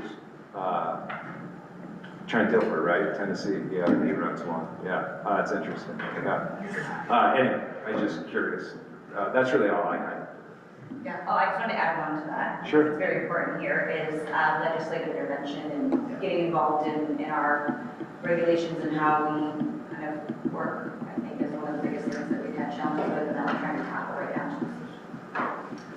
Why don't you, Mr. Jackson or Kate, elaborate on what we are going forward with the individuals? As of this morning, we are officially in allegiance with Tom Clark Solutions, so we have lobbies. Okay. And that is one of the things we've been stressing as staff to the board is we had to get off the defense and get on the offense. And this is our first step in that so that we become more aware of what's coming down the pipe. As the EDR starts rolling out, we're ready, we know they're coming, and we've already started those conversations with the legislature and the legislators to make sure that our brand is out there so that they know what we do, or what this board does, and how we are forward-facing, but more so moving forward as an organization. And I think that's key for us. We'll be dealing with a lot of that as we go into the next legislative session. 8 bills last year was the most that this board has had to monitor in any session, and the fact that some of them passed and some of them didn't was very indicative of this next step for them to hire on and work with this group. So Good. look forward to that. I think that's smart. You know, the best offense is good defense, especially at the legislature, so. That's key. Anybody else?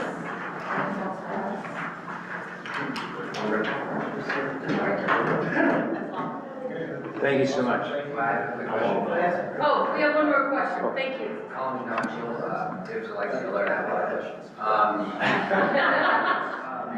Just out of curiosity, so, is your aim here, if selected for this position, that your primary focus would be the NIAA? And that would be like the main thing that you work on, just from a legal standpoint? Or is your firm going to cover lots of things as well, just out of curiosity? Well, you'll be my main thing to start with, but I'm not gonna limit myself to just that. I'm very interested in the employment and labor realm. I've done a lot in that realm. There's no law firm up here that does labor and employment investigations. So I'm interested in pursuing that as well. But, I mean, I feel like I can balance these different things. I've been balancing, I don't know, 14 public bodies, 400 departments, 63,000 kids, 8,000 employees, their families. For the last 10 plus years, I think I could do all of these. A couple of people asked me to be a hearing officer. That kind of interests me, arbitrator. But this position interests me to the point where I went and got a business license. I got an LLC, you know, so I don't want you to think I'm not committed, but at the same time, I can just be the NIAA guy. Yeah, that's fair. I was just curious because it seems as though, based on what you said, you're retiring from Washington, so I just didn't know if you were planning to I was just curious about that, so I appreciate it very much. Yeah. Thank you. I'm hoping to be a full-time golfer and full-time NIAA lawyer and full-time, so. Fair enough. Thank you. Anybody else? Appreciate for your time, thank you so much. Thank you, thanks everyone, nice meeting all of you. Yeah, thanks. All right.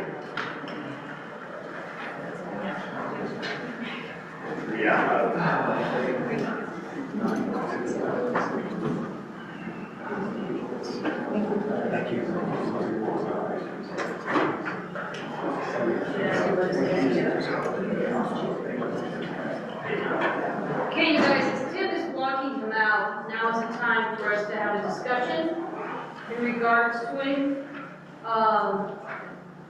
And then, take it to a vote, right?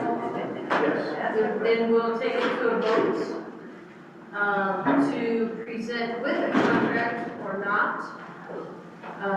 And then after that, and correct me if I'm wrong here, if we agree, to hire, then Mr. Jackson will make contact with him. And of the position, the contract will be drawn. And then, it will come to me for signage, for signature. I do have one question. He said that he won't be available till March, so that date will be in, his start date, is it March 1? March 1st. March 1st will be his official start date? Yeah, that would. Okay, Mr. Anderson? So a couple of things. You have your discussion now based on the item, and you know, it's up to the board as to whether you want to make a motion to retain Mr. Ramboy or not. It's not as though you have to because he's the only candidate, right? So you don't want to make that clear. Yeah, otherwise I think that the process that Ms. Sloan's suggested would be appropriate. And he had asked the question, just so we're clear, or he had made the point that, you know, his time with Washington County Schools has been until the end of February. And I mentioned to Tim from the beginning that,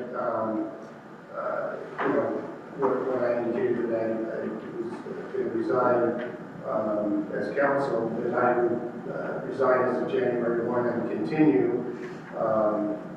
at an hourly rate after that until the council was retained. So I'm just going to acknowledge that, obviously. So that's kind of where we are. Yes, Mr. Buskis. Yeah, I'm not sure if I heard correctly. I know he said it would be available to March. I know that has to do with malpractice and started his new law firm, et cetera. He has his law, he has his business license as well, let's see. So could we define more like what would he actually be able to do as far as he's had a soft start? Would that just be conferring with Paul and Mr. Anderson? Wasn't real clear on that. Yeah, so Paul has some legal counsel. He and I talked just briefly before the interview, and, you know, there's always whenever there's a change of counsel, there's a transitioning process. There's, you know, certain, I mean, I have got, I mean, if you were to come look at my record of what I have in terms of the 28 years of legal service, I mean, I can put all that on thumb drives for him and whatnot, and we have files in my office and in our storage of NIAA files that have existed. We're going to have to talk about that. Yeah. Because we're not going to continue to store and pay for the storage of those. But if he wants them, he can have them.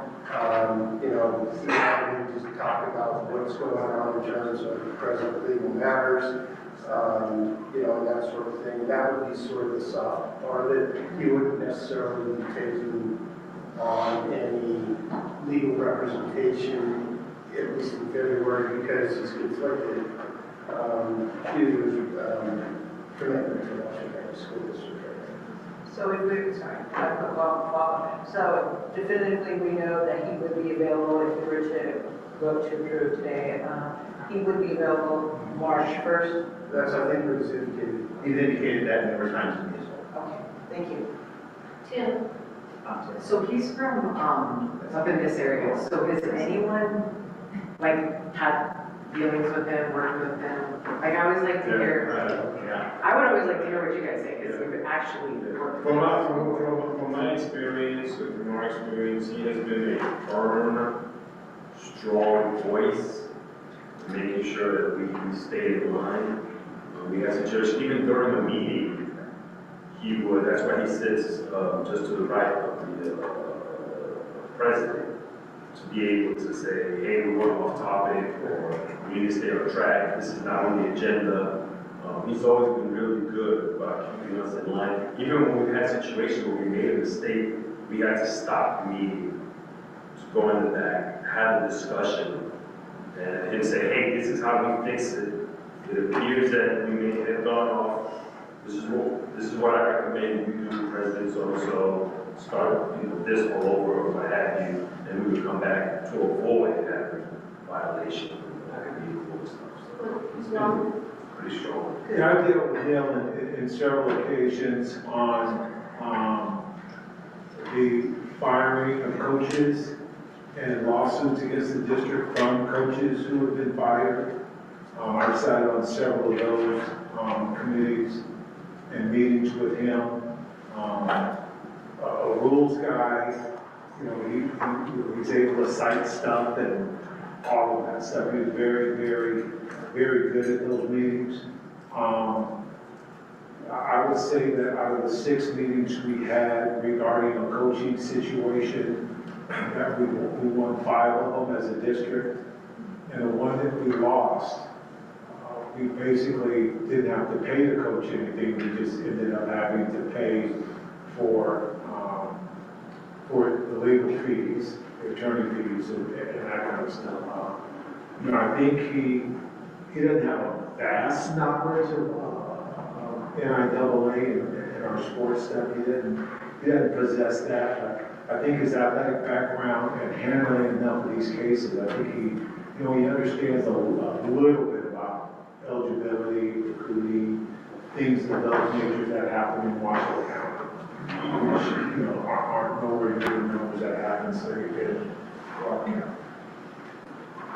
Mr. Freeman?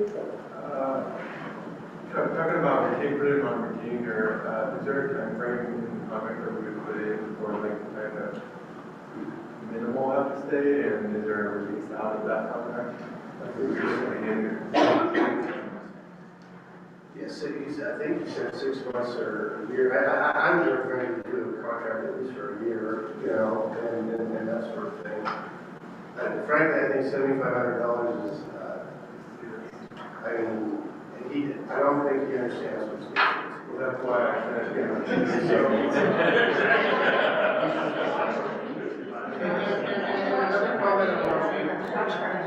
Another comment. Hang on, you guys. And I will say, it's one thing that I think I pride myself on with respect to the NIAA is anytime Tim calls, Kate calls, Bart, anybody, email, whatever, I'm back to them that day, probably within a half an hour. If you have an answer.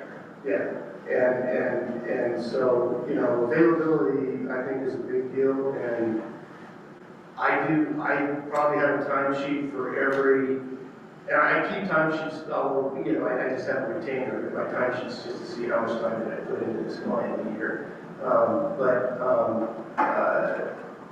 You know, there's probably a timesheet for every day of the week. For the whole year. I mean, you know, but with something from the NIAA. So I'm not sure if he understands as much as he's getting into. Well, I worry about that from the standpoint of if he takes a retainer that's that low, will he be disappointed? Will he say, oh, well, geez, you know, when I'm putting all this time in, you know, we need to cut service, that sort of thing, you know, and limit what his involvement would be. And I don't think you should be doing that. You know, so I think that's something to consider. Okay, I'm gonna go to Colin. Colin Numbers report. I like what I heard. I think that overall, my research makes me feel like he's very loyal to the institution and the rules and bylaws of the institution. At least is like kind of what I gathered from all of this. You know, just looking through some of the cases that he's argued, and like just simply in time staying in one location, that definitely speaks volume to me about like valuing an institution and being a part of it. So I was very happy with everything that I heard. I think I'm in support. I just question two things. One, he said he's in the process of getting malpractice insurance. Is that just like a time thing, or is there a possibility you don't get it? Well, you know, I'm with a law firm, and we have that covered through our firm. You know, I've never had to have the experience of going out and getting it myself, so I don't know. But I think, you know, he's a lawyer in good standing. He's doing it through the state bar. They have different programs for that, and I don't think he's going to have a problem getting the policies to cover. The question, I think, should be, what are your limits?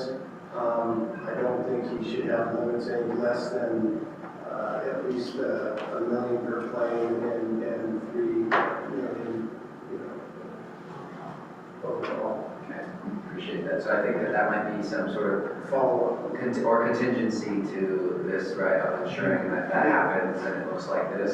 And then would we explore, would there be an expectation of like a transitional rate that we give, you know, like in the time span, or that's not really a thing? I think he said that he was willing to go hourly, or on a monthly retainer, and so, you know, I think he would just go with his retainer as opposed to an hourly. Sorry, I just mean like in the month of February, like if we were to hire today, or, you know, say we're going to move in that direction, and then we sign whatever, then there's a transition of like when he's meeting with you while he's still working at Washoe. I don't know if we would need to do that. That's just what, or like if we would need to have paid for him. Paying his time when he meets with you, yeah, essentially, like in the transition, or is that not really a thing? Do that. I mean, I don't think we would be paying him until March 1st. Just curious if that was something we should do, or if that would be an expectation. So I think that's all. I don't really have any other questions. I like everything I heard, and I like a lot of the research that I see as far as loyalty to an institution and to following the rules and holding people accountable for all the rules, and I appreciate that. Keith, did you have your card up? I did. I just wanted to ask, how much is in the budget for the legal services? Because the 7,500, if nothing else changes, is 90,000. What was in the? What do we budget for? Not counting expenses. 9,000. Not including expenses. I over budget for expenses for travel because I just don't know how many hearings we're going to have. So we have that. So if he comes in at 7,500, the board instructs us to offer him something at a different number, I think we're good if we don't go past the number. And do we need a motion to suggest him as the hire? Is that how that would? Sounds like a motion to retain. Yeah, it would be a motion, I think it would be a motion to retain it at a rate. I think you should stipulate that. I think you should also stipulate, starting March 1st, and stipulate that he has to provide proof of malpractice insurance at the limits of $1 million and $3 million. That's just my 2 cents. Okay, I'm gonna go to Ms. Cavazos. I was just gonna say, I was, and I've never met Mr. Romanardi before, I was all hands around, the school district. I was very impressed with, I would have to say his candor when we were asking some of the more difficult questions having to do with not only his wins, but some of the times that he did not win, and what the rationale was for that, and how he advised it. And a lot of times, I think that we get so caught up on just the specific questions that we forget to count the total person. So in observing just like his persona, he was very calm, came around to introduce ourselves, even though we had our mouths full of tacos and everything. But he seemed very straightforward, being able to say, I can do this, I probably won't do this. I represent the entity, I'm not going to be your personal attorney individually, etc. So I would have to say that I liked what I heard also, and I think that he would be a very good hire. I wanted to touch briefly on what Mr. Anderson said right now. He seemed kind of like, he really wanted to make the point that he liked working for public entities. He was very honest about, I went out and started this law firm for this opportunity.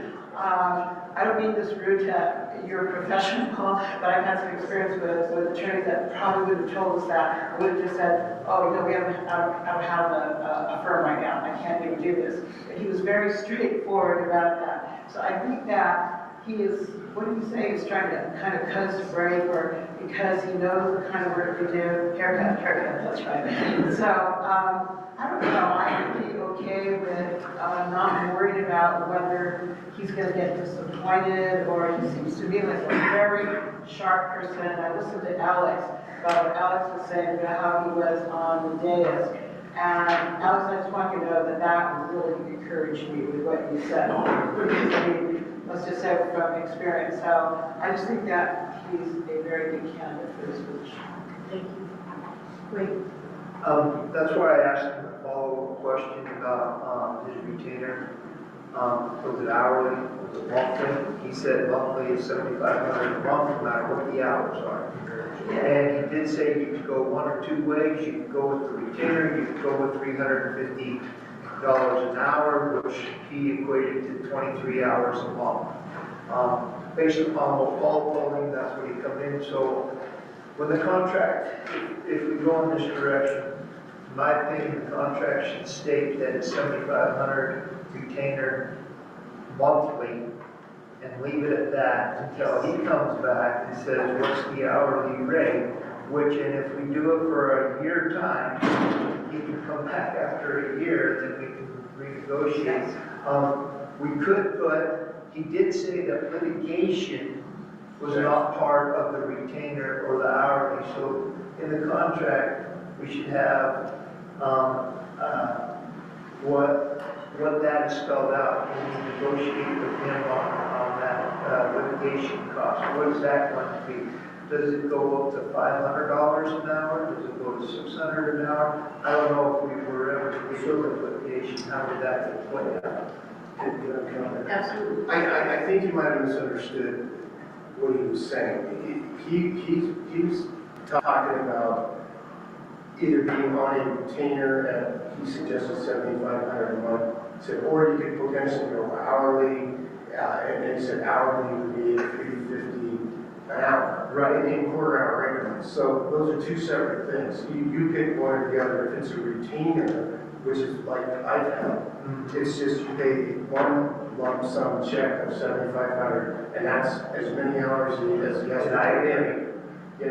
That's what he does. Right, that's what I understand. Yeah, and so $7,500 a month. But then with respect to, like you said, litigation, that I think is what he was talking about with $350 an hour or whatever. So if you were sued in court and you ended up represents the association. That's not a part of the retainer. That would be separately billed at $3.50 an hour. Okay, so you understand if it was litigation, it'd be $3.50 an hour. I understood from what he said that the $3.50 was if we didn't go with the retainer.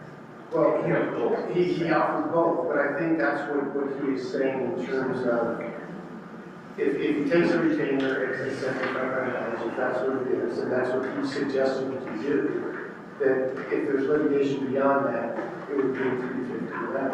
Right, because my lawyer, for my entity, I pay him $5,000 a month on retainer, and then I pay him 200, I think it's 300 an hour past 40 hours.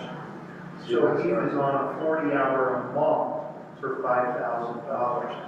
That's how I've always, all of the lawyers I've ever retained, that's how it was. They gave, so when he said monthly with no hour. So his retainers would be the same as mine, and it's that you pay that $7,500 a month. Right. And if he has to put in 100 hours, he puts in 100 hours. If That's he puts what in they 1 did. hour, he gets 1 hour. But that's the bottom line is he gets paid, that's it, no more, and it's not based on. Yeah, that's a really good deal, in my opinion.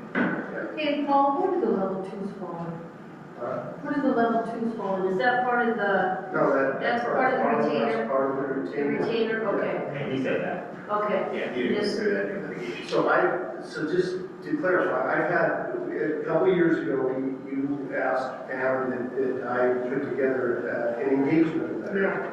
You know, and I've got that, and we did that, and you signed it, and the board approved it, and that was where the board would pay me on a monthly basis $9,000 per month. So that's what I get, $9,000 a month. And I built into that also the litigation exception. And I built it, I said basically if there's litigation, I'll build it $300 a month. The issue that we had with Bishop Gorman, I would bring a separate file, you know, and told Tim, I said, this is litigation, you know, because it is. And so there was some time, a little bit of time on that in terms of directly dealing with that particular issue, as opposed to the board issues involved with it. But I did build that at 300 now, and that's what we. Thank you for bringing that up. This problem.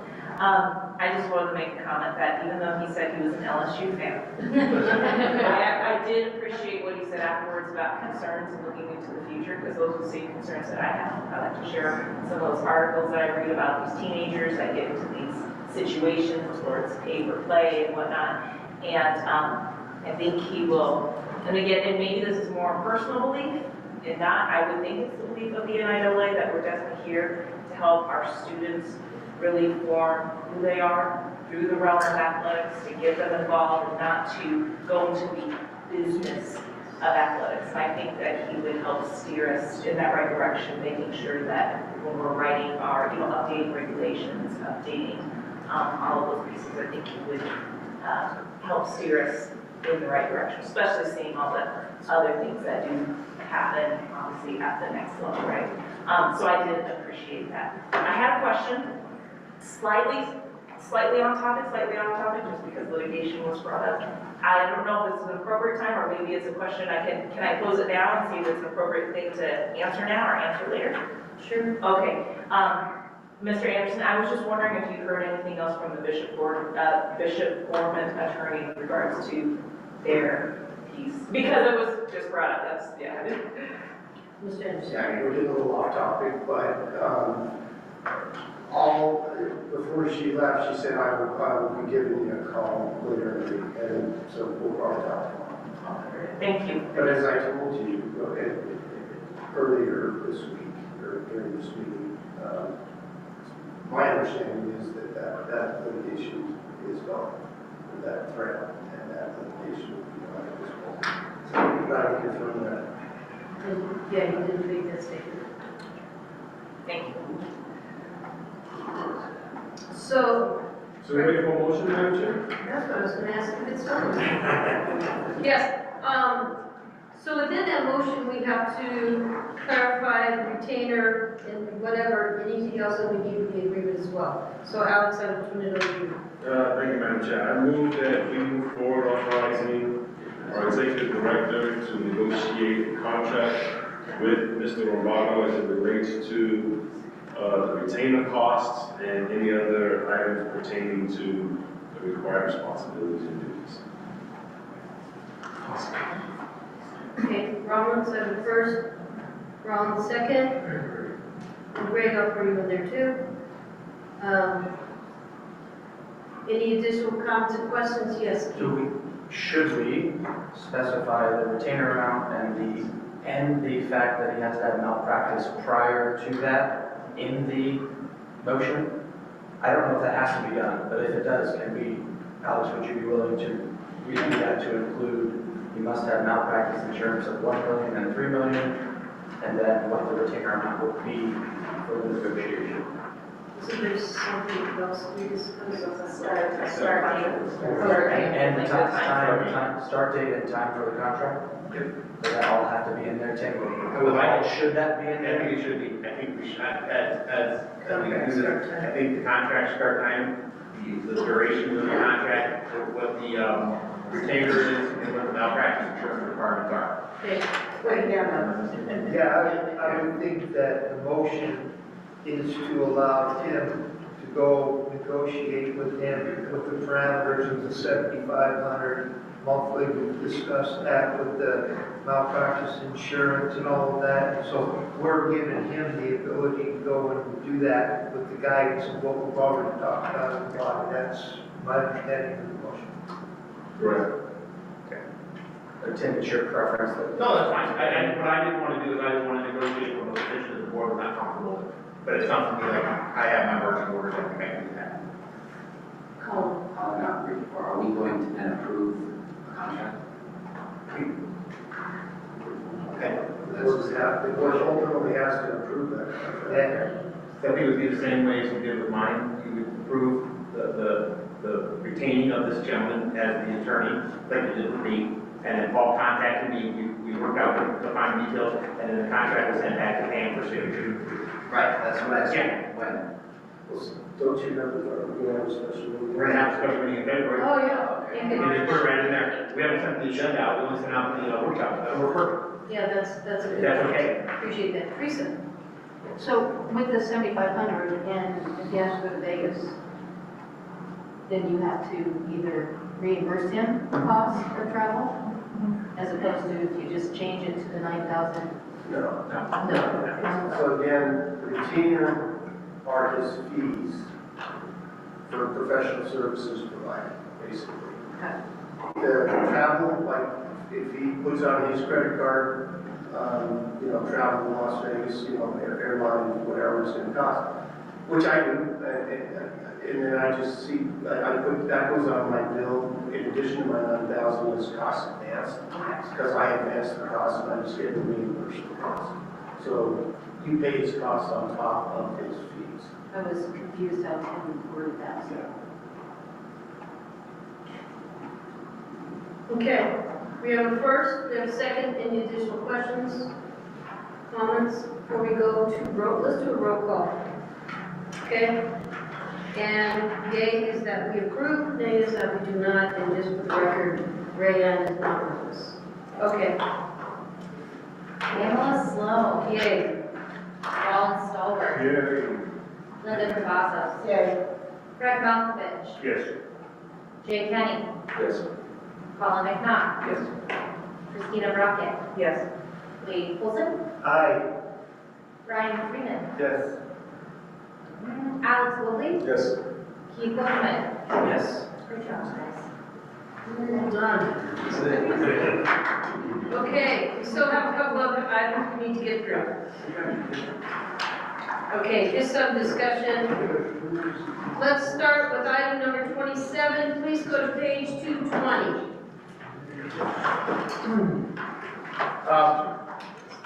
Moving on to item 27, board liaison position and terms. Congratulations, Alex. I heard you were approved yesterday. Oh, yes. Yes, good. Just so you know, we sent the notice last June that Alex's position was up, but it got in the shuffle. It did not get approved officially, so we are now approved and Alex is back in where he belongs. and we're thankful for that. So you can see here, the current liaisons as of on page 222 with their term date ends. Ms. Haydig is coming up here at the end of this year. Mr. Parker, I know your term ends, but I know you'll probably just be renewed. It's a date formality there. Mr. Rivera, his term ends there. We'll get with the private schools to see if he will continue, if he will be replaced. And Mr. Henneman, the charter school, same thing. I will send you guys notification here in the next couple months that you can resubmit when you need to resubmit. Dennis, you are a non-applicable. You serve at the leisure of the superintendents. Xavier, unless you are planning on stepping down, you will continue your role. Trey, Emerson, and Elsie are one-year appointments based on the NASC. So that's where we are currently. Can I just have a quick question? Yes. Before transition? In regards to Tammy, her position term is 26. Yes. Going forward, because I know we've done this 2 years ago. Yeah. The appointment was through Clark County. Yes. But now it's shifted because of the additional charters and Yes. this and that. Yeah. Will that decision be made by you? No, that decision will be made by the, what I will do is I will send that to Tammy. She will disseminate that to the rest of the 4A, 5A in the south, and they will then send that to me who their person is. Yeah. Tammy, so you'll get that in next month. Okay. Yeah. Moving over to the next page is our current board members that are voting. So, Alex, did they appoint you for 3 years or just go back to 2? It'll be three. Okay, so your number now will go to 230 or 2030. That takes care of that. So if you look here, you'll see what we have coming up with our board members. Rollins and Craig are good through the end of next year. Unfortunately, Mr. Polson, you will be rolling off. He disappeared. He will be rolling off. He disappeared already. He's already done. He's done. I have been in contact with NASB. They appoint that position, and they'll be giving us the person that will be representing. Christina and Colin, you guys were renewed this last year, so you're on for 2 more years of servitude. Ms. Sloan and Ms. Cavazos, you guys are up this summer. So I will be sending you a notice next month to share with your board. Actually, I send it to your board person who handles that. Mr. Whipperman, you are good through the end of next year. Mr. Kenny, you are good through the end of next year. Rayanne got re-upped, so she is good through 2028. And Dr. Freeman, you are good. Your term ended 2026, but you were approved by the Clark County School District, I believe, through 2028. Correct, and I have that right here, Yeah. the approval that you sent, and it was, yes, 2028. So you are good through 2028, so that was taken care of very nicely. So, welcome to the board. Whether you like it or not, you're a member of the cult. Here we go. So, We have broke him in, are there any questions on any of the board liaison or board member positions and their terms? Yes. Yes, ma'am. Is Ms. Perkins' name spelled correctly? Oh, there's 2 T's, isn't it? So is it only 1 T? Yes. So I can go home? Technical error. I will correct that. I apologize. I also, and I talked to Tim, because if you go to the NIAA website, I guess there's a little bit of stuff going on. If you go to the board of control and the members, that is not updated. You go where the pictures are, Brian's name's there, but Deanna's pictures. Yes. So you want to explain? So when we added the lacrosse page, I don't know what happened, but something happened to the website once again. So we're working on it. We will get that updated with the intention of bringing the photographer again into, I think we're in El Dorado for our next board meeting. To El Dorado, we'll have the photographer there, and we'll take new shots of everyone from the neck up and put their picture on there if it needs to be updated. We'll get that updated and correct. Any questions before we continue? Thank you. We will now go to item number 28. On page 224, joint standing committee member as liaison. Okay, so this was brought up at the last board meeting. You asked, I brought this forward to say, did we want to create a new liaison position? At that meeting, the board directed me and said, wait, before we even ask if we want to do this, we better check and see if anybody in the legislature wants to do this. So I reached out to both presidents of the joint standing committee from the Assembly and from the Senate. I reached out to Angie Taylor, and I reached out to Selena Torres, who happened to be here presenting for the young women. She is actually the assembly president. If either one of them would be interested in this position, if it were to come to fruition. Ms. Torres said she would be interested in serving on it, that it would be something she would be intrigued by. So I have not put together a draft for that because I wanted to wait for the board to, that's why it's not an action item, to say, do you want me to draft something up to create a position for it? It would have to be regulatory, we have to send it through the LCB process. And it would add another liaison position to our board, or not. The purpose of it, when I brought it forth, was that it would open up the lines of communication with the legislature, which we have now even done more so with the addition of Tom Clark. So I don't know what the board's flavor for this is to do this, or to say, you know what, we're going to stay pat this time. Whichever direction you tell me to go, we will go.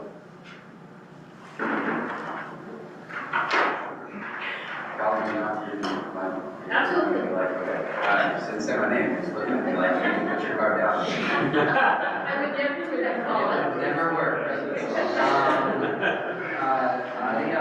I think move forward with this. It sounds like let's continue the work. You got the response. It looks like from one, maybe not the other quite yet, is what we said. So, yeah, let's move forward. Let's get the legislator more engaged. I think that's a great idea. Okay, I will start drafting up the language, which means I will update. What's that? Okay, so we'll get it all done, we'll get that added, we'll start the process, and we'll move forward. It'll have to go on the board. Yes. They have to approve the regulation. Yes, it'll start the process of becoming an approved regulation. It's not like we're gonna add a seat next week. Add it to February, and I see the language in both those. Okay, excellent. Okay, moving on, we'll go to item number 30 on page 236, lacrosse update.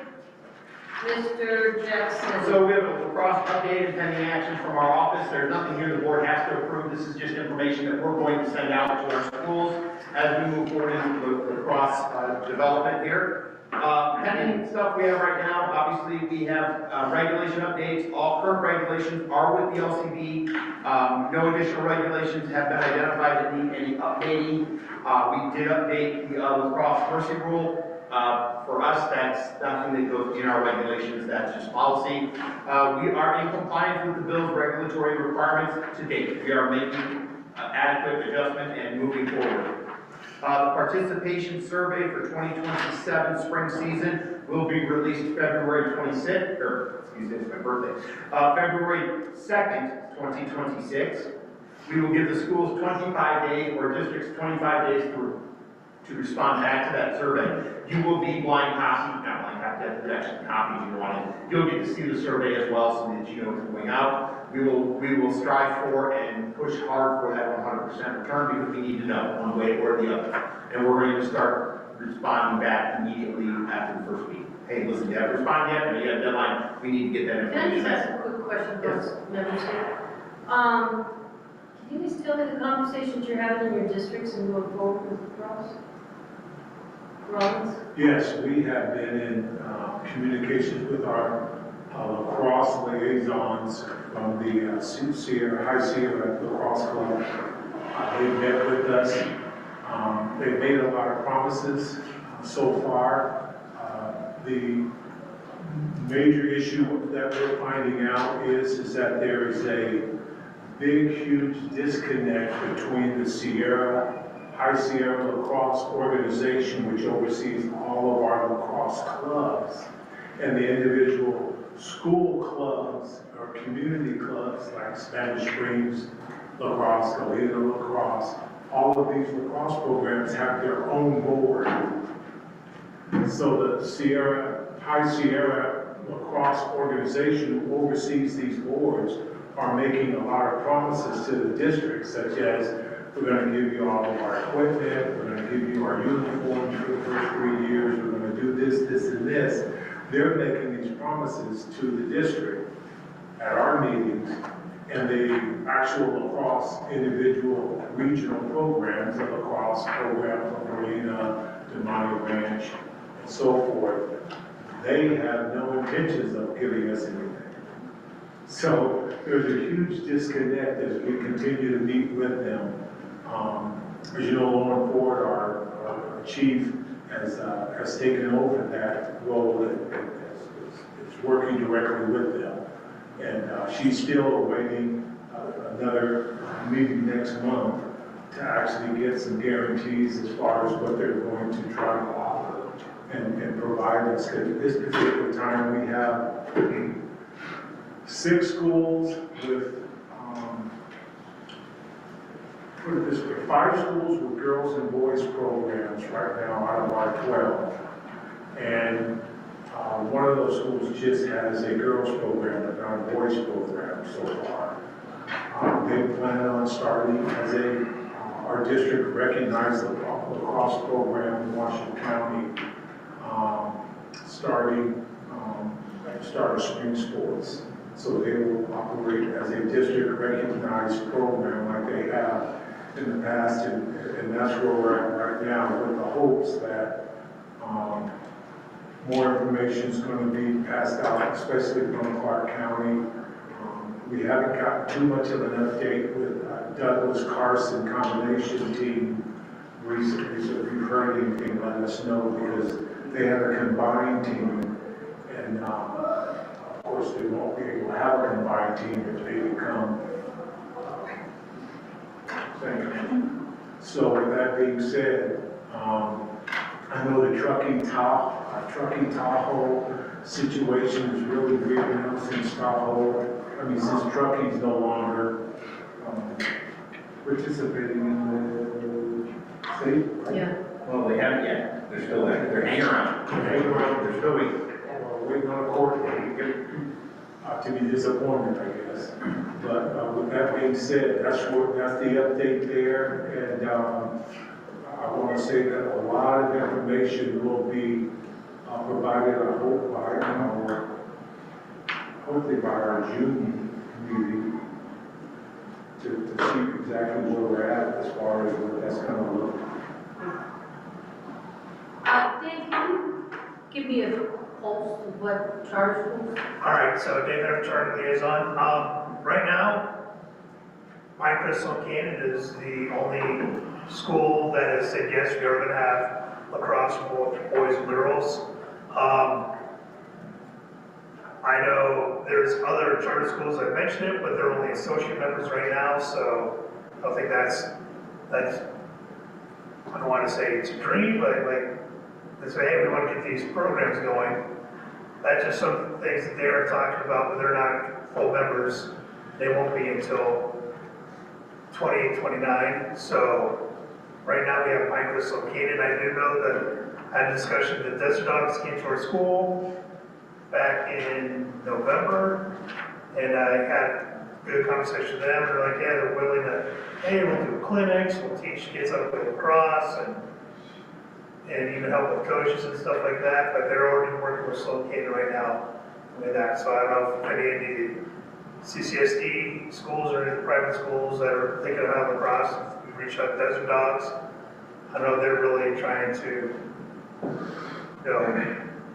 share the game with people and like try to teach people and help other schools that might not know a lot about lacrosse. So that's basically it with charters.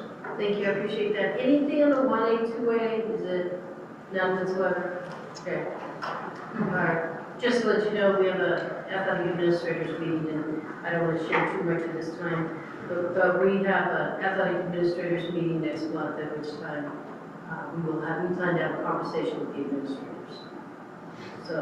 And that's what the survey will ask for schools to come in, that we know. Yeah. Let me ask, Teresa, what about no? They have Rollins one we have. They have varsity JV, boys and girls.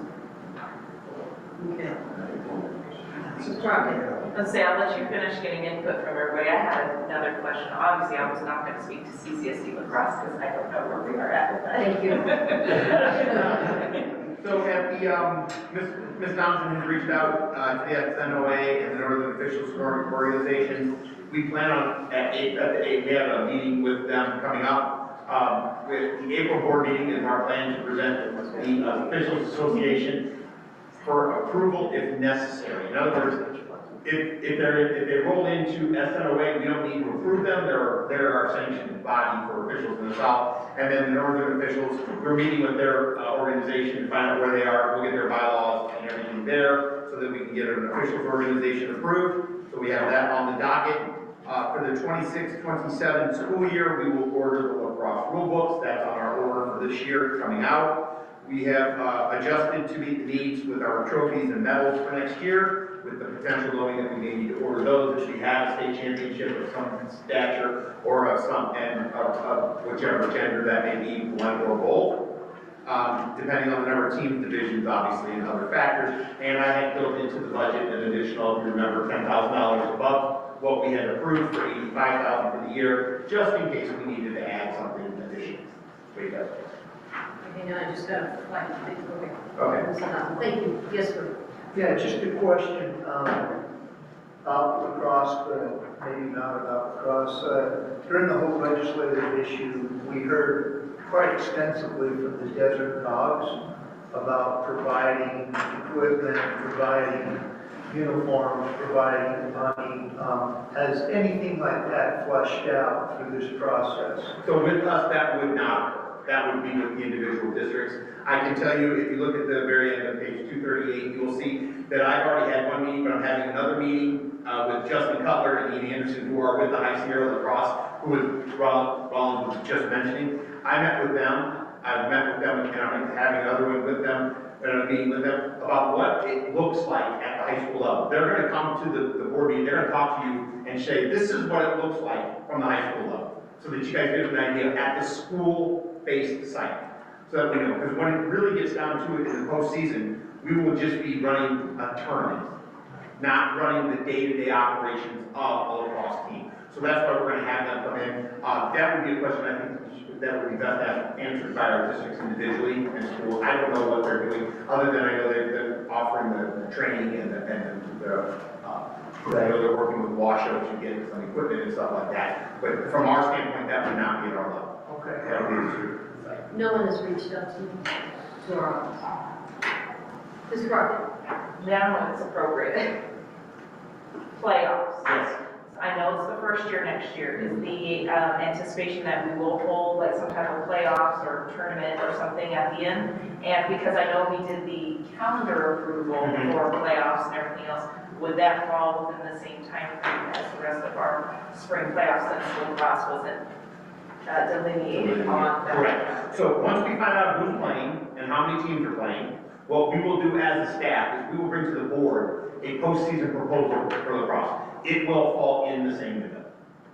Whether it's north, south, that will be determined based on the number of teams we have. I don't want to say it will be one way or the other, because what if we end up with one team in the south and 9 teams in the north? Well, we're not gonna, we'll let the board make that decision. But that's the plan in the agenda on our table. Yes, Chris. Just as a note, all of the north who is playing lacrosse has provision to go over Spanish Springs, so they have uniforms and equipment already, so they're ready to go.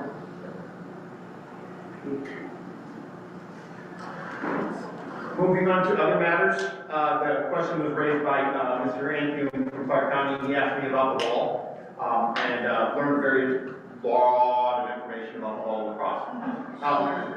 Colors and everything else. So the NIAA has a ball agreement with Wilson through Place Life. We already have that. Wilson does not produce a lacrosse ball. But the NIAA also has that agreement for volleyballs, which we discussed earlier when we were talking about the texture ball versus the smooth ball. Our recommendation is to see if Place Life can work with our partners to offset the cost of the association, similar to Moulton, and we're going to work with Place Life on that. Now let's go to the ball color. So long as the ball has the NFHS approved logo, districts and schools can select the ball they wish to use. However, this is what's unique. NFHS rulebook rule number 2, section 1 states that the white ball is not approved for use with girls, but it is approved for use with boys.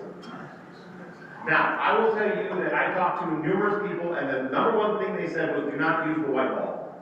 It's hard to see. And then when you're going on the NFH network and you're broadcasting it, it doesn't show up on television at all. And I'm telling you what, if we can get those on TV, let's get them on there. So our recommendation is this: if CCSE has expressed an interest in potentially using one color ball for both boys and girls, We support that, it will save the schools cost, without a doubt. High Sierra Lacrosse suggested that we go with one unified color and that we go with orange. Now, that does not mean you have to use orange. Postseason balls are at the discretion of the NIAA. For regular season games, districts should just use an NFHS approved ball in the colors that they so choose. If you get a deal on the red ball, get the red ball. If you get a deal on the green ball, get the green ball. Just make sure it fits the correct category for boys and girls, and make sure it has the NFHS approval on it. The NIAA, which provides the balls for postseason, we will be going with the orange ball for boys and the orange ball for girls. Now, I am sure there's going to be a coach out there who says, we've been playing with a green ball all year, and now we gotta play with an orange ball? It's not fair. Well, that's why we're putting it out there right now. We are going to be using the, what did I say, green for us? Orange. There's too many colors. Orange ball. The other thing is we did learn that orange shows up the best on the network. So we're gonna go with orange for postseason. And we will provide those balls for the postseason, much like we do for the other sports. Game limitations. The regulation approved and sent to the LCD was for 18 contests and 2 tournaments. We're great there. The question was asked, we would have a daily participation limit. The NFHS does not set a daily or seasonal limit for high school lacrosse. The state association determines those. Outside of football, and I do not know why, we have a regulation for basketball. We don't have a game limit for any other sport in a day. I don't know why we have one in there for basketball. Football, yeah, I understand it, 5 sleep before you play, but basketball. So I'm gonna actually tell you that we're gonna go to the Rules and Regulations Committee and maybe revise that basketball regulation because it shouldn't be there. There should be no limit for daily contests similar to all other NIA sports. There's no reason to upset the apple cart there, and we'll be good there. State rules interpreter.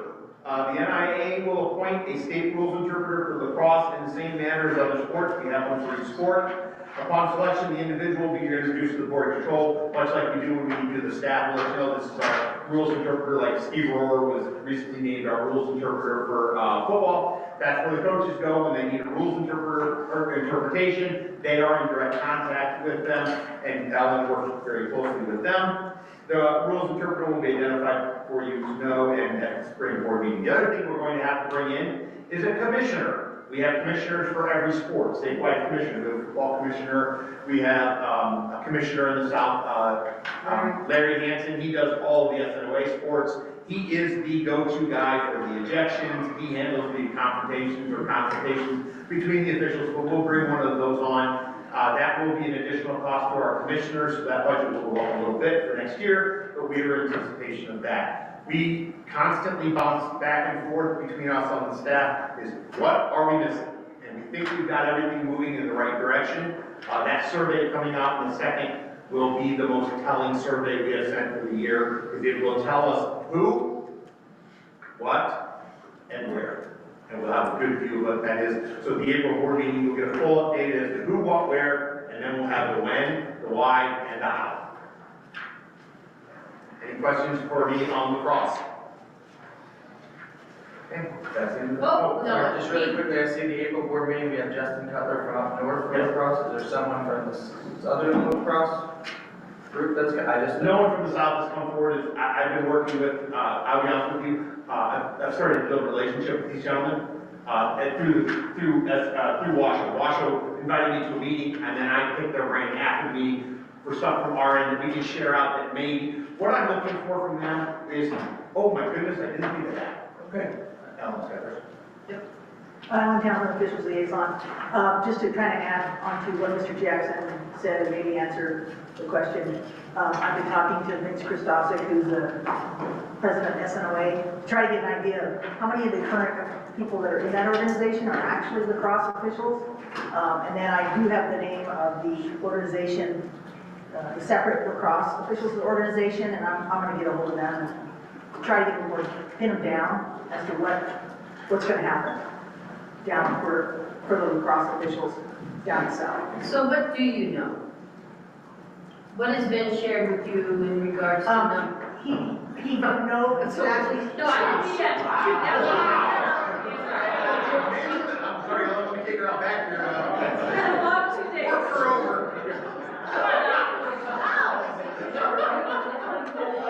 Let me rephrase that. In regards to speaking with Vince, shared with you. Ellen Towns, officials liaison, so I specifically kind of asked him, and he's gonna get that information for me. Oh, he does? How many people exactly, because we're right in the middle of basketball, wrestling, and, end of the season kind of stuff, to try to find, and flag football, to try to find out who those people are and how many there are, to see if we do have a bunch of people already in that organization, in the SNOA. And then I thought I'd take it on myself to contact the other association down there, the lacrosse separate association, and just find out from them how many of them maybe are in SNOA and their intention to join or not join. I kind of don't like hearing it from someone else. I'd rather just pick up the phone and find out from them exactly what's going on. So that's my plan in the next 2 days. Thank you, and I apologize for saying that. It's been a long 2 days. All right, any other questions? Okay, let's go to item number 30. Please go to page 239. Item number 31, Assembly Bill 184, update. Minnesota Gate. Oh, fun. Okay. It's Way ready. to end the day. Oh, go for it. Okay, so I put together, hopefully you got a chance to kind of brief it. I'll talk about some of the items here, but I put together just some highlights and things that we're experiencing and noted through the fall season and into the start of winter season. The first thing I wanted to put into the record is just the postseason brackets and results. I'm not going to tell you anything that I see in that. That's just really for your information. If you had a chance to look through all the brackets for the divisions and if you saw any trends, obviously this bill went into effect for the school year, but we didn't fully implement it until the school year had already really begun for most of our districts.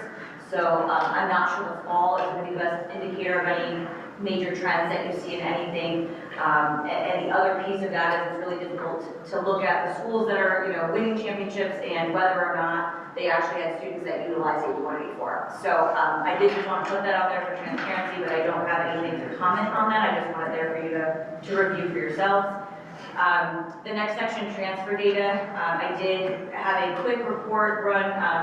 Activate was able to give you something very quickly regarding our new approved one-time transfer button that we have added. So I was able to kind of track the number of students that use this button, which currently right now is only for 8184.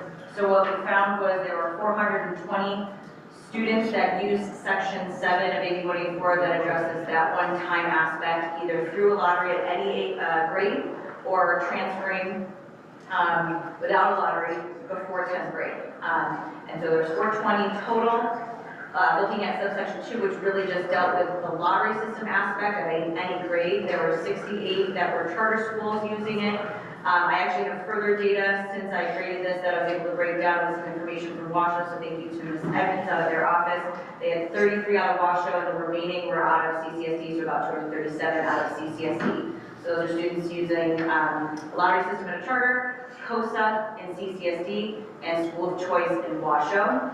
Section 3 is related to any transfers that occur prior to 10th grade. So this is really only transfers that I handle. There were 82. And primarily what we're seeing there is transfers between private, so leaving a private, going to another private, going to a public, going public to a private, or leaving a charter and going to a public or a private. So that's what those transfers look like there. So just some numbers and data for you there. Some of the things that I noticed personally and our staff noticed as we were going through this that I wanted to address. First is just the equity and consistency issue that I think we've discussed here with the implementation of 8184 and our concerns with it being passed, were really that we're treating different types of enrollment schools and how they enroll students differently unless they're transferring prior to 10th grade. And so I'll give you a real life example. I had 2 students leave the same exact school as juniors. One of them went and enrolled in their zone public school and one enrolled in a COSA public school. And obviously the COSA student was given eligibility based on 8184 even though she was a junior because it was a lottery system. And the junior going to their publicly zoned school did not. That to me is a huge inequity, right? We're encouraging them, and I'll talk about this later, to go away from their own school. NRS 385B.130 is actually part of 8184 and part of the adjustment that they made to this transfer regulation. Specifically states in there that the rules must apply equally to public and private schools. However, obviously, when you're looking at that section 7 within the bill, we are differentiating eligibility based on enrollment procedures. So again, a real life example of transfers I handle, 2 students that transferred from their zone school as seniors, one went to private school, ineligible, one went to a state charter school, eligible. There's an equity there. Section 6 is where the language establishes a level 3 appeal that happens at the school.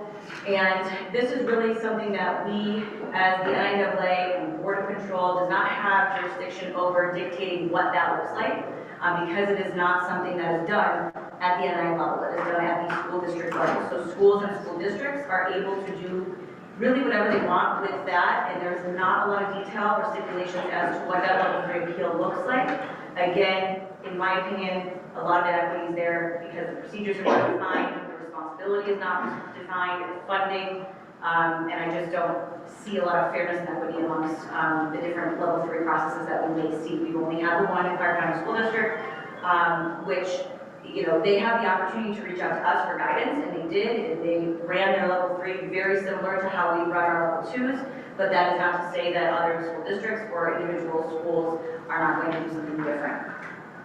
Next was transfer and eligibility loopholes. This is the biggest heartache I have with this bill, is section 7. Basically, in essence, there is an and instead of an or word that drives me a little bit crazy because it actually reads as if you get 2 opportunities for a one-time transfer. For instance, if you are a student at your zone school and before entering 10th grade you go to a private school, you can use the provision that you can transfer prior to 10th grade. If you then in your junior year choose to transfer to a charter school, because you can do that at any grade, you could essentially buy that bill, and this has not held up at a level 2 or 3. The way I read it is we possibly could lose a level 2 if I deny that student eligibility, because it says those 2 things separately and not like an or. The phrase also, notwithstanding any provision of the law to the contrary, in section 7. Basically, this is prior to those 2 stipulations of transferring prior to 10th grade and transferring to a school of lottery. It says notwithstanding any provision of the law to the contrary. So we have all these regulations in place, they are law, that basically say you cannot transfer under this situation or that situation. Now what happens with this bill is that if you meet the requirements of AB 184, all of those regulations basically go out the window. So we're talking temporary guardianships, we're talking residential affidavits, living with others, shared housing in the Clark County School District, changes in guardians, going from mom to dad. We have rules against these things for a purpose and a reason. And the biggest one, falsified documentation. Again, this has not necessarily gone to level 2, and we don't have precedent yet, but in reading it, and Paul can chime in at any point, I don't feel confident that we would win against these type of things because the bill says those words. And in talking with the LCB when we were kind of drafting some language to match AB 184, this was brought up and they didn't really have an answer either. They kind of felt that this might fly, and that's a huge, huge concern. So I just want to really kind of hone in on that one because that's my most heartache that I get. And the last one are transfers. We actually have had students that have transferred full eligibility multiple times within an academic year. And how this is happening, for instance, would be a student who's at their public school and then may go to trying to give an example that makes sense. So they might move within their freshman year and then also go to a charter school. Maybe halfway through the year they get in. So it's just more of a continuity of education where there's multiple things happening, and I think that kind of goes against what we're based on here. So that has happened. Recruiting and education-based athletics, there are provisions in the bill that conflict obviously with NFHS and our principles here on education-based athletics, one I just mentioned. But obviously these transfers can be primarily for athletic purposes without penalty. You can transfer for an athletic purpose, and we don't have any way to really dictate that not happening. Participation with coaches, this is another big one that's come up a lot. Participation with coaches prior to enrollment is no longer a cause for ineligibility if the bill requirements are met. So we have what we call the Oregon Rule, NEC 385B 716, that states if you transfer within 1 year of instruction from anyone affiliated with that school, or a team affiliated with that school, club program, anything like that, you're eligible for 180 school years. Without any eligibility, no sub-varsity, nothing. And so we would actually, to fit with the bill, so this has gone to level 2 and been upheld that these students get eligibility if they meet 8184. So we have students that actually had participated on a club program with a coach, transferred to that school under 8184, got full eligibility, when otherwise they would have been ineligible. So what we would need to do as the NIAA is consider those cases as recruiting, and then follow the procedures of Section 3, which require a hearing for the coach to kind of say, no, I didn't recruit these kids, they just happened to play for my club, and they ended up at my school, I didn't even talk to them about transfer. There's not going to be a lot of evidence for us to say those coaches actually recruited those kids. So we're kind of backs up against the wall on those ones. Talking about Section 3, addressing recruiting, there is a lack of detailed definitions and standards in the bill that we have in our NAC that is really causing some enforcement challenges as well, and one of those being that Oregon Rule, where we view that as a form of recruiting, and the penalty really goes on the student versus the coach, but we do still kind of view it in that way, and with this bill, we can't really view that as recruiting. Transfers are also permitted mid-year with full eligibility. That raises a lot of concerns because we have students appearing on multiple school rosters within a single season with the same schools. So I have approved, especially when we're talking winter season, when a lot of kids transfer at semester, I have had kids get full eligibility and be on the roster at one school and then be on the roster at another school. That's a huge issue in my opinion. Again, the lack of continuity of education is, I guess, what we believe in. Recruiting allegations, we have gone from 2 total last year and up to 8 so far, and we have not even gone into the spring season yet, so that's obviously an increase. Before you go, and that also requires us to have a hearing with the coach. So we've gone from just doing a normal investigation into those for 2, to now we've had to have 8 with hearings, which are not easily scheduled and extremely time consuming. Are these all different schools, or is this all across the board? Not a single repeat school. Not a single repeat school. Hardship and mental health provisions. Section 4 of the bill outlines multiple pathways for using a hardship for eligibility. My concern with this when the bill was being proposed is you're creating a roadmap, right? Parents are like, well, how can I get my kid over there? Oh yeah, we can meet one of these. And just kind of like picks from a menu. And I don't like that. I think that the process we had prior, where you just explain what's going on and we will evaluate that for its value and go from there. It was a much better process. In going specifically with the mental health piece of it, it asks in the bill for a letter from the school counselor of the school in which the pupil is enrolled. Obviously, they've transferred, so they're enrolled at a school they just started at. I don't understand how a counselor necessarily would know the history of that student at the prior school to be able to say, yeah, this kid needed to transfer it. Yes, they may know some of that information, but I think it really should be the previous school supporting that. What if they have the letter from an actual psychiatrist or doctor or whatever? Yeah, so it says and, so you actually need both to qualify on the bill. Now, there's certain situations where they may meet our, definition of a hardship and not need both of those things, but those are case by case. And then last couple things, so level 2 comparisons, this number's actually gone up. So last year we had 16 total, and we are up to 13 individual students. We had less hearings because 2 of them had 3 students each. But we had 13 total students that had their cases heard. And again, we have not even really touched hardly anybody for the spring season. We're getting some transfers in, but we only have one that's been a spring athlete so far that's done a level 2. So I'm sure that number will go up. So we're not seeing, our hope was that we would see a decrease in the number of level 2s since we have so many more students getting eligibility, but we're seeing pretty much the exact same numbers as we have in the past. And then some anecdotal data from the membership that we've heard. So this is from member schools, kind of reaching out to me and others regarding their concerns with AB 184. The first one is the legitimacy and oversight of our lottery systems for enrollment procedures at school. Specifically in those areas where there's not a centralized district review, where maybe the school principal or administration is in control of what that lottery looks like and how it works. We don't have any direct authority over compliance in how school enrolls students. That's not our area. And so I think that there is a call for more transparency there, and we're working on some options going into the next school year on how we can possibly get some more information on that. Second, the consistency and oversight of the Mento determinations at a school. Again, we have a centralized district review. Our bigger districts have an actual office that oversees those and signs off. I don't know how that works. We don't know, because we don't have jurisdiction over that. So don't know what that looks like at every school. There may be schools that, again, the principal just signs off, yeah, you qualify. I don't know what that looks like. So more transparency there as well. And then the third thing we've heard a lot about is in section 7, and I touched on this, that's the provision for the transfers before 10th grade into a lottery. The lottery piece specifically really incentivizes students to enroll outside of their zone of attendance. We hear over and over again about the eroding of neighborhood schools, feeder patterns, educational continuity, all of these things that we value in education-based athletics, I think are being eroded a bit here with this bill. And so this, I plan, and I think by Ms. Sloan's recommendation to continue to update at board meetings as things progress.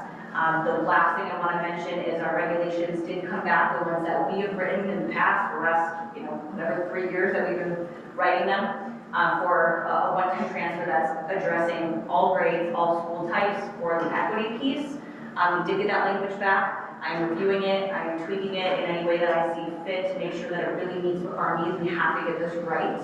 And that will be a February meeting that I will bring that and present that, hopefully for a board vote there to move forward with that, as well as the provisions that are required to be included based on AB 184. And just so you're also aware, the one thing, I can't remember, Paul, you were with me, or Kate, you were with me, when we met with Nathan Anderson, the sponsor of the bill.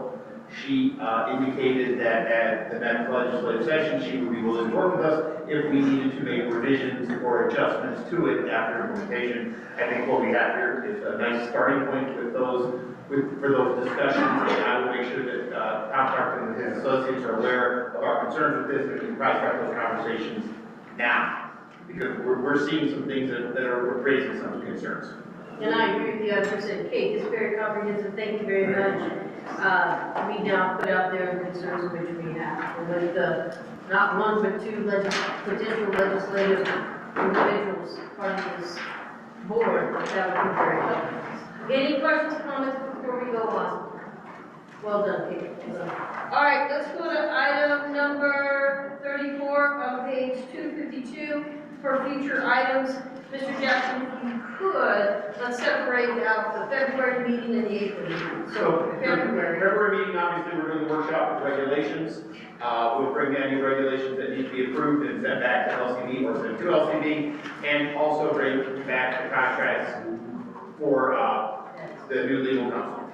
That would be the February meeting. And that is Zoom. Yes. Okay. Thank you. Yep. April, I want to thank you guys. This was a heavy lift. We have taken off of the docket any items that had been, for lack of a better term, kicked down the road.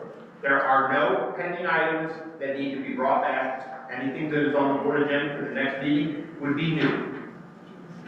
We have nothing that we kicked, nothing that anything was kicked. So we're looking at new items. Spectator policy will come as an action item.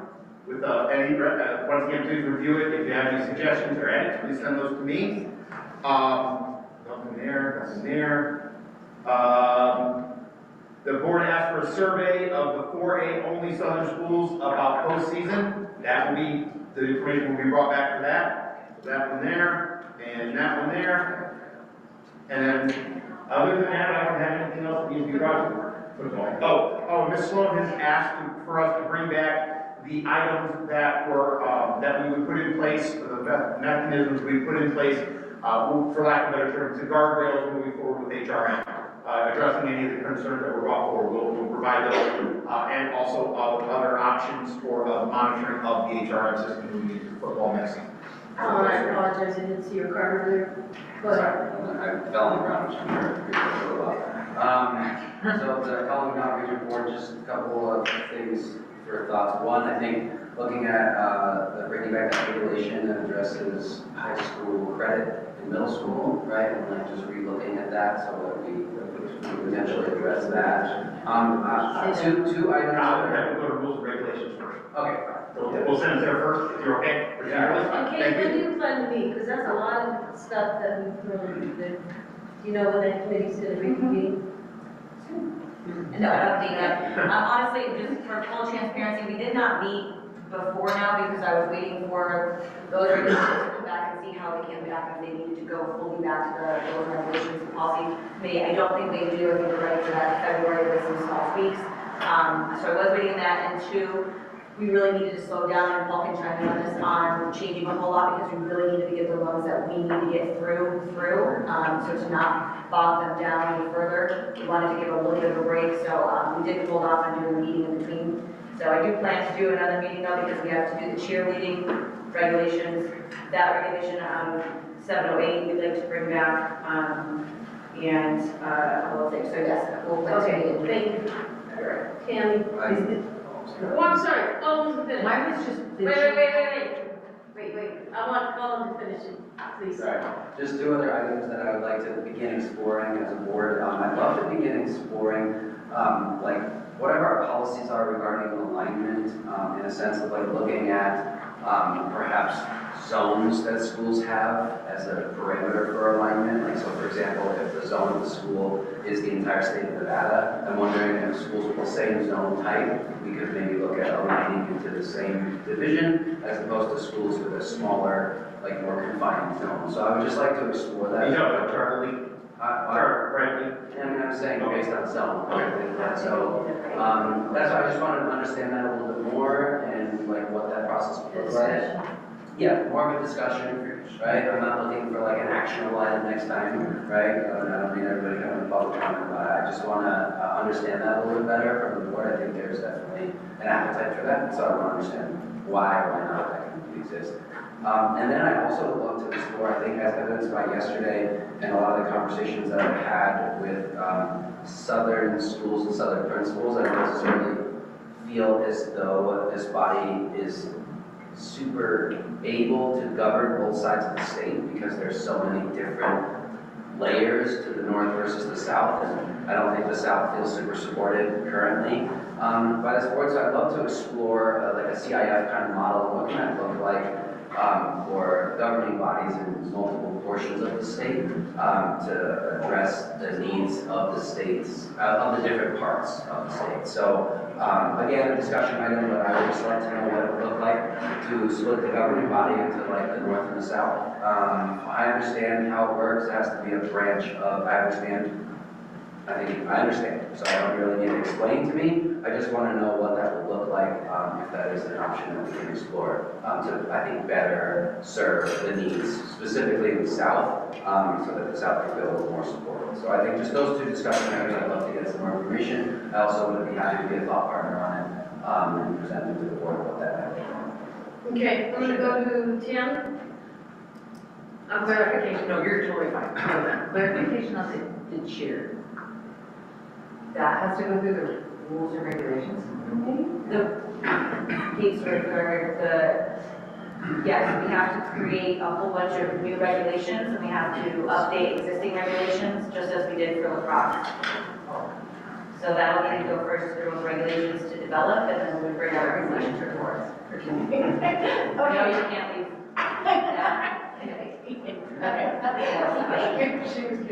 Yes, Tia. We also need to put on the LCD liaison and hear that was on for action. And then I know Nicole wanted to break down more of football. No, Each year. no, the football league for college. Yeah, I was gonna say for college, so.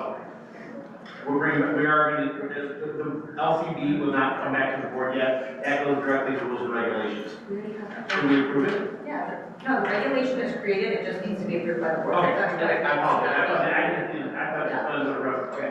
Very much workshop, Okay. it's all. Oh, it's already on the workshop? Okay. Yes. I apologize, Tim. That'll go February. Okay, no, that's right, that's February, no, I'm sorry. All right. Anyone else? Yes. And do we need to bring some cheer experts to the Rules and Regs Committee to help with some of that piece? Or is that not the way we would do that? Would you do that in separate? So, my plan is to meet with the spirit committee that created that proposal, to do this first, and then I will bring that to the rules and regulations so that they have guidance from them. Okay, perfect. Yes, we have a date for the February meeting. Yes, February, Monday, is it Monday? February, It's on my calendar, saying. What day is it? Monday, February 23rd at 3 p.m. Yep. Thank you. February At 3 23rd. p.m.? That's what I have, that's what I have too. Wow. Yes, so no pressure. Is there a date for April? Yes. 15th and 16th. It's 14th and 15th, yes, which is a Tuesday and Wednesday. Is that in Vegas? Yes. Over on my. She will be in contact with you for your information. Okay, let's get out of here. All right, now let's go to item 35. Watch the cat. Item number 35, public comment. This time provides an opportunity for citizens to address the board about any matter not on the agenda. Items raised during the course of the agenda cannot be deliberated on or acted upon until notice procedure of the open meeting law have been complied with. Should a member of the public wish to speak on a matter not listed on the agenda, it is asked that the said person please complete a yellow public comment card and submit it to the president before the opening of the item. A limit of three minutes per person and or 5 minutes per spokesperson of a particular group may be imposed. It is requested that comments be directed to the board as a whole. Comments that are determined to be irrelevant, repetitious, offensive, inflammatory, grossly disruptive, or deemed to be personal attacks will not be permitted. I see no one here. No. All right, so at this time, everyone, thank you for your time. Public's not in the house. And meeting is